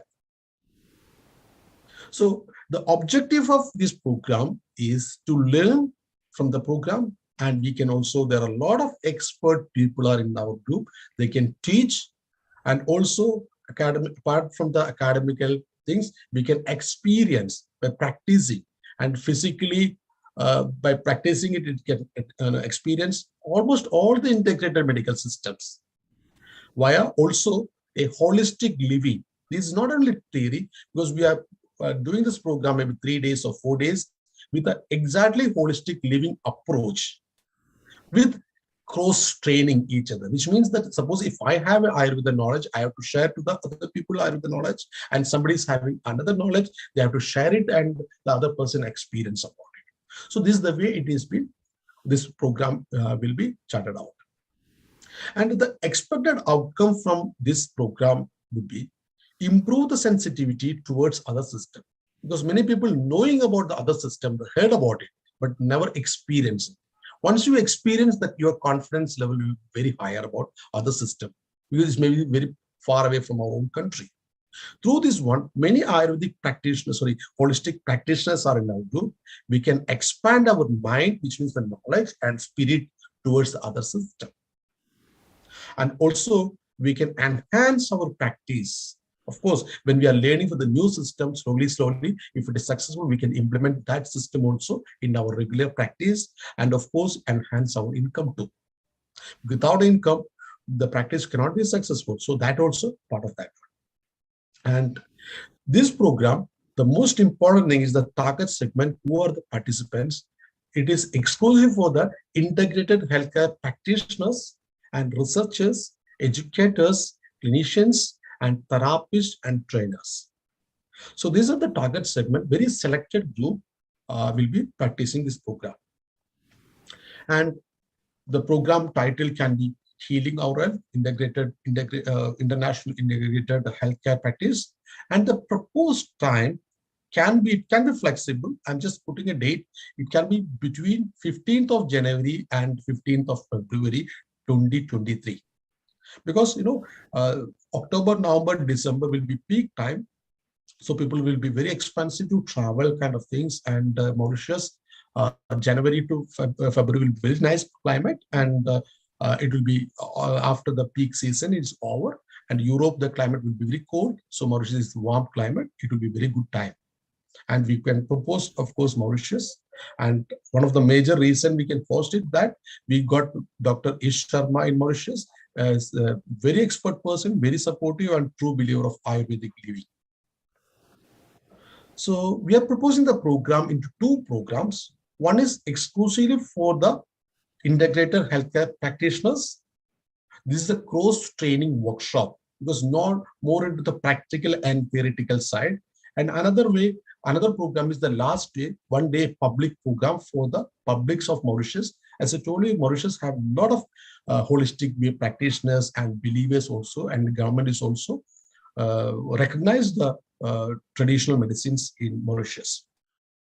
And as I told you, the first program, cross training program, selected number 25 to 30 and not more than that.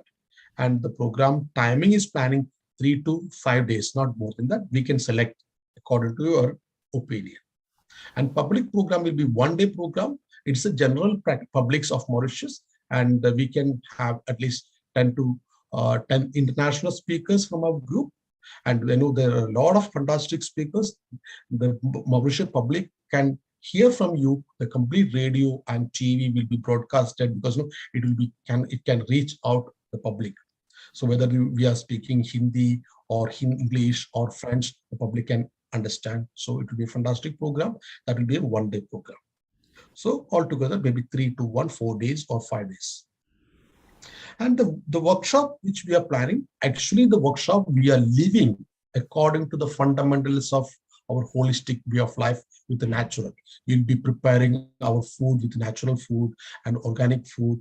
And we have expert nutritions and cook chefs, so they can advise people to prepare our own food, especially not hotel wise, but we can do natural food. And we are starting our day, early day, with the yoga practices because many people may not be having that one. We heard about it. We are living in the 3 days time according to the holistic way. And followed by there will be theoretical classes and seminars, workshop, and cross training from the integrated practitioners all over the world. And of course, we have to arrange a practice of Panchakarma treatments, which we can host in Mauritius. And Dr. Rajiv Ji was telling that he experienced the first time in Kerala. Similar practice, many people can experience from here, or the Ayurvedic Panchakarma treatments and other systems as well. As I told you, we'll be very strict about the diet in Ayurveda holistic way. So similarly, our lifestyle will be in the 3 working days, workshop days, will be holistic practice of food preparation, and we can share our cooking and cooking classes, which food, what food, because Mauritius you can get all the ingredients easily for the preparation of food and kind of things. And apart from the classroom training, these 3 days we can also have a couple of outdoor wellness activities, because Mauritius is a very beautiful place which can explore the nature. Because of Panchamahabhuta principle, we can really explore in Mauritius. That is also the clubbing altogether. We can structure a fantastic 3 to 5 days of workshop activity in Mauritius, which will be amazed experience in everybody's life. And to the final day, we can have a good function, like an inaugural function of the public seminar, and the participants can get we can definitely 100% make participation of the Prime Minister of Mauritius or President of Mauritius, and a couple of ministers also participated, and we can distribute the certificate from the Prime Minister and or President of Mauritius. They will be available in the program. And of course, we got a very good connection with the WHO Traditional Medicine Board and Ayush department also. They can also be part of our program, public program, and they can also they can also provide a couple of representatives for the program. It will be international reach. We will get a very good international reach for the program. And of course, our own, we also have around 10, we can select 10 to 15 good speakers from our group. They can also speak out very well. And after that, all of you have get a good opportunity to explore the paradise island of Mauritius. It's a fantastic, beautiful place with the skies, sand, and sea. We can experience that also in this program. So this is a small brief of thought. As I told you, it's like a small seed of this program. So I would like to hear mainly from you. If you have suggestion, we can discuss right now, or we can discuss the forum, open the forum for discussion. And if there is more suggestions, we can interact with our WhatsApp group as well. So this is a small presentation all about, and I would like to hear from you what we can do later. Thank you so much, Biju. I think it was excellent idea to really get it off the ground, because we have been talking about it, and effectively to bring people in same hall or same venue to have that heart-to-heart discussion and have the practical experience of different disciplines of medicine is extremely good. And as we discussed, Mauritius is a small island, beautiful. We can combine people's holiday package with the package of learning, and also a package of immersion into deep how the lifestyle and Ayurveda can help. So I think that will be really, really good. My view is that, as we discussed yesterday, the program overall is more a skeletal form. We will need to mature it a little bit more, but I think it'll be good to have ideas from people, and then this is just a draft. We will come back to all those people who are listening with more concrete idea, more clarity about where, how, what, and the costing and the stay and the travel, etc., a little bit later. And I think the timing is perfect, somewhere between 10th to 20th January is actually a golden time, because that way all the Christmas fairs have gone down, and now this is the real time. By February the holidays, I don't know, in UK half term starts and blah blah blah and probably many other places. So that's golden time. We will probably do that, and I can see at least say 10 or 15 of us very keen on going it further. However, and Rajiv, furthermore, and Biju, fantastic work. You've got the first draft done, as we agreed that in 2 or 3 weeks' time we'll go live. Just particularly about this retreat, we'll take more than a couple of hours live on an episode of Healing Our Earth. We will, once we discuss the potential venues, we will actually show them and take a tour and show them the wonderful Indian Ocean country of Mauritius and the hospitality of the people. We'll actually get Gayatri, the presenter at MBC, the attaché from the president to welcome people. Let's include all and make it a very good, complete 360 experience for people. So it's not only spiritual, social, educational, but also fun, holiday. And together, when they come back home, they want to just ask us, when is the next one? Absolutely. And the fact that Ish will be able to bring in so much value from an educational point of view. And Biju, yourself and Ish, Biju, you will actually work that each one of them gets a nice Panchkarma one-to-one treatment where Rajiv can look and say, hey, it was me 15 years in Kerala, now you get it done. So it will be very good. And then method of communication will be very simple. We will share among lots of groups and see, and the option of the dates, end of January, beginning of February, which is beautiful because everybody is back. What we will do, we will agree with the venue, 2 or 3 potential 5-day dates and see which is the highest take up, and then we'll lock it. And then we'll give an extended option for people who want to see the local community, the local market, the local fruits and veg, the local sightseeing, which brings a complete experience. And then we can put up a package, not just for a couple, not a single, not a couple. If there's a family, we can plan something for them.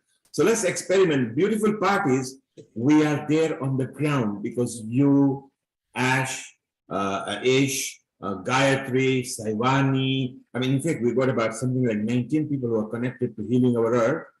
And it will be so beautiful. So Rajiv, Ish, well done. Let's just extrapolate this further. This is our first draft. The next draft can maybe include pictures and more and further better particulars.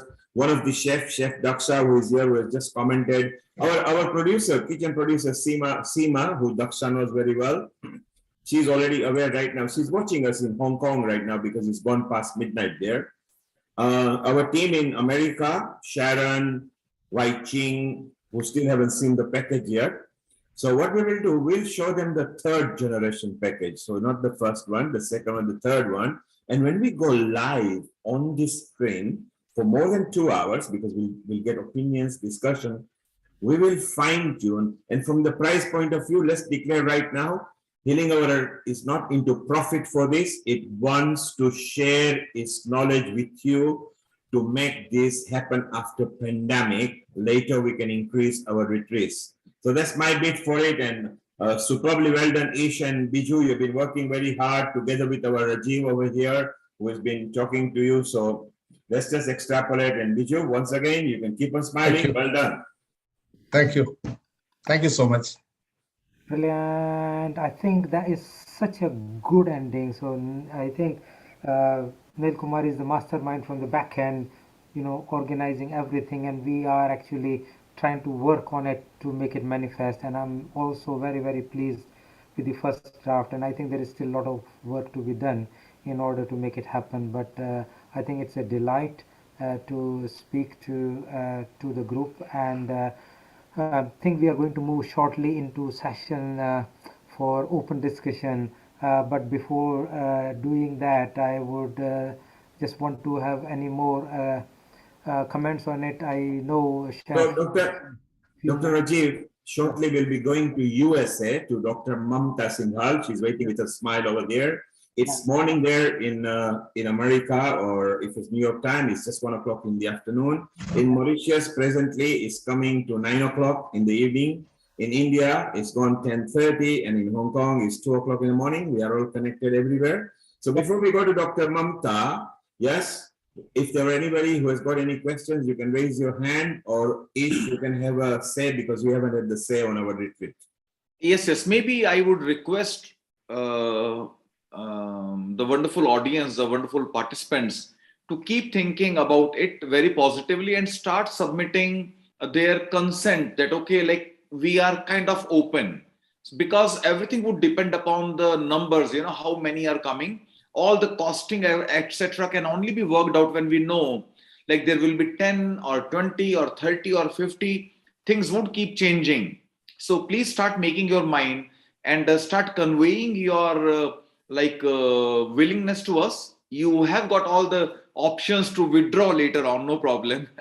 So that's how we start working upon the costing, which is the most important. So Ish, just because we are looking at a smaller group between 20 to 30, we already got 6, Dr. Rajiv, yourself, Biju, myself, Chef D, Seema, and this is the only ones who already know, because nobody knows about this except today. So I think we are already on our way. So nothing is going to stop us. Oh, great. We got Madan. who is Yes, our yes. resident panelist, and he has got something to say. So here we go. Manan, you are yours, so you can unmute yourself, please. Ishji, namaskar. Rajivji, namaskar. Biju, wonderful. Namaskar. Thank you. Enjoyed that very quick, very brief presentation.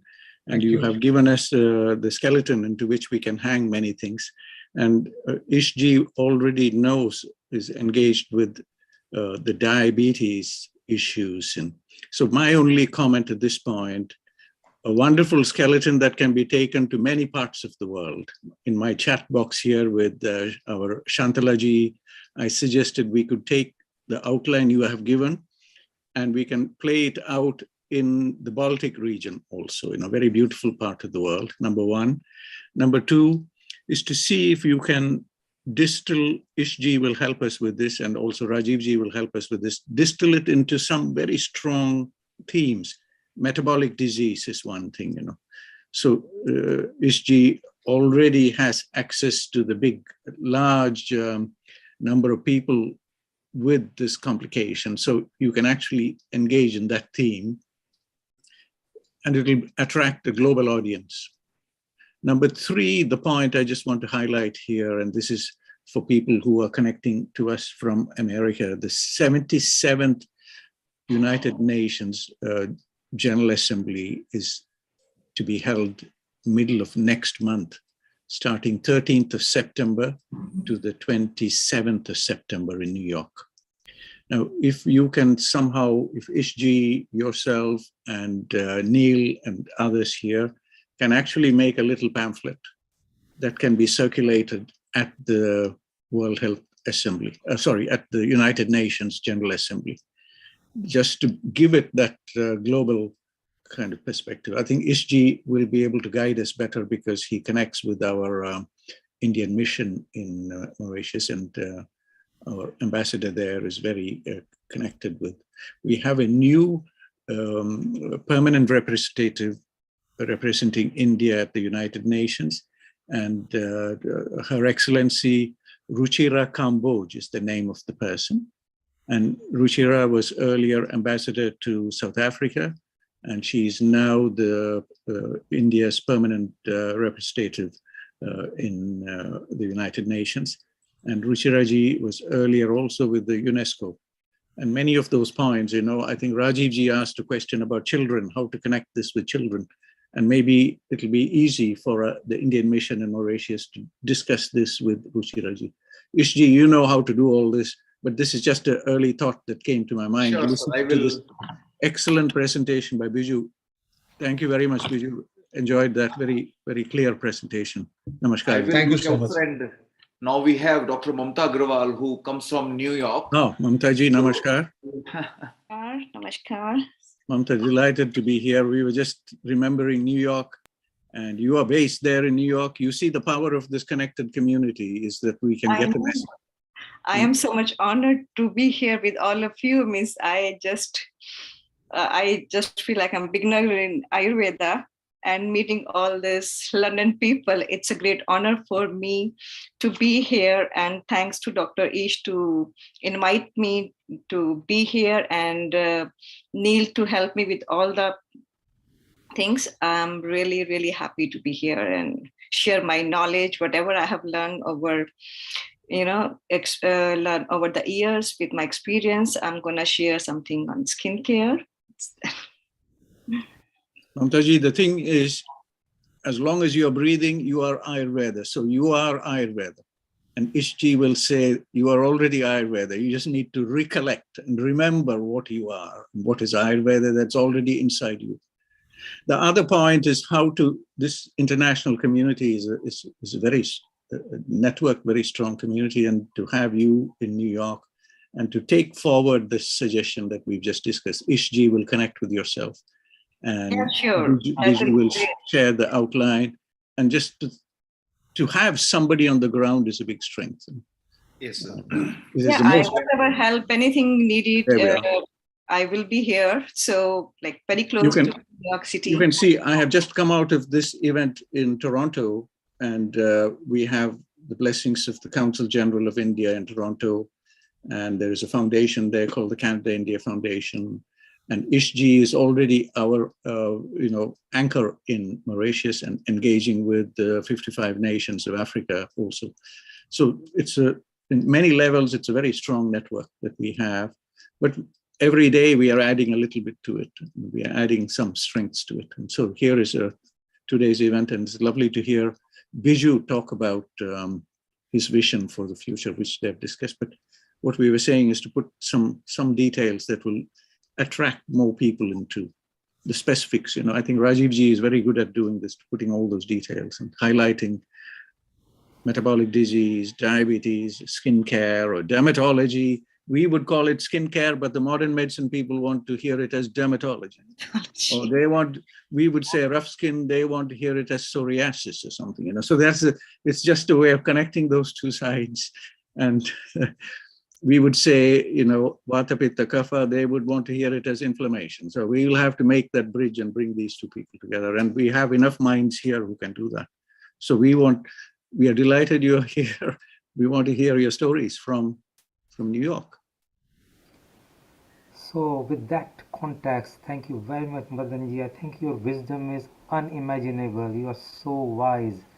And I think we would want to hear a little bit more about that during our panel discussion that's going to follow a talk from Dr. Mamta Singhal.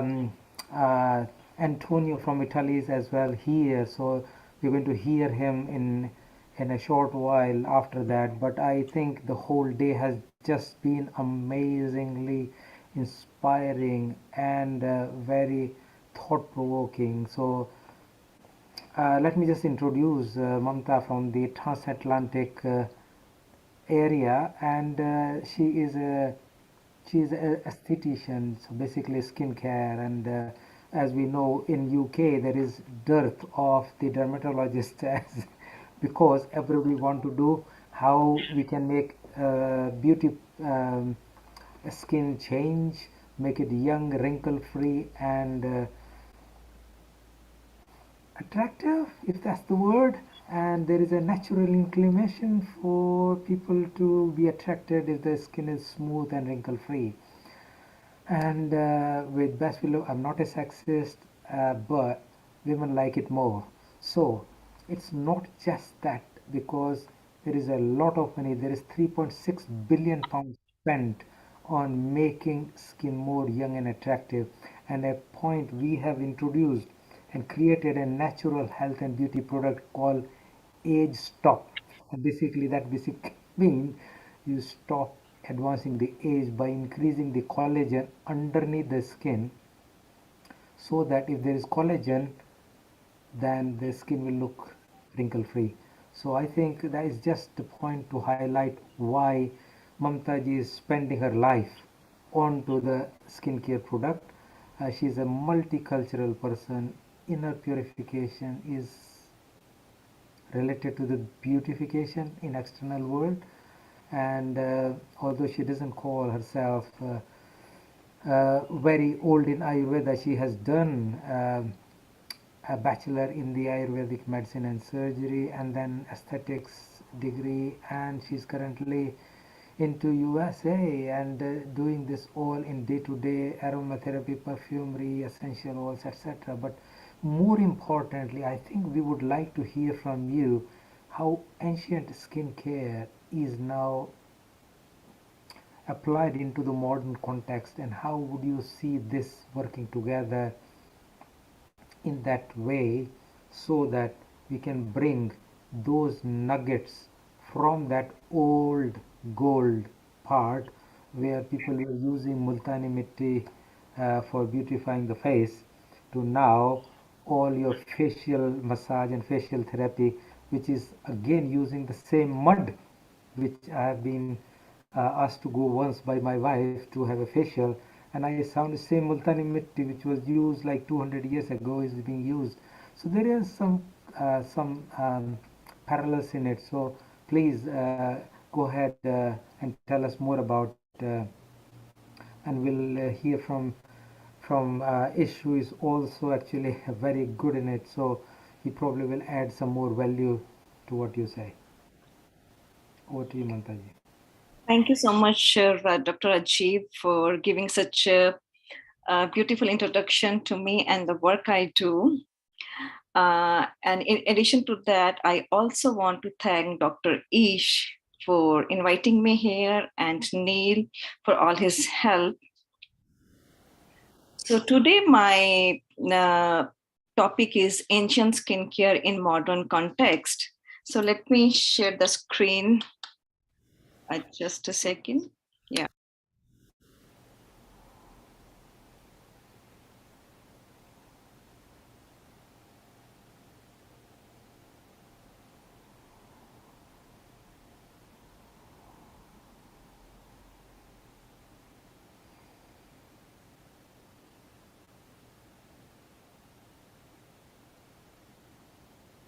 Yeah, Dr. Mamta, you are muted. Can you unmute?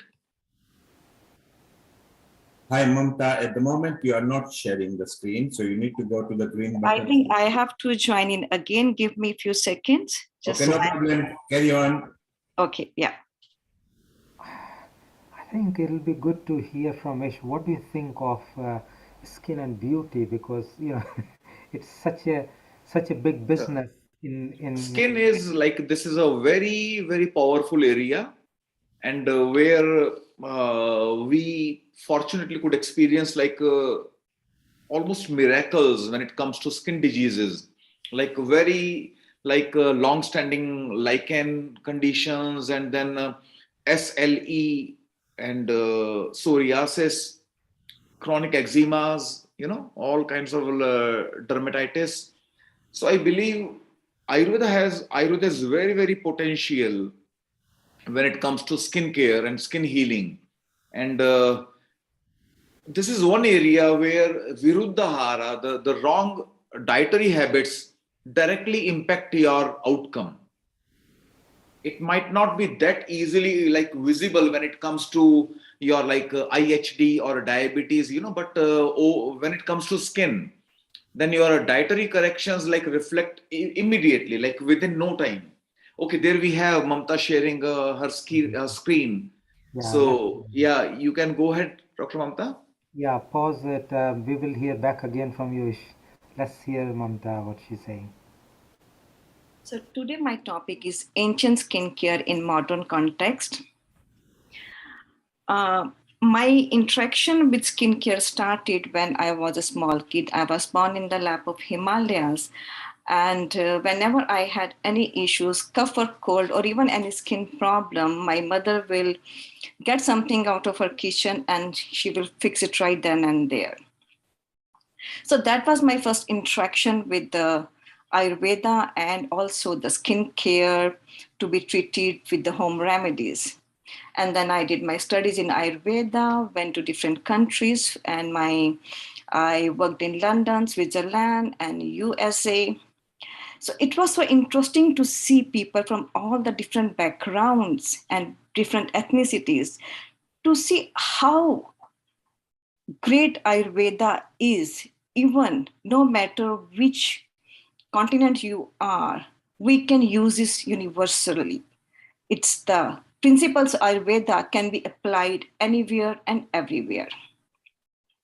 And during this time when I was traveling to stay in all these countries, so I am a very big fan of fragrant objects. So always liked the beautiful cosmetics when I was traveling to all these places and all the good brands selling their products. So I was so fascinated, I started using them. And I used them for years, and I tried European products, I tried American companies' products. And then at one point I realized that I am not getting the results which I was expecting, spending so much money, but not getting results. And I was thinking about it. Then one fine day, I thought about what my mom would do if I have this, to fix this issue. So then I went back to Ayurveda. And then I started using all the Ayurvedic knowledge, the herbs I used. And then as a result, I end up making my own skincare products. And also then I volunteered for an NGO. They wanted me to make products for them. So I volunteered and make products for them. And I'm still making them and getting good results. And for today's talk, my agenda would be skincare around the world in ancient times, Ayurveda and its concepts, modern skincare, correlation between Ayurveda and modern skincare, and my approach to these connections in facial skincare. Skincare in ancient times. So if we look at this, in Egypt, skincare was not only for beautification, it was also for the protection. They used coal to protect their eyes. They used milk baths, and face packs made of milk and rose. They also use Dead Sea salt to exfoliate and rejuvenate and heal their skins. They use burnt almonds to paint their brows. In Greek, the best remedy they used to stay young was fresh berries with milk. And they used a lot of olives in a different ways. They used olive oil to stay younger, to reduce their fine lines, and they used olives as exfoliant too. They were very big fan of honey, so they used honey with milk, honey with the yogurt to make face packs. In medieval times, people, they liked to have fair skin, so they used aloe vera, rosemary, cucumber as a cleanser. They used seeds and flowers as masks, and they use vinegar as a toner we use. And then in Renaissance period, so people started to paint their faces with chalk. Again, it was, they wanted to look fairer somehow. And the very interesting part was, during that time, they dipped bread in rose water to reduce their puffy eyes. And also they boiled oatmeal in vinegar to treat pimples. So then in Baroque period, they used milk baths, but they were more into makeup. Women, they used lip color for their lips, and they also used color for your face powder. In 1800, Vaseline was invented. In 1900, many skincare companies came into existence like Spond, Estee Lauder, Oil of Olay. Until now, a lot of companies are making their products, and it's getting more into natural skincare. So now in India, during Indus Valley civilization, skincare was more about religion. People smeared their faces and foreheads with powders and herbs. Mainly they used sandalwood, saffron, neem, aloe vera, turmeric, amla, etc. During Gupta dynasty, they used cream and oils and paste, though during this period, they were more into art and culture. During Mughal empires, they used surmas. Surmas are it's kind of a kohl for the eyes, like eyeliner. So it also treats some disease in the eyes. So they use this. And henna was used to color their hair and also as a fashion, like tattoo. So when we go to India history, then there is also mention of Mirabai. She loved putting natural almond oils for her skin to keep it soft.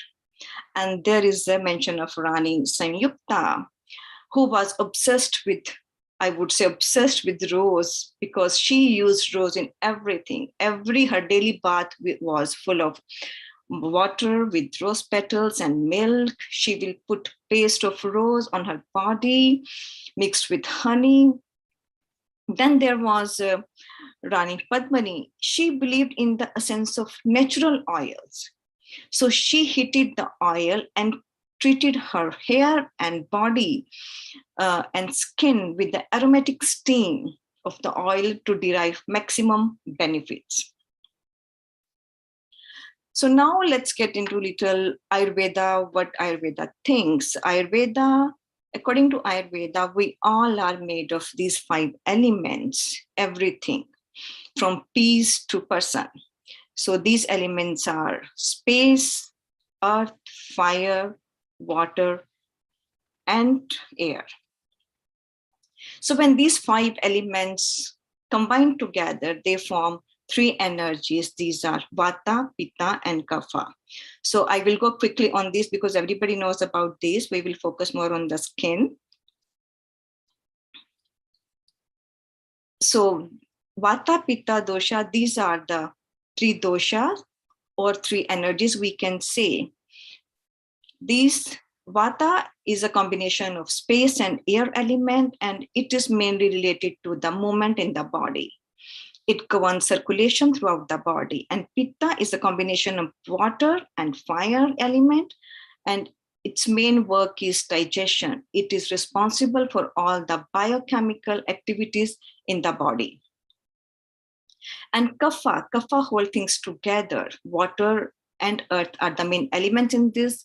It's responsible for the construction of living body. We have all these energies, all these doshas, but in different proportion. That is how we look different. Our hair, nails, skin, they are all different. So let me. Then there is a Saptadhatu. These are the 7 vital tissues that provide nourishment, growth, and structure to entire body. All the dhatus are nourished by rich, oily, or sweet food like ghee, almonds, and date. These are few examples. So these dhatus are Rash dhatu, tissue fluids, use food, whatever food we eat to nourish body tissues. Then Rag dhatu, it is blood nourished by Ras dhatu. Then Mas dhatu, which is related to muscles, nourished by Rag dhatu. Then Med dhatu, fat and connective tissues, lubrication and protection is the main function of it in the body. Then we have Asti dhatu, which is bone tissue. It supports essential organs, brain, heart, kidney, and also it gives shape to our body. Majja dhatu, it's bone marrow, which generates RBCs, WBCs, and also fill our bone cavity. Shukra dhatu is all about the gist of whatever we have eaten. It's the ojas, the main thing, which is the main power we have in our body. So it is also related to reproductive system. It's responsible for the secretions of estrogen, progesterone, testosterone. And then we go to Agni.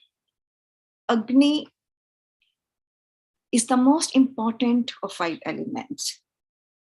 We need energy to all our physiological actions and functions. Tissues are broken down constantly and rebuilt. When we eat, food is transformed into physical form to help building new tissues. The energy responsible for this transformation is called Agni. So the main functions of Agnis are digestion, it nourishes 3 doshas, nourishes sabdhatus, it clears mind, thoughts, and ideas, maintains life force. There are many types of Agni, all 5 elements they have their 5 Agnis, then all the sabdhatu, the 7 tissues, they have their Agni. But here we are going to discuss about Jathar Agni, which is the main and which is highly related to the skin. So even there are 4 kinds of Agni. These are Sam Agni, Vishma Agni, Tikshna Agni, Mand Agni. Sam Agni, when all 3 energies are balanced, then we are healthy person. And Vishma Agni is inspired by Vata. It's when it's in balance, our body and our movements becomes very irregular. And then Tiksh Agni is guided by Pitta. It's like overactive of the Agni. Then Mand Agni, which is guided by Kapha. And when these Agnis are totally out of balance, they create ama, which are the toxins. And toxins, according to Ayurveda, this is the main problem for any and every disease in Ayurveda. We really have to take care of ama to have a healthy body and healthy skin on top of it. So Shushrut also, look at this picture, there is a milk pot. Acharya Shushrut has compared the human skin with the scum. When we boil the milk, we call in Hindi, it's malai, with that. So it's very interesting according to him. Even if we think about how we cook milk, if we have appropriate Agni, all the scum, layers of scum will become very nicely formed. And similarly, it's with our skin. If we have good digestive fire, good metabolism, then it will result into good skin. So according to Sushruta, the skin was formed when Shukra and Shonit, when egg and ova, they meet. It's so at the same point, then the many layers of the skin start developing. It's an interesting concept, and we will go Dimpu. We really have to spend a lot of time on it. So now let's move to the layers of skin. In Ayurveda, we have 7 layers of skin of Bhasani. This is outermost layer, devoid. It does not have any color. It reflects colors of the inner layers and the aura of the individual. When impaired by doshas, it creates pimples, acne, dandruff. Then lohita. Any changes or impurities on this layer affect the first layer of Bhasani. And the disease we can have when the vatas are vitiated is moles, dark circles, pigmentation on the skin. Third layer is Shweta. When it is impaired by doshas, then we can say eczema, allergic rashes on the skin. Tamra, it's copper in color. It nurtures upper layers. And if it's not copper, then it creates skin infections. This is also the main protection. It creates a barrier to protect the sun from the outer forces. Then Vedani, we have sensations and feelings in this layer. It connects our body to it connects the skin to the rest of the body. And we can see the heart piece is the disease comes on this layer. Then Rohini, this layer is mainly for healing and regeneration. Doshas can cause disease like cancers and tumors. Last one is Mamsara. This is innermost layer. It's a platform for stability and firmness of the skin. Doshas can cause abscesses or fistula. So now skincare now. Let's have a look what skincare is now. So skincare now, let me go back. Just 1 second.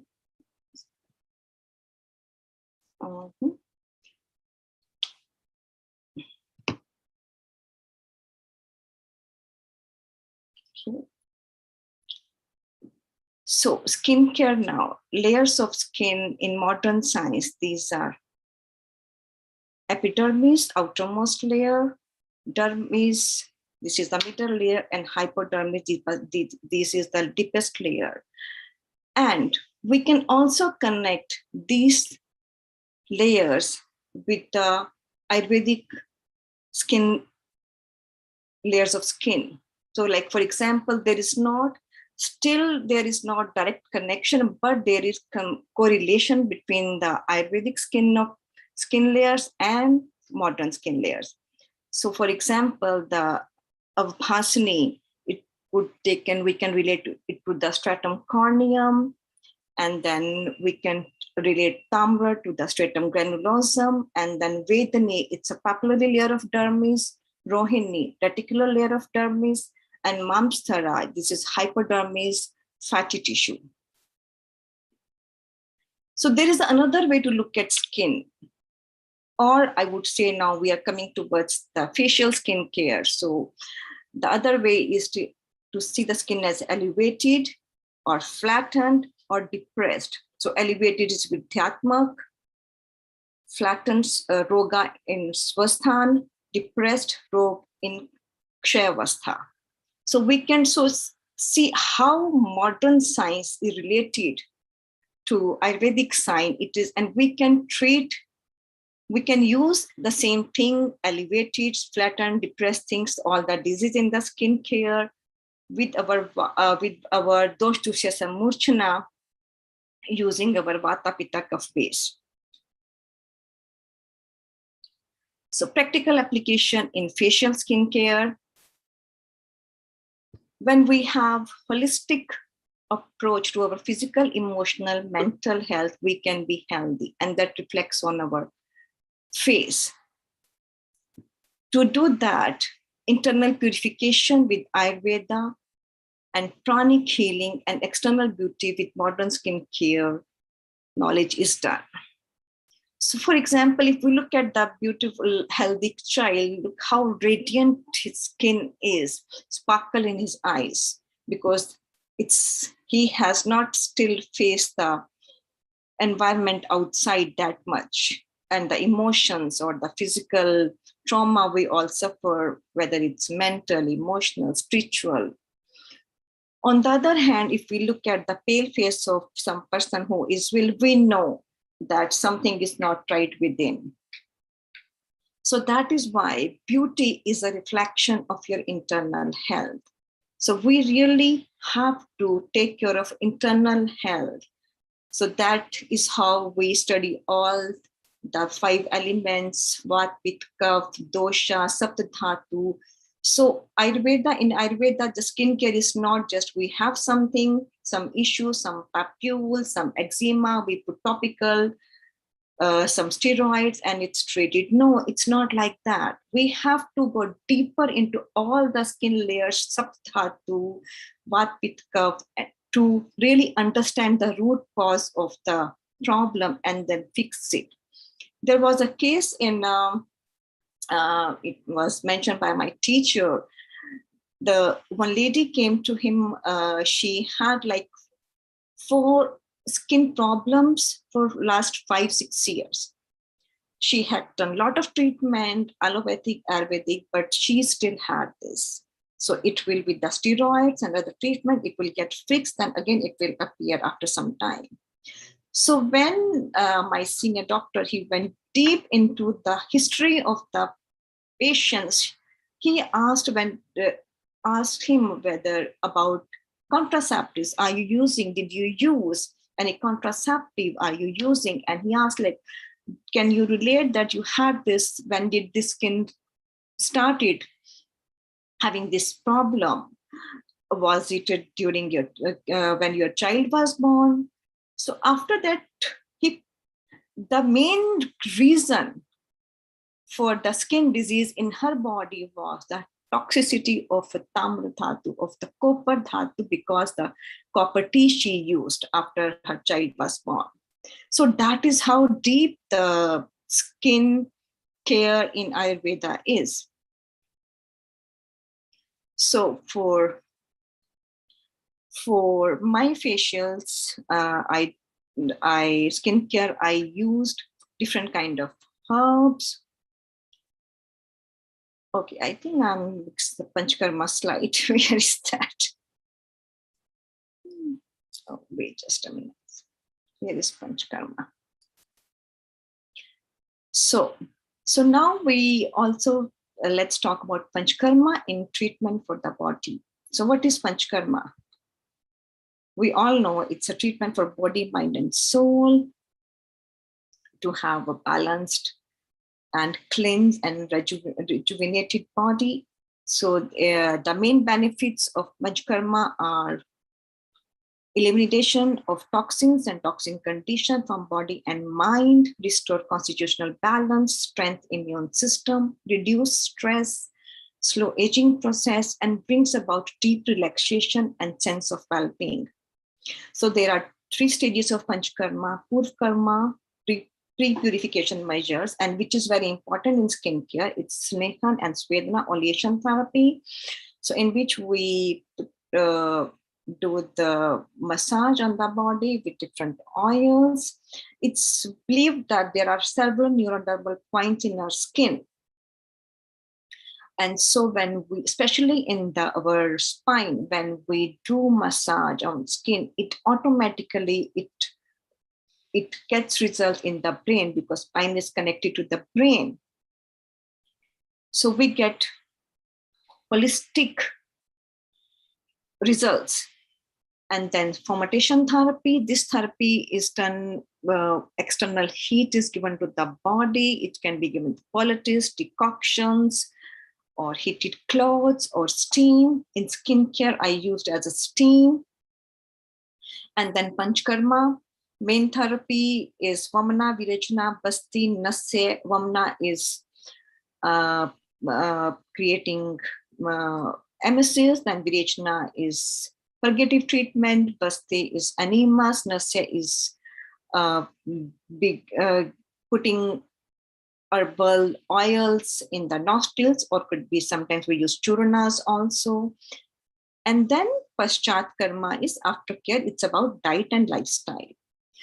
So now, since the Snehana and Svedana are the 2 most important things for the facial skincare, I will emphasize how, as skincare is the largest organ, there was a patient, a boy with a very dry skin. So he was advised to sit in the tub of milk. So 2 hours of sitting in the tub, and his skin was cured. So that is the beauty. And the Vaidya who did this experiment, he said that if we do Vamana on this person, we can collect 1 cup of milk. So basically, our skin also drinks. So we have to be very careful what we put on our skin. So I used these all Panchkarma therapies in my skincare. So I do Sanehana with the massage on hands, on the facial massage. I do Marma massage on the facial, then steam I use. Depending upon, I also add some essential oils to it when it's required. If sometimes, depending upon the patient, I do also Matha Pichu, which is dipping a cloth in the hot Ayurvedic oil and putting on the forehead, which also effects on our brain. And then I also do Nabhi Puran, which is nourishment of through the Nabhi from the navel, because Nabhi, our navel, is connected to all the meridians in the body, just to nourish all meridians. Then sometimes I also incorporate Padabhyanga, massaging the foot, because I feel like that this part, the foot is the main reflection of our whole body. And of course, Nasya. With Nasya, it is also very, during my skin treatment, it is also very effective in a way, because if like we live in New Jersey, close to New York City, so with the cold weather, people have a lot of cold issues. So when they come for the facial, so I incorporate Nasya also, so give some extra massage, and then also take care of their cold and open their sinuses. So how I incorporate modern into Ayurvedic, so the setting is totally modern. So with the modern ergometric beds, the towel, white, like spa-like setting, and when it's needed, I use high-frequency machines on the face, and also sometimes with microdermabrasions. And I'm still now my next step is to learn hydrofacial in Ayurvedic manner, so that we can use our decoctions on the face to hydrofacial. Let's see how it happens. And in addition to that, I also use pranic healing because the same concept of having having holistic approach towards getting a good skin. So I do pranic healing. So I scan the client and scan the chakras and to balance the chakras. And this pranic healing is also, it's a part of Ayurveda in somewhere, but not in a very detailed way. So this, when we reduce stress, that also brings glow on the skin. So the main ingredients I use are haldi, neem, tulsi, giloy, daru haldi, remedies. These are all my own pictures, the way I do my facials. And then the oils, these are the few examples: sesame, coconut, olive, castor oil, kumkumadi oil is the gold elixir. So I use it for my facial and the massage. These are just a few main ingredients I used. Other materials are used based on the individual skin type of the client. This information, whatever I hear, it's based on work I have done research for many years, and I'm still continuing to this day. So this is a holistic approach by incorporating pranic healing, Ayurveda, for a calm, blissful mind, healthy body, emotion balance, and most importantly, a glowing skin. So this is the work which I have done with the NGO, with the products I had made. And this is the thing which I'm doing currently in New Jersey. So it gives me a lot of pleasure. It's so much fun to tell people what Ayurveda is, to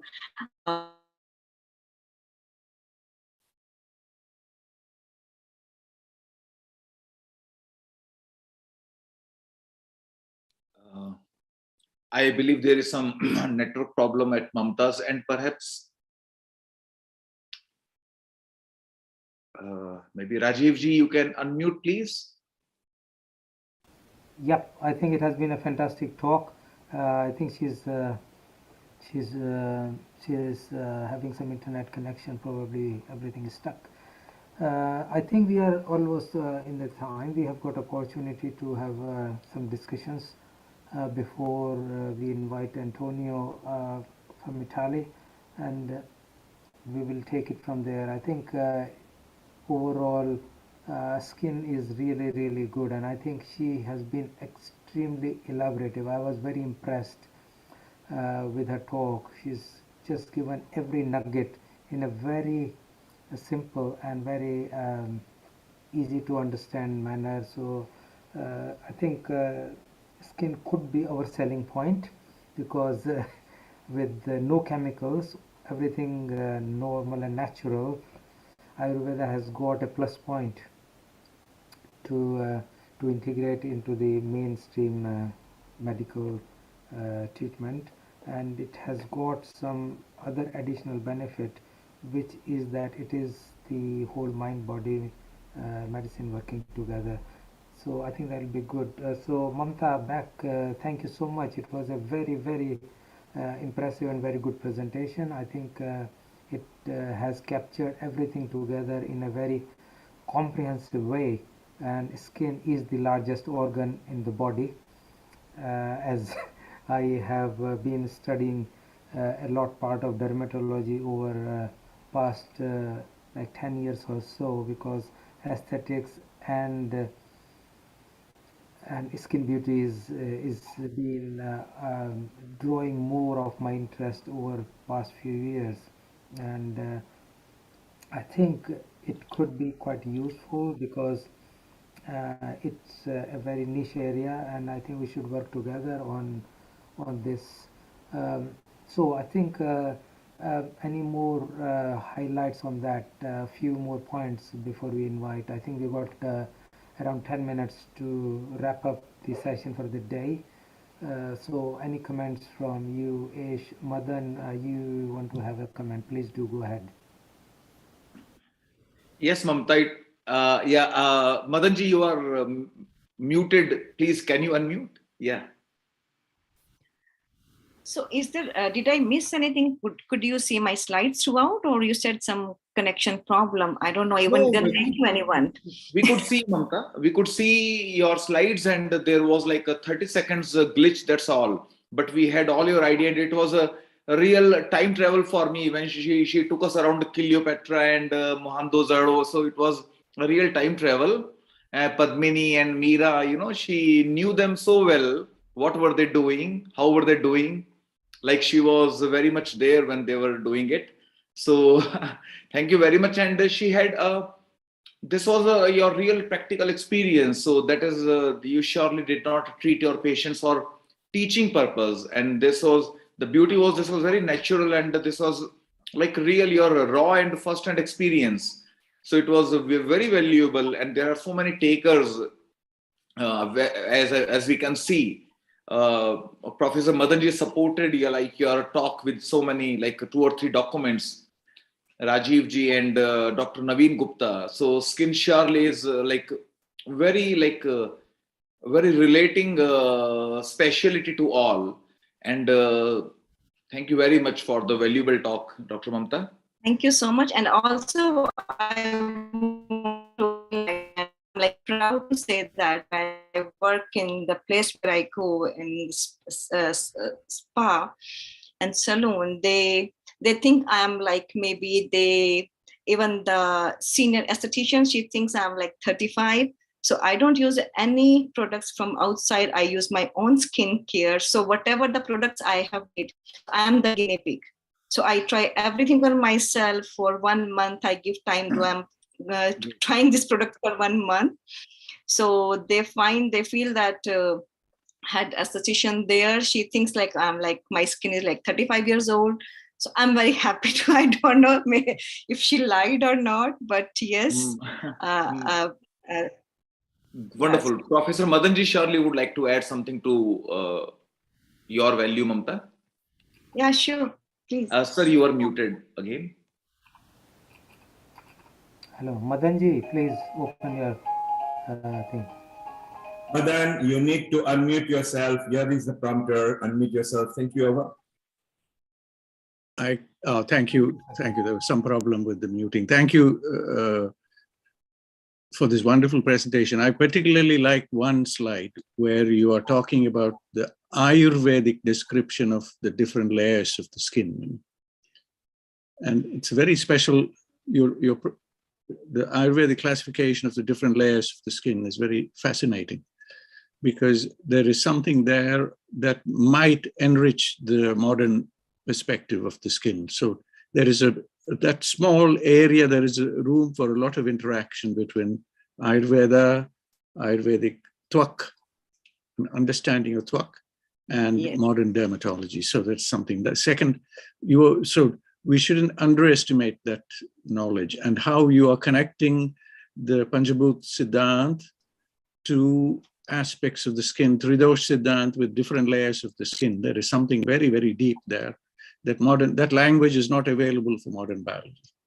So I think Ishji and yourself and all of us, I think I can see Shantalaji joining us from Latvia, and also Naveenji joining from London.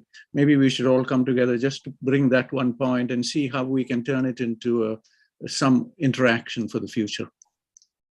The other point that you mentioned about putting a child in a large amount of milk and the skin disappears. The milk is a very unusual material, because milk not only has, from the biology perspective, this is modern, the genome biology perspective, milk not only is just the proteins and fats and all those other minerals, etc., but milk also contains microRNA, small RNA molecules. And these small RNA molecules are very powerful elements of reprogramming many aspects of human physiology. And the subtlety in Ayurveda, when we talk about the 8 kinds of milks, milk from 8 different animals. And then when for us who go deep into the Ayurvedic perspective, we talk about Grishtashira. Grishtashira is milk that comes from a primoparous animal. So the animal that has had its first child. And the microRNA there is even more unique.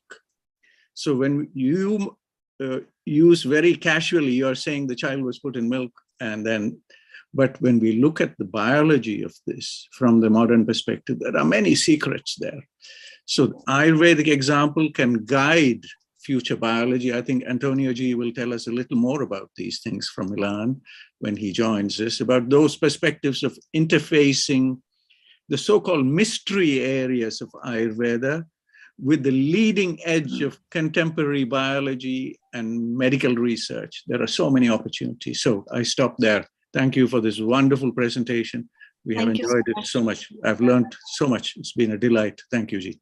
And we look forward to your help for strengthening our position in New York. Ishji is doing a lot of work in Mauritius, and Rajiv Ji and colleagues are doing a lot of work here in UK, and we want that anchor in New York, and we look to you. Thank you. Thank you. And I must thank Dr. Ish and Mr. Neil and Rajiv Gupta and everyone here for giving me a chance to share my knowledge, because otherwise what I was doing, it was just doing my own. When I do my facials, I don't use brushes. I use my hands, because I just try to do like my fingers, my Panch Mahabhut in my fingers, they connect with the skin of the client. So we have that connection. It's when I'm working on a client, it's just I am there for that client. I'm not thinking about my family or anything, what I ate, nothing about that. It's just the whole my connections. So the results I get, the relaxation. Sometimes people just say, we just want to relax, plus give me Ayurvedic facial. I just want to relax and get my beautiful skin glowing. So definitely Ayurveda is just, it's a deep, deep, deep well.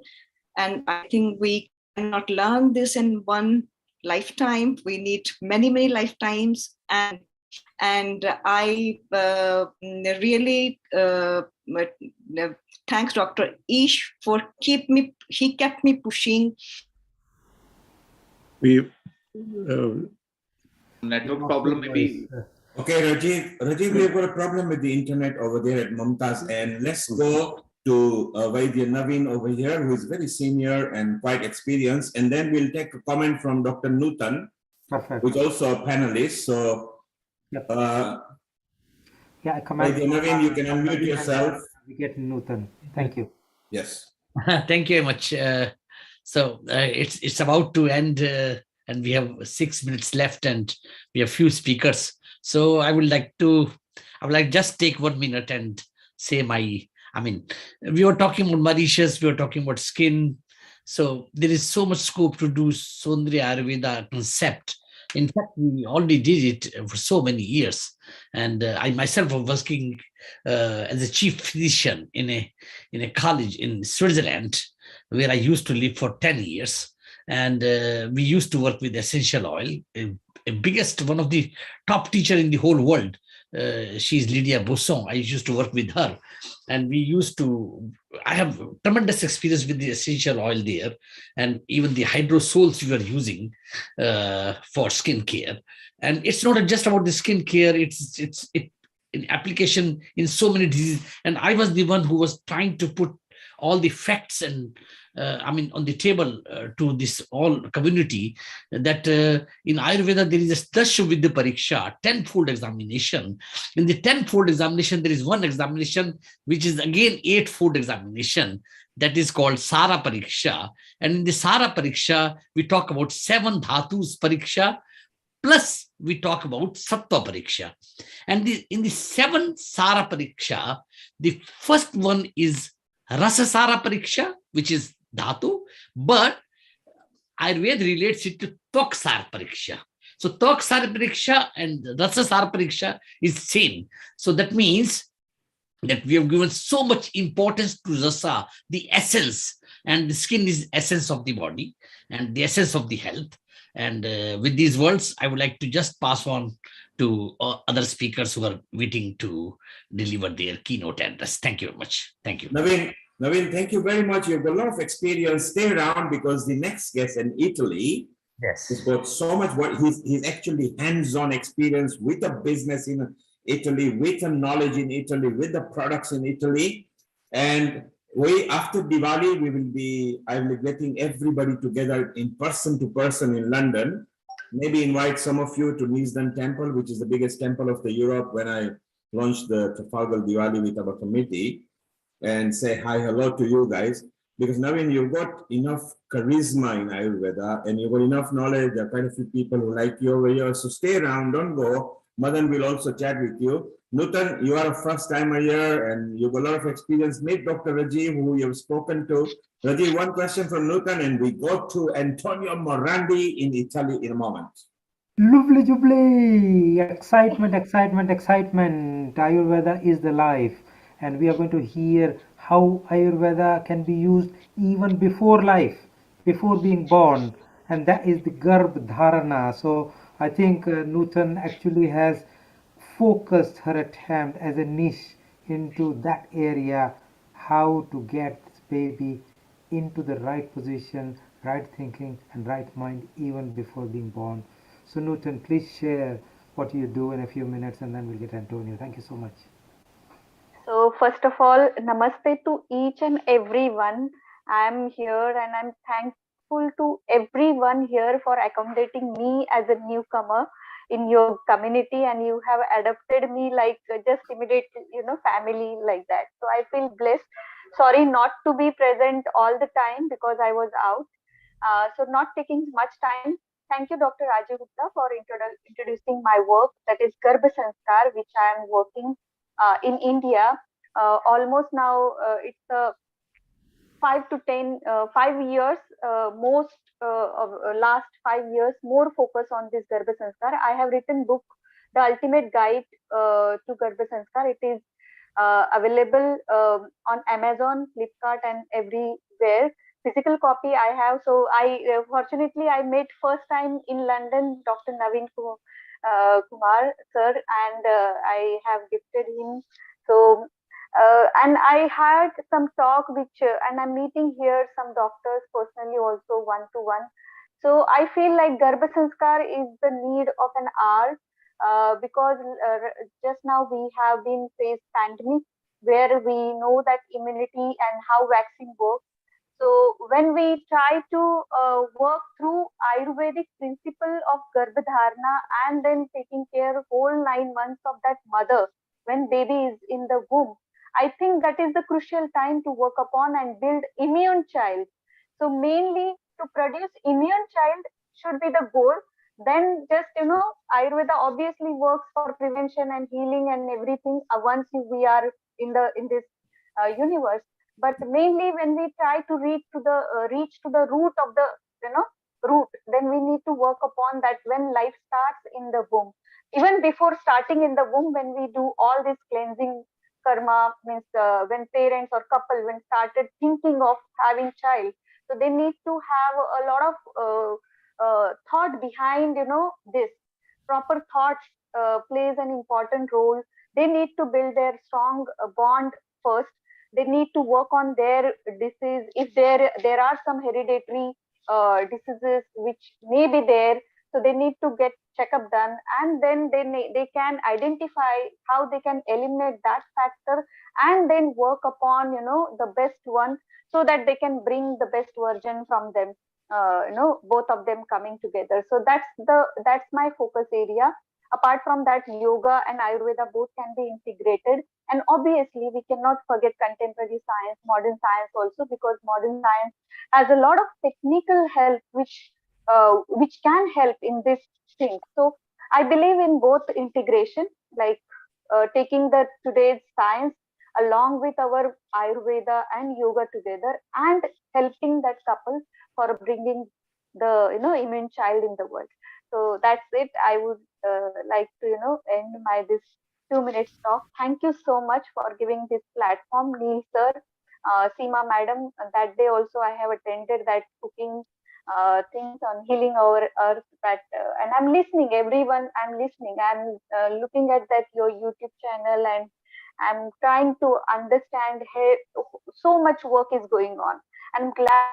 So, Nutan, thank you very much. And say hello to Madan here, because it was his friend, Rajan Patankar, who actually introduced you to me. And Madan has got so many friends around the world, so they come on my WhatsApp. And once you know that it's come from Madan or Rajiv or Ish, then there is no due diligence because they know the standard that I look for. So say hello to Madan, who you met, but say hello online, and we will move on to Antonio. Yes, that is where I'm going to come over that. So Dr. Madan sir and mainly Dr. Rajan Patankar, who introduced the gem of all this European Ayurvedic community. So I'm really blessed. I'm feeling blessed being here among your community. Thank you to each and every. Namaste, sir.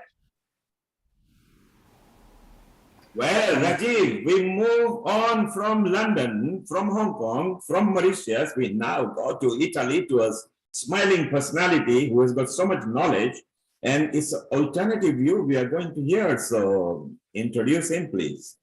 Thank you so much. I think we are moving to even more sunny Italy, because I think we are getting more and more sunny in UK. But I was talking to Antonio, it is far more sunny, far more warm. So let's give a warm welcome to Antonio, who is a scientific director of the ICAM and chairman. He is a medical doctor, and he has been doing like scientific work and has been introduced to Ayurveda in 1994. He specialized in neurology, but he has joined Ayurveda in whole world as a focus approach in this era of life. He is an award holder and honorary doctorate and Ayurveda Acharya. Ayurveda Acharya. I think that's very exciting. So the biggest benefit and the exciting thing for me, he has done work on integrating the conventional medicine with Ayurveda, which is one of our main focus. And he is going to talk about it, he's going to share his views. For people who don't know much more about him, he's a WHO consultant, and he worked for benchmarking the practices, training in Ayurveda, terminology of the Ayurveda. And I think it is such an interesting thing that he has introduced a course, Introduction to Ayurveda. And one day we may all go into Milan in Italy to really have a faculty or a retreat into the Ayurveda. He's a board medical doctor, and I think I'm so delighted that he is with me on this page of integrating the medicine and different branches of medicine. So I think let's hear from him, bridging the conventional medical system with Ayurveda. Welcome, Antonio. Thank you, Rajiv. Can you hear me well? You can yes? hear me very, very well. Okay, yes. And hello to everyone. Hello to Madan. Is present everywhere, Madan. We have a long-standing friendship with Madan, so I take the freedom to make some joke with him. He's a great guy. A great guy. Yeah, yeah. And yes, my passion besides Ayurveda has always been the way of being understood by my colleague. Because the problem is that if we want to diffuse Ayurveda, if we want to diffuse at the high level Ayurveda in the medical and scientific world in the West, we have to let them, I speak of them, to understand what we are speaking about. And so I think that it's very important to address the epistemological problems that there are between Ayurveda and modern medicine. That is not only of Ayurveda, but also of all traditional medicine. I will speak about Ayurveda, but I think that what I will say about Ayurveda can be used for any other traditional medicine, traditional Chinese medicine, Tibetan medicine, whatever. Can I share the screen? Yes, here it is. Yes, you please share your screen. Yeah, we can see it. Perfect. Can you see my screen now? Yeah, we can see your screen. Perfect. Okay. So And in fact, the title is Bridging Conventional Medical System and Ayurveda, because we will see that, in my opinion, integration is not the right word, because we have to be very careful, because we are all speaking in English, which is, at least is not my language, but I think is not the mother language of many of the people of this session. We are speaking we are using a language which is, a language which is a mean of communication, but for this we have to be very careful about. So, the epistemology of Ayurveda, yoga also, and modern medicine are very different, but because we have to understand the conceptual framework in which nature, science are interpreted depends on historical, cultural, social, and economic factors, but nature is one. There are not many nature is one. And there are a lot of different viewpoints. So if we have a complete, or at least if we want to attempt to have a more complete picture, we have to have a collaboration of multiple perspectives. We cannot only see things from one side. If we analyze a little bit the different knowledge system between the modern and the traditional and Ayurveda and yoga, we will see that, for example, modern is experimental, while the traditional is experiential. The modern is based on the analysis, while the traditional system is based on synthesis. The modern is based on objects, giving the name to the objects, while the traditional and the Ayurveda is based on relationship. It's focused outside the modern knowledge system, while the traditional is focused inside. The modern tend to a standardization, while the tradition is dynamic. It depends. The modern is static, while the traditional is based on transformation. And the modern the knowledge system is based on the shape. As I was saying, it's based on object, that, and from the object, they derive the function, while the traditional is start from the function. And then is the function that gives the shape to the objects. So we see that these two systems of knowledge are different. They are two different perspectives. Like, the darshana, they are different. They see the different point of views. And if we want to integrate them in the way the integration is understood in the modern system, that means a melting of the two different points of view, there will be a loss of identity of one or both the system. I was speaking about the language. Language is, if you look at the dictionary, Oxford Dictionary, integration has two meanings. One meaning is two items, two people, two groups that work at the same level for the same object, for the same aim, for the same target. And this is what we mean for integration. But there is another meaning, which is the two objects that melt for getting to the same result. And this is the way modern medicine intends integration. And we have to be very careful, because this integration is not the integration that is good for Ayurveda. So we have to find a way of interfacing these two systems, because the secret will be the interfacing, not the integration. Because proper dialogue and communication between Ayurveda and modern biomedicine is absolutely needed, because we have to solve confusion. Because if we are able to do this, then we will introduce a paradigm shift in the vision of medicine and science. And in this way, we will have Ayurveda available for everyone and everywhere. So if we examine the two different systems of knowledge, we can make some interesting consideration for this kind of interfacing. And this interfacing is a collaboration, is not an integration, because we have to arrive to a synergistic therapeutic strategy that exploit in equal way the strength of both systems, which are the ability of Ayurveda, inclusive and systemic observation, and the analytical and technological ability of modern medicine.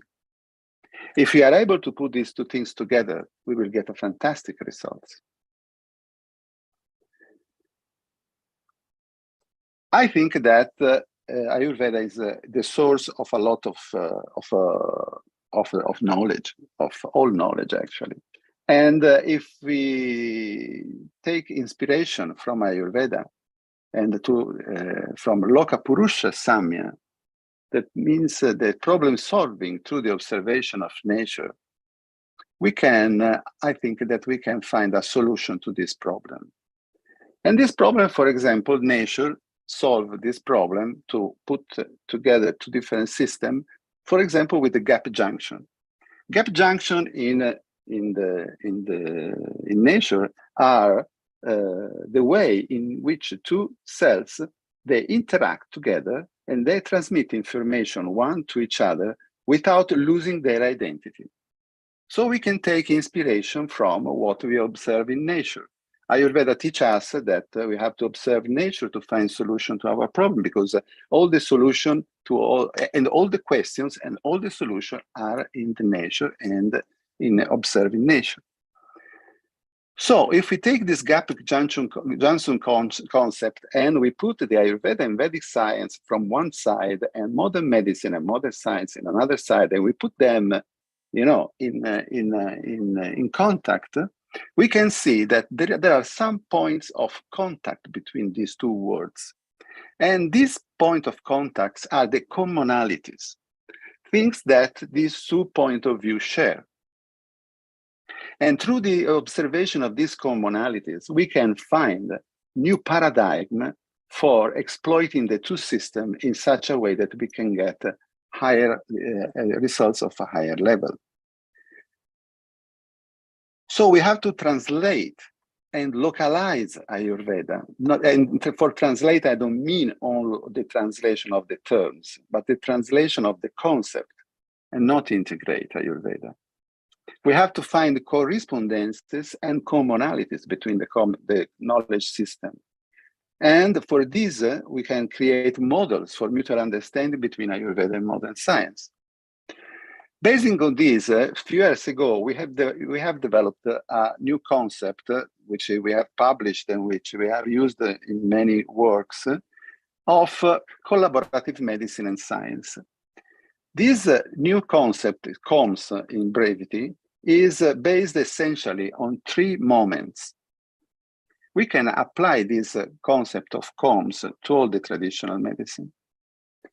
And these moments are the reformulation of Ayurveda epistemology in such a way that is understood in modern terms, not that is bent to modern terms, but to be understood in modern terms. The second is modeling of Ayurveda, and the third moment is the localization of Ayurveda. Now I will briefly go making an example on each of these. The reformulation of Ayurveda epistemology is the one that I like more, the one that I am more, interested in, but also because of my nature. I think that one of the points where we can start is that modern medicine is based on chemistry, while Ayurveda is based on physics, and chemistry is based on physics. So this means that Ayurveda has a more inclusive view than modern medicine, which is based on chemistry. And so I think that we can find a dictionary for the communication between the two systems through physics. And this is not only for Ayurveda. It's like two different levels. When one is chemistry and another is physics. Ayurveda, modern medicine. The world based on chemistry is a world where the reality is made out of objects, of molecules that interact with the receptors. Instead, the physics is the world of relationship, how the interaction happens between events. So it is really like two different levels. They are not, they are not wrong. one and the other is correct. It's like to see one side and the other side. And in the other side, there is the explanation of one side. In Ayurveda, in traditional system of knowledge, we find the explanation of the observation of modern medicine and science. One of these evidence we can find in Samkhya. In Samkhya, for example, we have one of the first commonalities with modern science that we can find. We have the Purusha Prakriti interaction that in some way is a breaking of symmetry. And this breaking of symmetry is the same breaking of symmetry that give rise to the string of the string theory. And this, breaking of symmetry give rise to three phases. A phase of movement, a phase of resistance to the movement, and a phase of balance, which are called Raja, Sattva, and Tamas.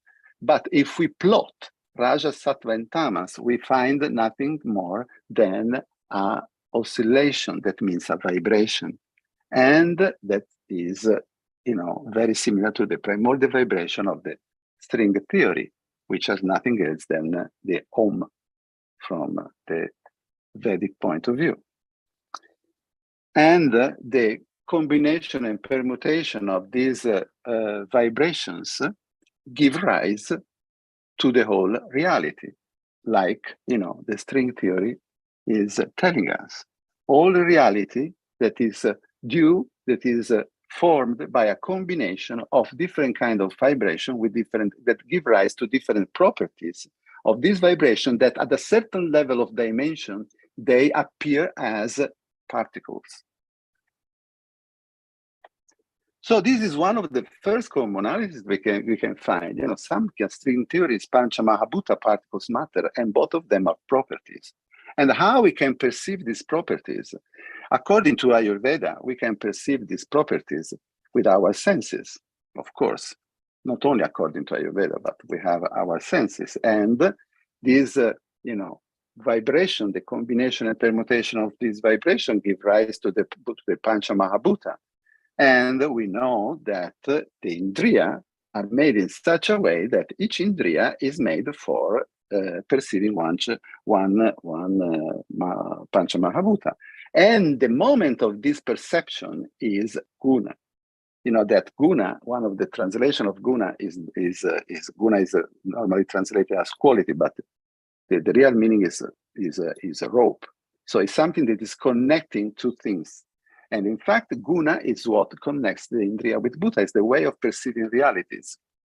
But this is the main concept of all Ayurveda. How can we make this concept understood to modern science? Because modern science, as we have seen, is based on objects, on quality, not on qualities. It's based on quantity, on object to be perceived. We can understand guna in this way, thinking about the Bhuta and the Indriya has, ensemble of different kind of permutation of vibration as a phase interference. So we can think that perception, we can think as a perception as phase interference. We have a constructive phase interference with, similar Bhuta and Indriya, and then we have the perception. If we don't have this, we have a destructive phase interference, and we don't have the perception. So we cannot hear with our eyes, for example, or we cannot see with our ears. If we want to try to understand the guna concept from a modern point of view, we have to disassemble the guna. And we have to think that, for example, modern reality, modern physics, determine the event based on motion, cohesion, and transformation. And these three moments are very important because from the combination of motion and cohesion, we have other action which are consistency and density, and the temperature and time from motion and transformation. And from cohesion and transformation, we have the shape and structure. These are nothing else, the data that are contained in the concept of guna. So is the simultaneous guna is the simultaneous knowledge and contextualization of data and information in their dynamic cause-effect relationship. So this is one possibility to translate guna, the concept of guna, in modern science, in modern medicine. And this could be very, very useful. And I will make you an example now, just to share, to tell you how useful can be. This comes from when I was working in the United States. I was working many years in the United States in neuroscience, especially on neurodegenerative diseases. And we'll make you the example of Alzheimer's disease. You know, this is half of it is a healthy brain, and another one is an advanced Alzheimer's brain. As you can see, there are different morphology. From an Ayurvedic point of view, the healthy brain is Nigdas Lakshmi Maridu Guru, that is, you know, a kapha appearance, while the advanced Alzheimer's is Ruksha Kara Katina Lahu, which is Avata, which is the difference between, from a morphological point of view. And if we look at this morphology and we take the guna of this morphology, the beautiful thing is that we find the same guna, for example, at the clinical level. The clinical symptopathology of the Alzheimer patients are based with the same guna. And in fact, we have a memory loss, problem with the language, difficulty in performing familiar tasks, and so on and so forth, which are all the alteration of the values. And there are all alteration, if you look at the guna, you see that there are all alteration of the guna, which are referred to this to the value. So the alteration of the value is reflecting the loss of structural compactness and coherence that we observe already in the morphology. But the beautiful thing is that we can find the same things also at the microscopic level. We have the B is a normal brain and the A is an Alzheimer brain, where we can find neurofibrillary tangles and amyloid plaques. The amyloid plaques are, you know, bunch of material, which is dysfunctional material and amorphic material, which block, interrupt the network of the neurites and cause a retrograde death, causing the neurofibrillary tangles inside the neurons. So you see that there is an alteration of the structure where you can find the same alteration that you can find at the level of big morphology and the gross morphology, and also at the clinical level, if you observe with the logic of guna. And with the logic of guna, if you see a healthy neuron, for example, the healthy neuron, which is different from the brain, because the brain we have seen that is a lot of kappa, but the kappa is needed to contain the neurons, because the neurons are, from a morphological point of view, Laku, Ruksha, and Kara, but from a functional point of view, they are Sukshma, Tikshna, and Vishada, which is, you know, this Pitta, which is very high Pitta, which is very high Agni, which is coherent with the high activity of the neurons, and this is why they are immersed in the kappa substance of the brain to balance the heat. So we have that the activity of the neurons is based on Sukshma, Tikshna, and Vishada, and the morphology in Vayu and Laku, Ruksha, and Kara. If you look again at the microscopic morphology, we can see that there is an increase in the in the disruption. You know, there is an increase in Vata. Vata that becomes from a quality becomes a dysfunction, because there is an increase in Laku, Ruksha, and Kara, which are the basic morphological tract of the neurons. But when they increase, they become a damage, they become a problem. And this corresponds to a decrease in Sukshma, Tikshna, and Vishada. In fact, we can see that the neurofibrillary tangles, the amyloid plaques, they decrease this quality, this guna. And instead, they give rise to Pichila, Manda, and Stula, which are, again, the guna that we can find also on the clinical side. And this happens also at the electron microscopic level. You can see here, for example, the tangles that are forming, which they, there is a structure which is conserved, and it is not conserved, is disrupting the structure, disrupting. While in the healthy area, there is this structure. So there is a lot of structure, a loss of structure, a loss of coherence in Alzheimer's. So, and this is an increase of Vata. But increase of Vata, we know that in some way is correspondent, as we have seen, a decrease of kappa, which are mainly in the brain lipids. And this observation that I made when I was in the United States is very important, because when I was in the United States, I was pointing the attention to the fact that the Alzheimer patient had always some kind of membrane problems.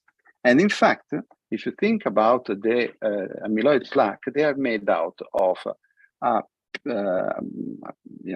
transmembrane protein, which is cleaved at the wrong level because there is a decrease in thickness of the lipid membrane, and the cleavage of this transmembrane protein happen in hydrophobic level. And so there is this piece of protein which is hydrophobic, and it goes outside and then is assembled in the plaques, which are the root cause of the Alzheimer's disease. If when I was in the United States, I would have the knowledge of Ayurveda, I could have predicted such a mechanism that has been in the last year, in some ways, found out by medicine. There are a lot of discoveries about the alteration of membrane in Alzheimer's brain, but not only in Alzheimer's brain, but in the whole person that has an Alzheimer.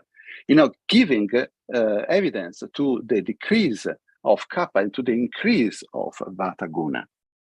If the modern science would have the understanding of guna in this situation, would have arrived to the same conclusion many years before. And of course, with this knowledge, we can have better therapy. Let's go to the modeling of Ayurveda, to create models. To create models to overcome communication gaps to the diverse knowledge system.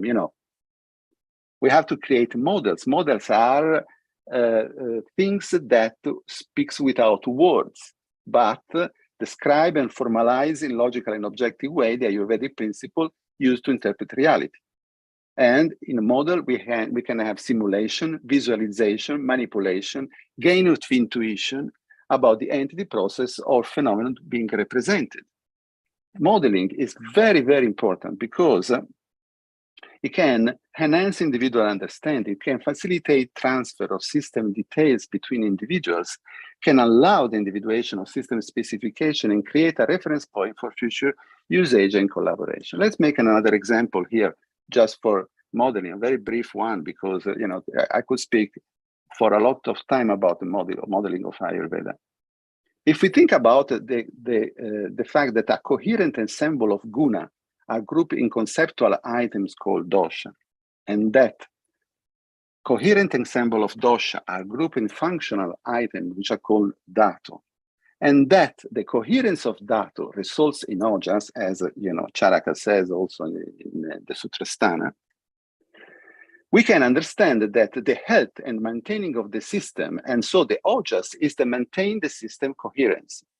So we can see where the modern science look at the concept of coherence and the way and what kind of logic use to understand the coherence. And this is the complex system. So we can see the logic of complex system, and we can use the adaptive complex system logic in order to understand and to explain the way reality and Ayurveda are working.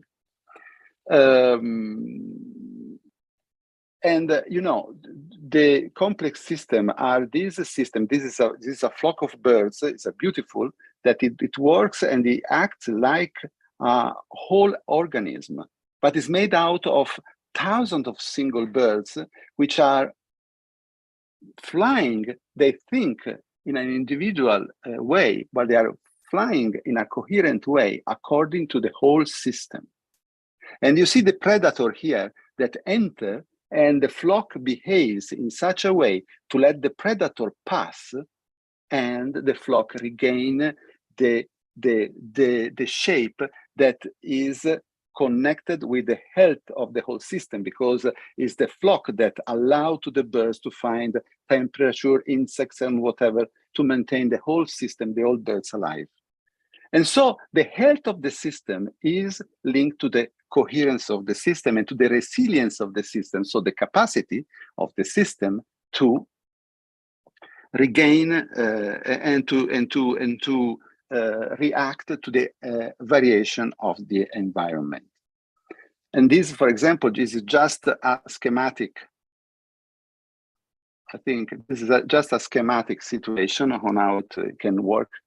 You see that the flock of birds, separate and then enter again and regain again their own logic.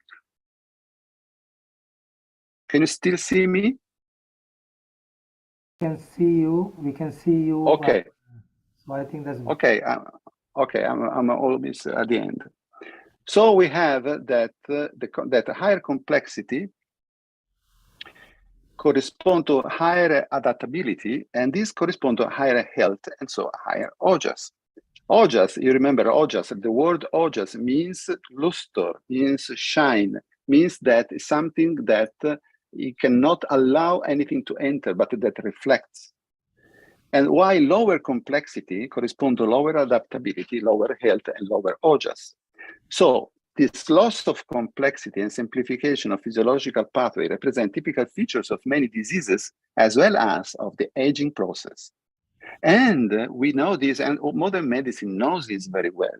And the whole Ayurveda, and the whole treatment, and the whole therapy of Ayurveda is for maintaining the organism to a higher complexity. To higher complexity. We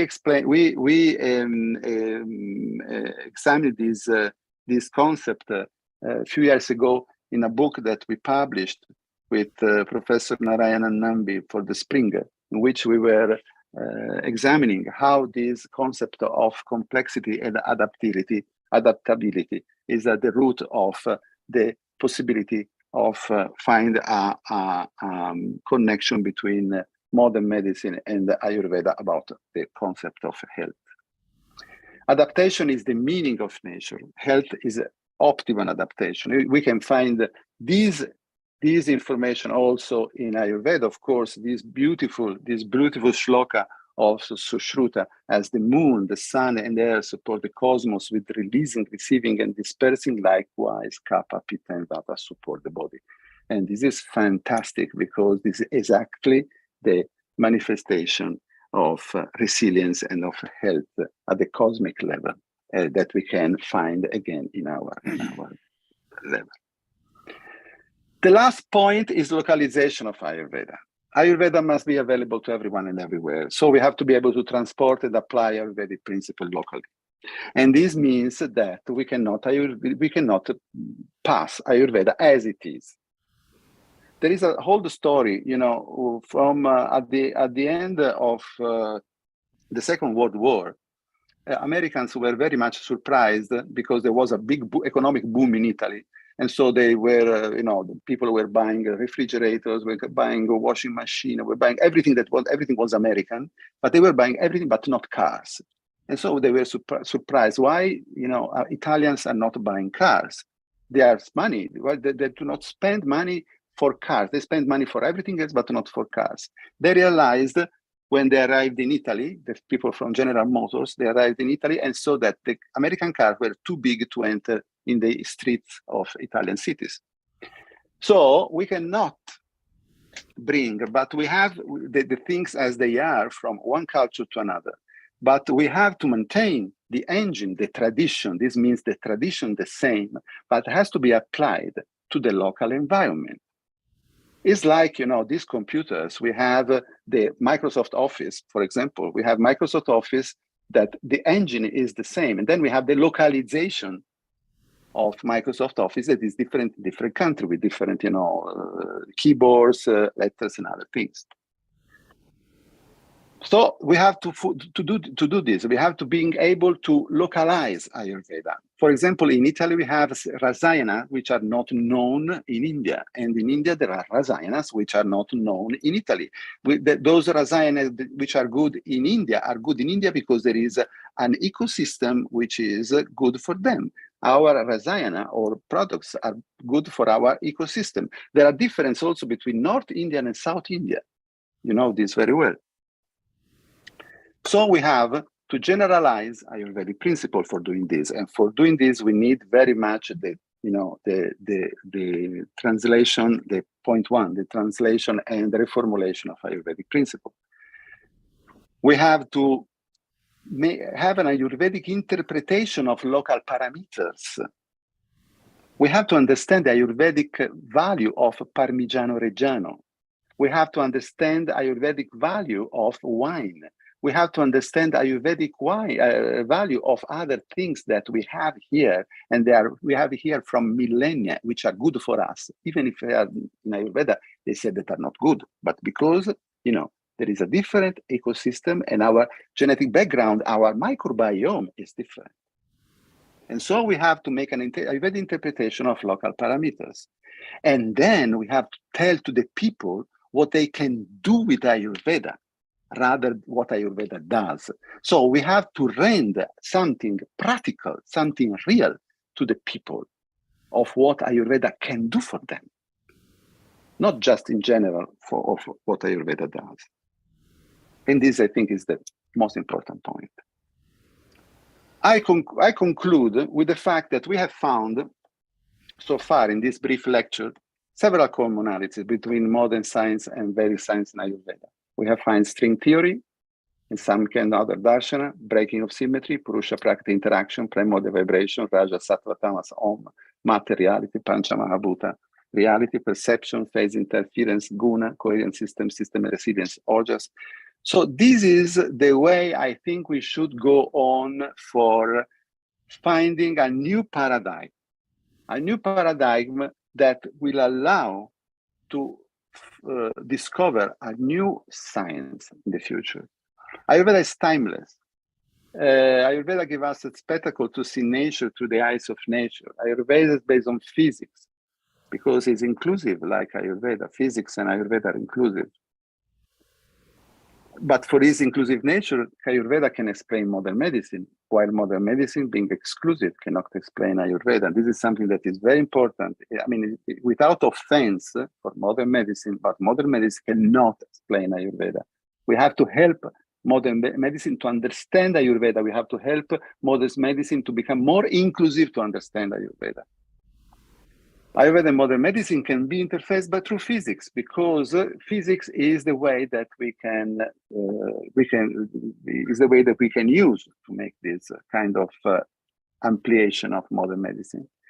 In fact, Ayurveda can be of great help in directing the observation of modern medicine and science. It can lead in this way to a deeper understanding of pathophysiology and support possible alternative or complementary therapeutical strategy. And finally, the implementation of Ayurveda in modern science will lead to a paradigm shift and to a higher level of consciousness for the benefit of all mankind.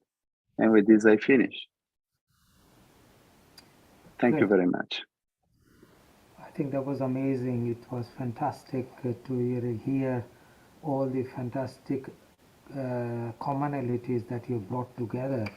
And it is really a hard job until you understand both sides to see that there are commonalities, because majority of people are one side or the other, and they commonly criticize one or the other, and that's something which has been going not for 5-10 years, that has been going for like hundreds of years.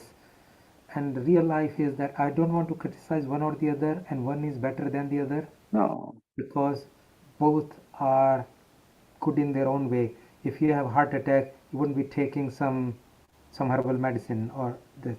So each one has a place. I'm very, very clear about it, and that is the whole purpose why we are trying to bring it together in form of the integration. And just a word on that.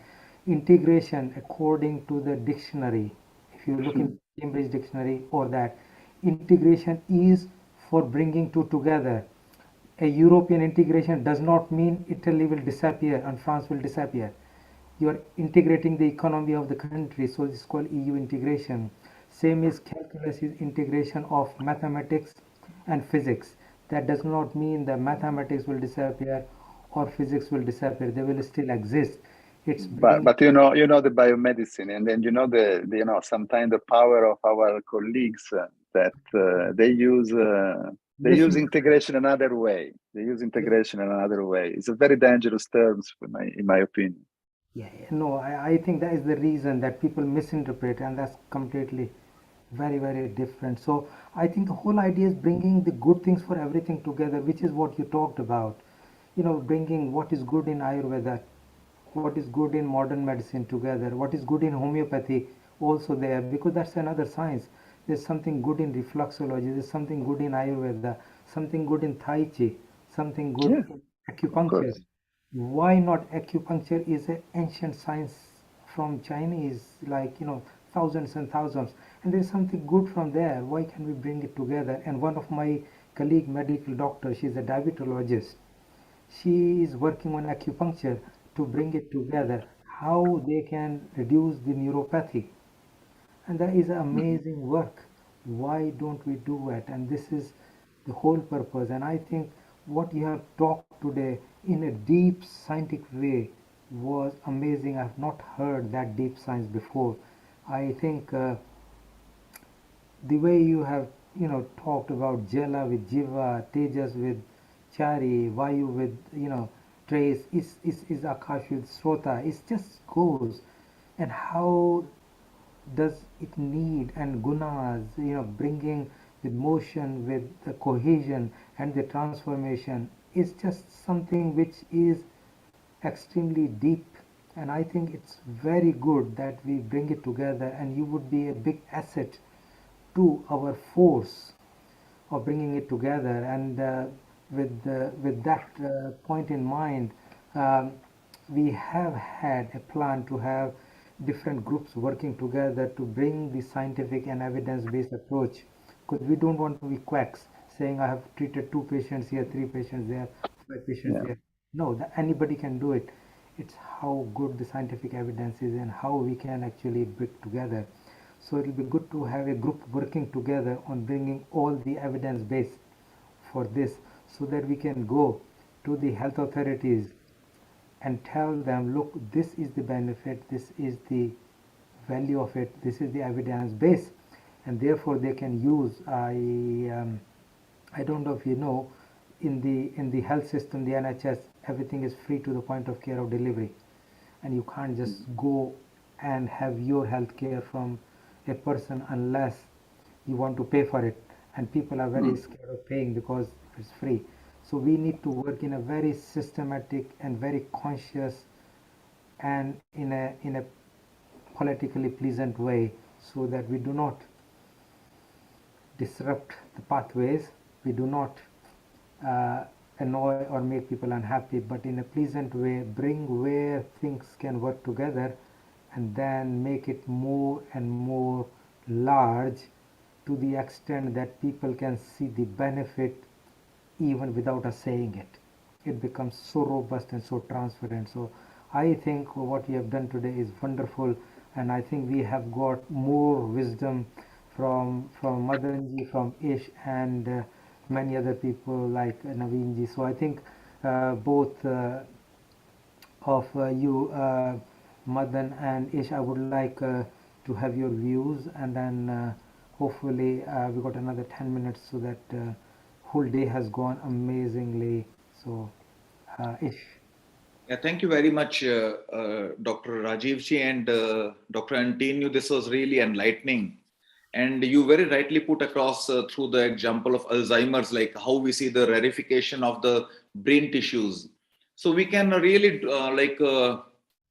find like Prakriti Purush Samya, or if we compare modern medicine with the Ayurveda medicine, so many like similarities can be traced down. And surely Ayurveda coming much earlier, there was some very divine wisdom which existed like 10,000 years back when there were no microscopes, when there was nothing.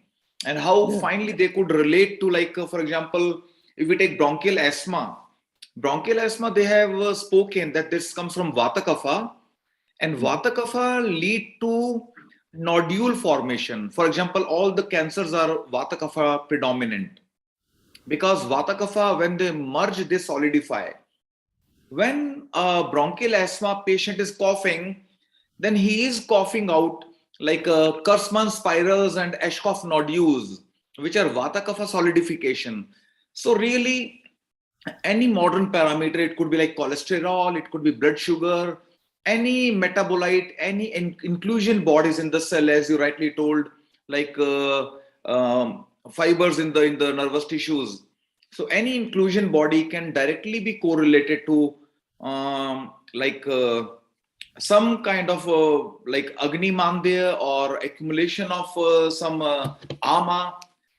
Ama can be in like maybe gaseous form like blood pressure. It can be in liquid form like many toxins. It can be in solid form like cancers. So there is so much to correlate, and that is what can bring us to commonalities that is what where we both can be on the same page, and that will be faster to move ahead. Maybe Madanji will surely be elucidating in a much better manner. So over to you, sir.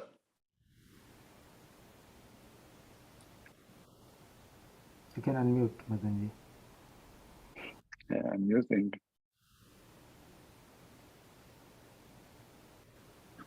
Antonio, thank you very much. I missed your recent presentation at NIMHANS in Bangalore. I think it's a good opportunity just to see this. NIMHANS is the National Institute for Mental Health and something else. Neuroscience. And neuroscience in Bangalore. It's one of the leading.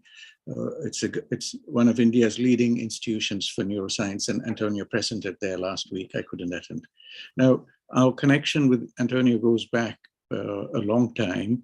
It goes back to 2008 when we started our early interactions. In 2009 was when I had an opportunity to meet with Antonio, and this is a distillation of that event where we were together.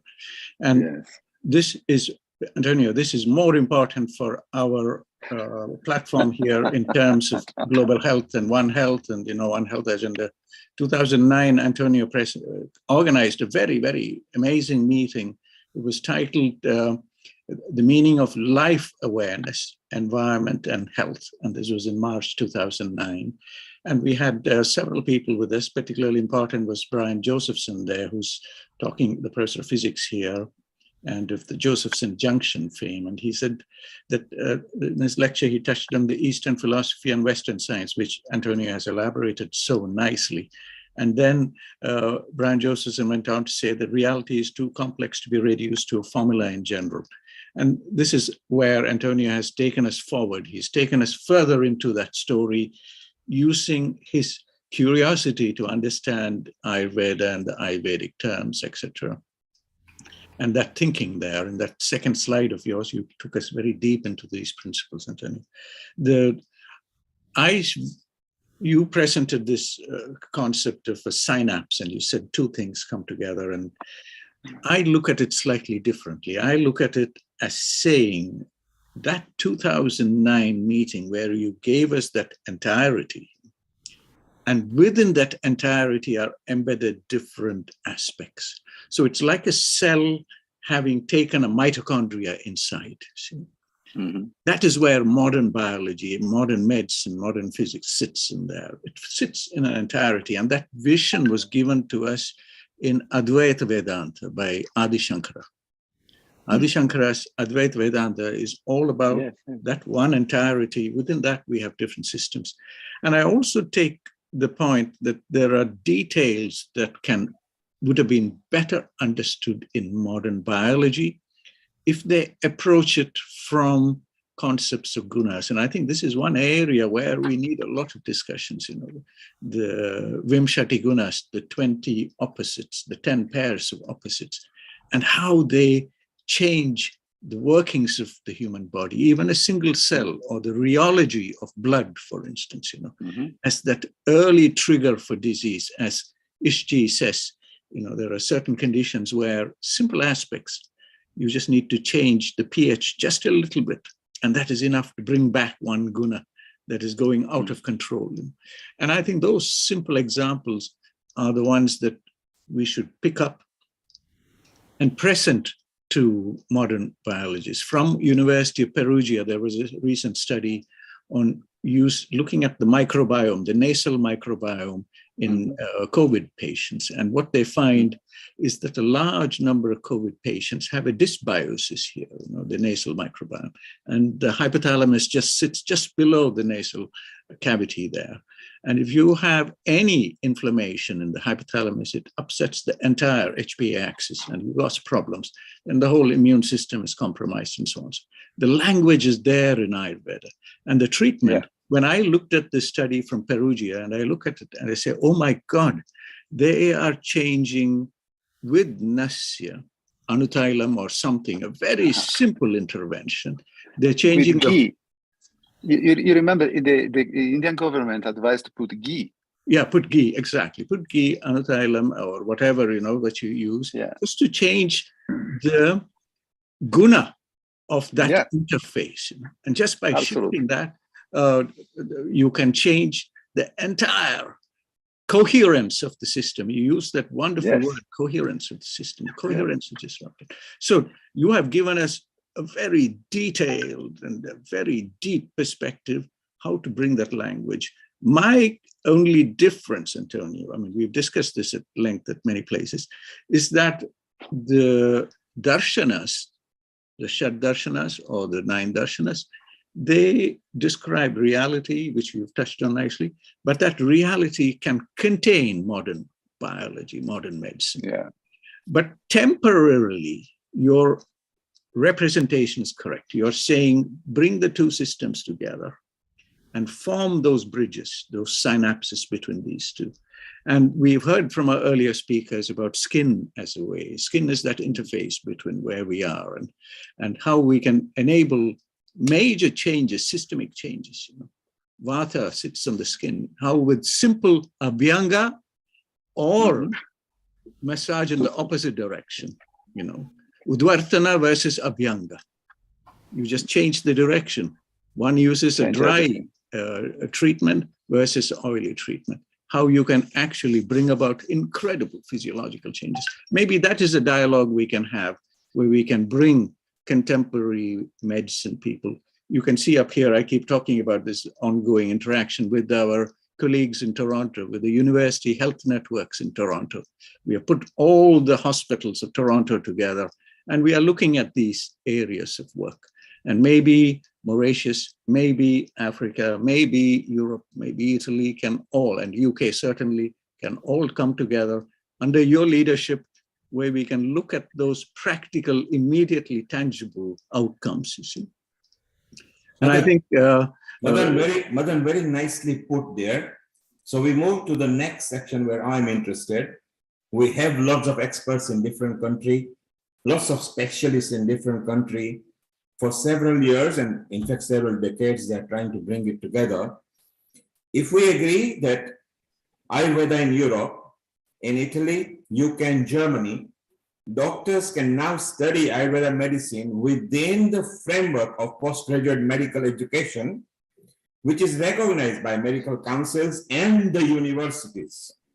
Now, bearing this in mind, Antonio, you are there. Shall we agree right now on this forum that before next March, we all meet in London, particularly from the Italy, Germany, and UK experts in London, and we form what is the whole point of Healing Our Earth together, and we create a document, a working document that we can use for the correct media, and we bring them, and the parliamentarians. Now, Italy Parliament is quite good. It started now doing outreaches with even ethnic organizations, so particularly Indian, which are the sponsors of, through the Ayush Ministry, Ayurveda and everything. And India, which has started with the first wellness and well-being officially recognized center in Jamnagar, together, knowing that India actually vociferously markets Ayurveda very seriously right now, let us all unite together to go to the next step and speed up within 3 years what we've been trying for the last 30 years. Now is the right opportunity, because we are all able to come on meetings like Meet, Zoom faster, but we go person-to-person meeting in London. One of the biggest temples will maybe sponsor us a dinner and host it, so the value will be very good.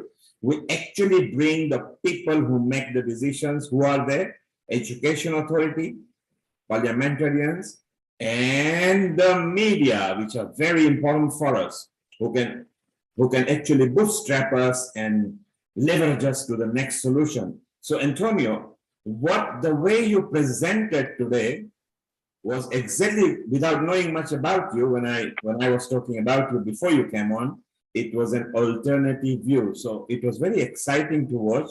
And which country are you from? Italy. What does Italy do? Italy recognizes this through the university as well.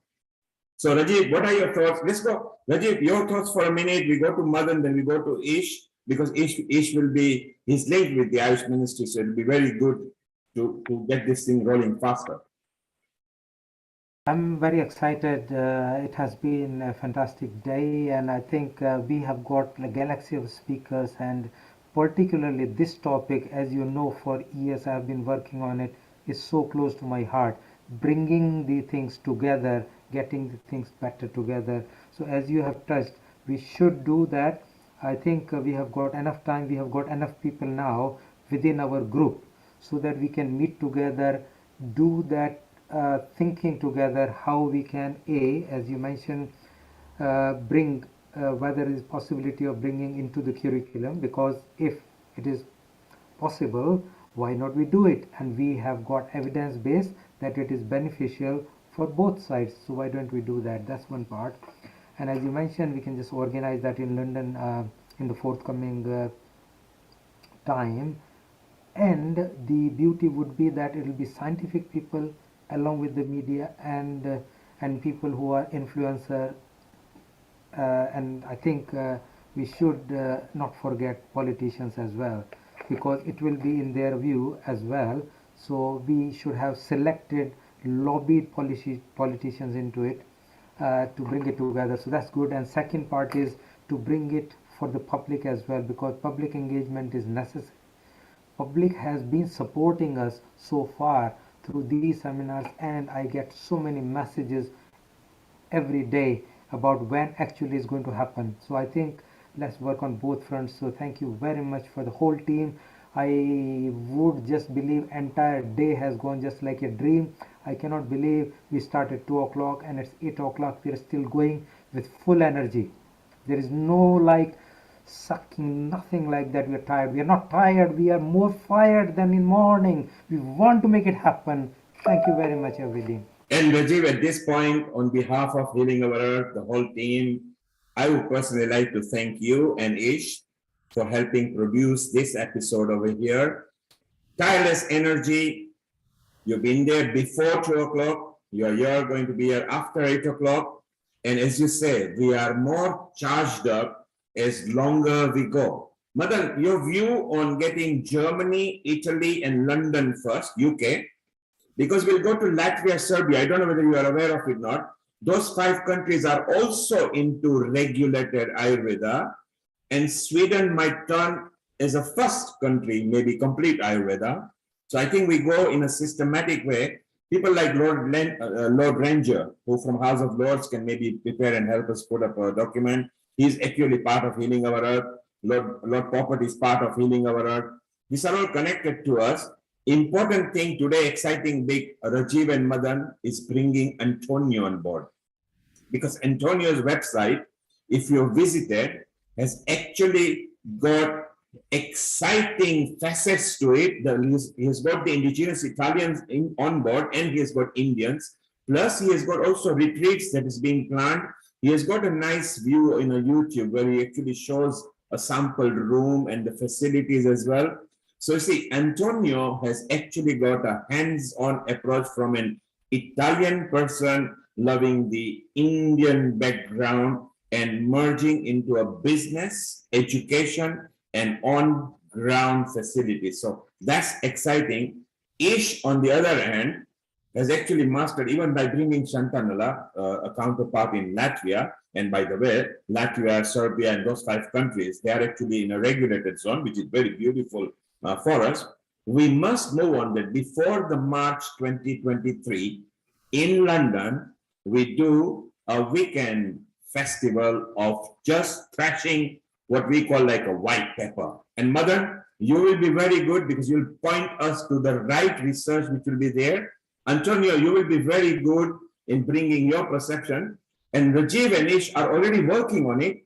We don't need to go outside. Yes, there are more experts than us all put together, but they are experts only for themselves. That's not good. We want to be experts for the people, by the people, of the people, and towards the people. Ish, what are your comments? Yeah, really wonderful.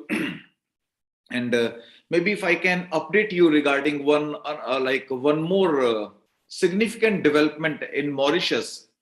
Like, as you all know, Ayush has got 5 major streams, out of which 3 were already approved in Mauritius. That is Ayurveda, homeopathy, and yoga. And Siddha and Unani were not approved over here, and we were trying that all the Ayush spectrum should complete. Now, last week, the Parliament has approved Siddha and Unani as well. Now, out of India, Mauritius is the only country where all the 5 are approved. All the 5 from Ayush are approved healthcare systems now. And I had a meeting with the Ministry of Education experts, where the submissions I rendered to them for the primary school curricula, all of them have been accepted for the textbooks. I have forwarded the document to Dr. Rajiv Gupta, which can be circulated on this platform as well. I was specifically asked by the minister to submit 5 simplest points in black and white for each grade 1 to grade 6. Those should be very simple points. And so I tried to simplify, support with the evidences, and submit it to the ministry. And all of them have been accepted. So these 2 have been really nice developments, which would be rooting Ayurveda deeper into children when they are younger, from the age 5 to 12, they'll be coming to know about Ayurveda, which they can carry forward all through their life. And Ayush, all the Ayush system will be having more say in the government sector, in the public health in Mauritius. And Mauritius, as Madanji rightly put, can be a real launch pad for 55 African countries. So we are looking forward to foray into African continent. And I'm requesting the Ministry of Ayush that I should be permitted to reach out to more and more African nations, and let's spread Ayush there as well. So, Ish, you are a very instrument part of this expansion.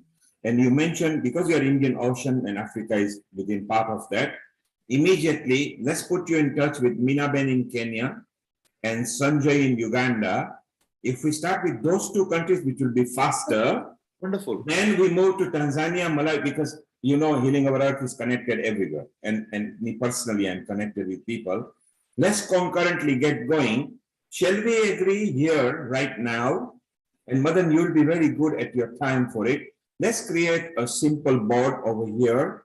First of all, this tri-country, I just mentioned Italy, Germany, and UK because they've actually accepted postgraduate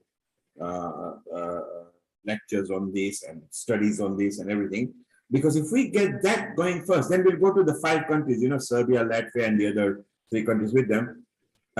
Ish, you be part of it. But as you say, an African country might adopt our white paper, let's just call it that, faster than any other.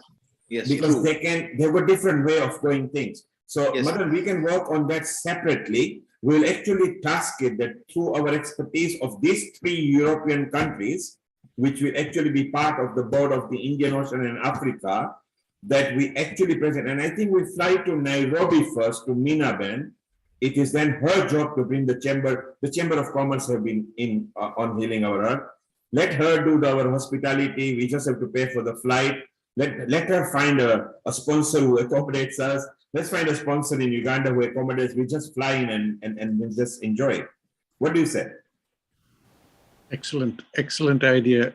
Excellent idea, Neil. Also, we have colleagues now in South America who can take care of the PAHO region. So I'm looking at the 6 regions of the WHO. We have covered Europe. We have a good interaction in Europe. We have Africa, ISHG is there. Mauritius is part of WHO Africa. And we have PAHO. We have good contacts there in several countries.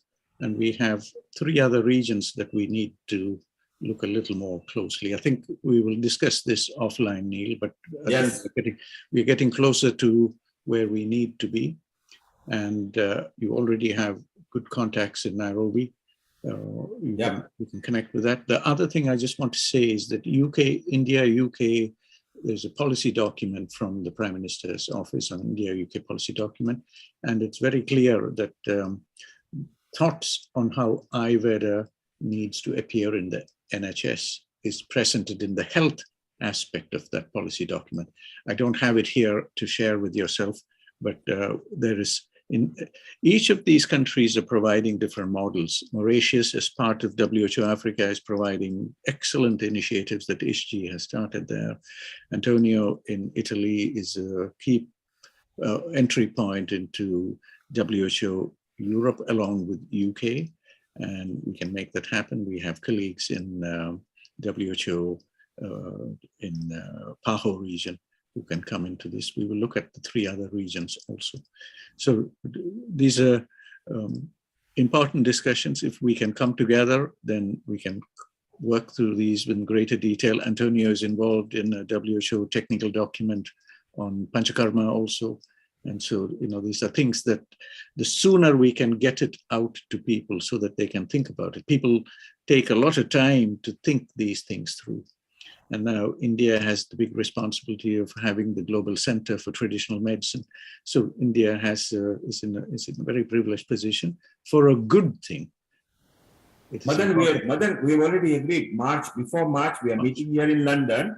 And by June, our first paper should be there. And in the same year, at the tail end of Diwali, which is auspicious time, and I'm sure Antonio does some fireworks as well, we make sure that we visit Africa, and within the first visit of the retreat in Mauritius, we can even set the ball rolling, because there, the reach to even the prime ministers and ministries are faster than the other countries. Antonio, we want to have your views of what we have discussed in the last 15 minutes before we formally close with Rajiv and his Gayatri Mantra. You need to unmute, over. Yeah, of course, I am excited and I agree with everything, because actually what we need is exactly this: is synergic action, and that brings the right ideas. Just for your knowledge, in Italy we have a school now that, as you have seen, we form medical doctors and technicians in Ayurveda.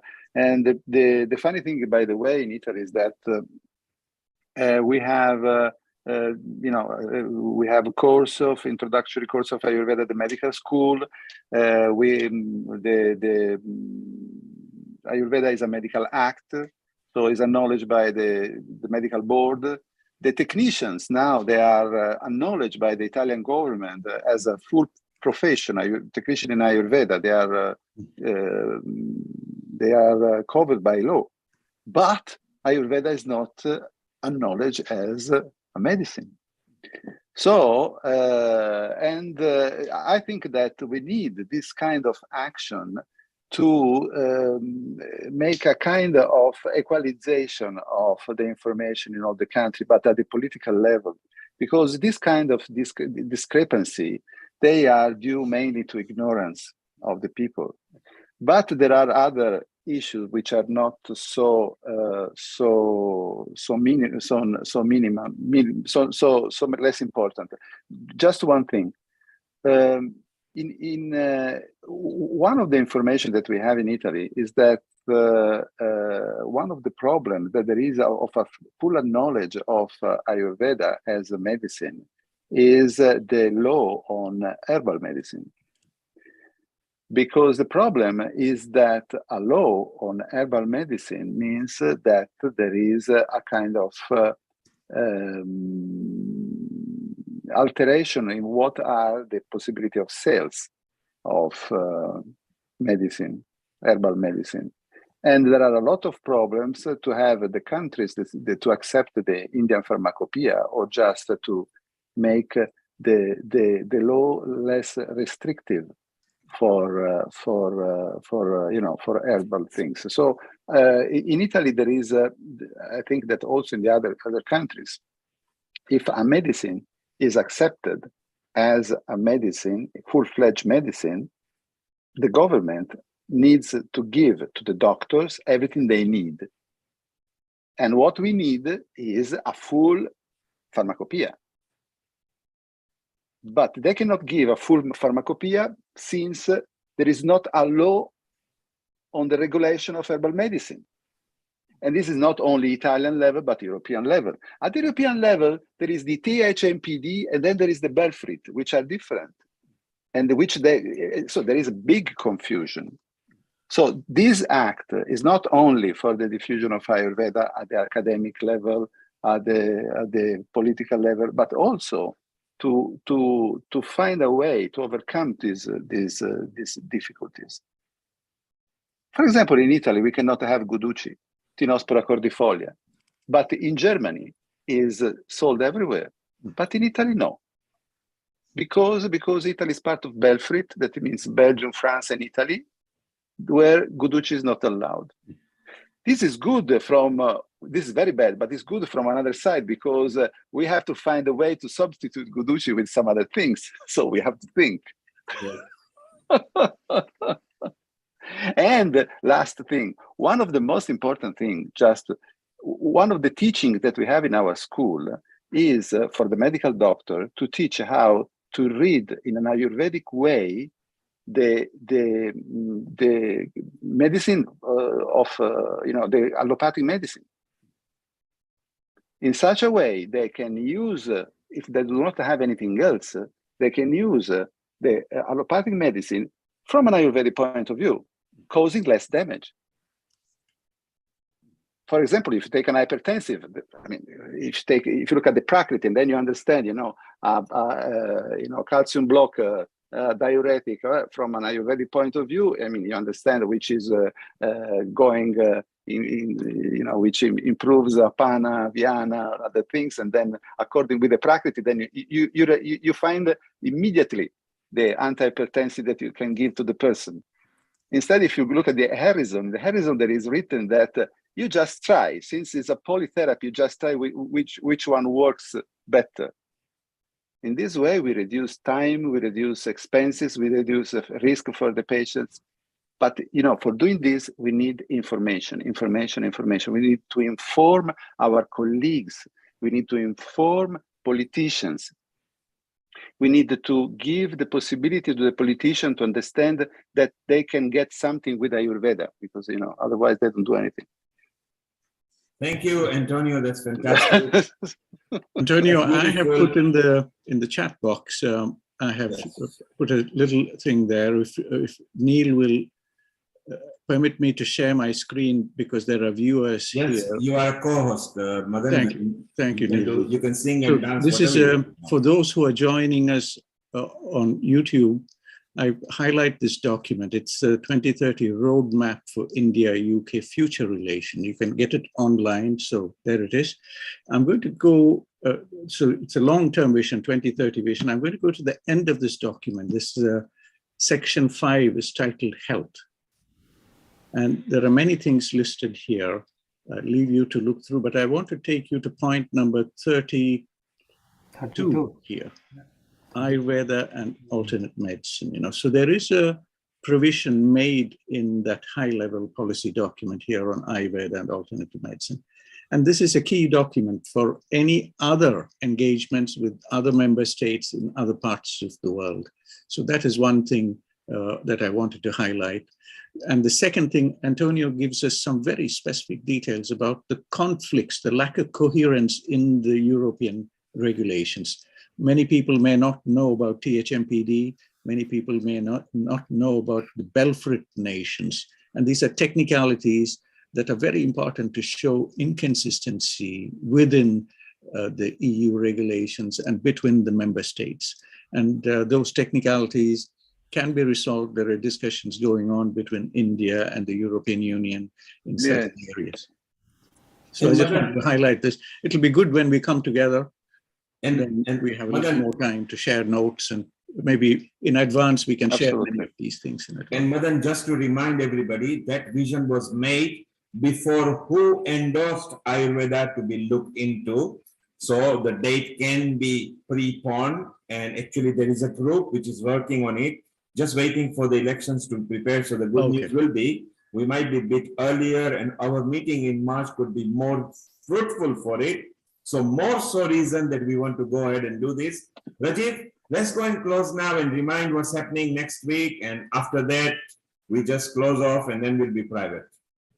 Thank you so much. And again, it has been a wonderful day. Once again, thanks to everybody, speakers, participants, and those who have contributed to discussion. It's 141st episode today, and 142nd episode will be next week, which is Sunday 14th of August, and that will be dedicated to Indian Independence Day, and that is for us to celebrate how the independence has happened, and it's all enjoyment, fun, and a full-packed event with participation of people. So I think that's the next week, and I think we can formally bring it to close. It has been excellent day, very fruitful day, I said, and I think we have got concrete plans now. We have got a clear motive that we need to move.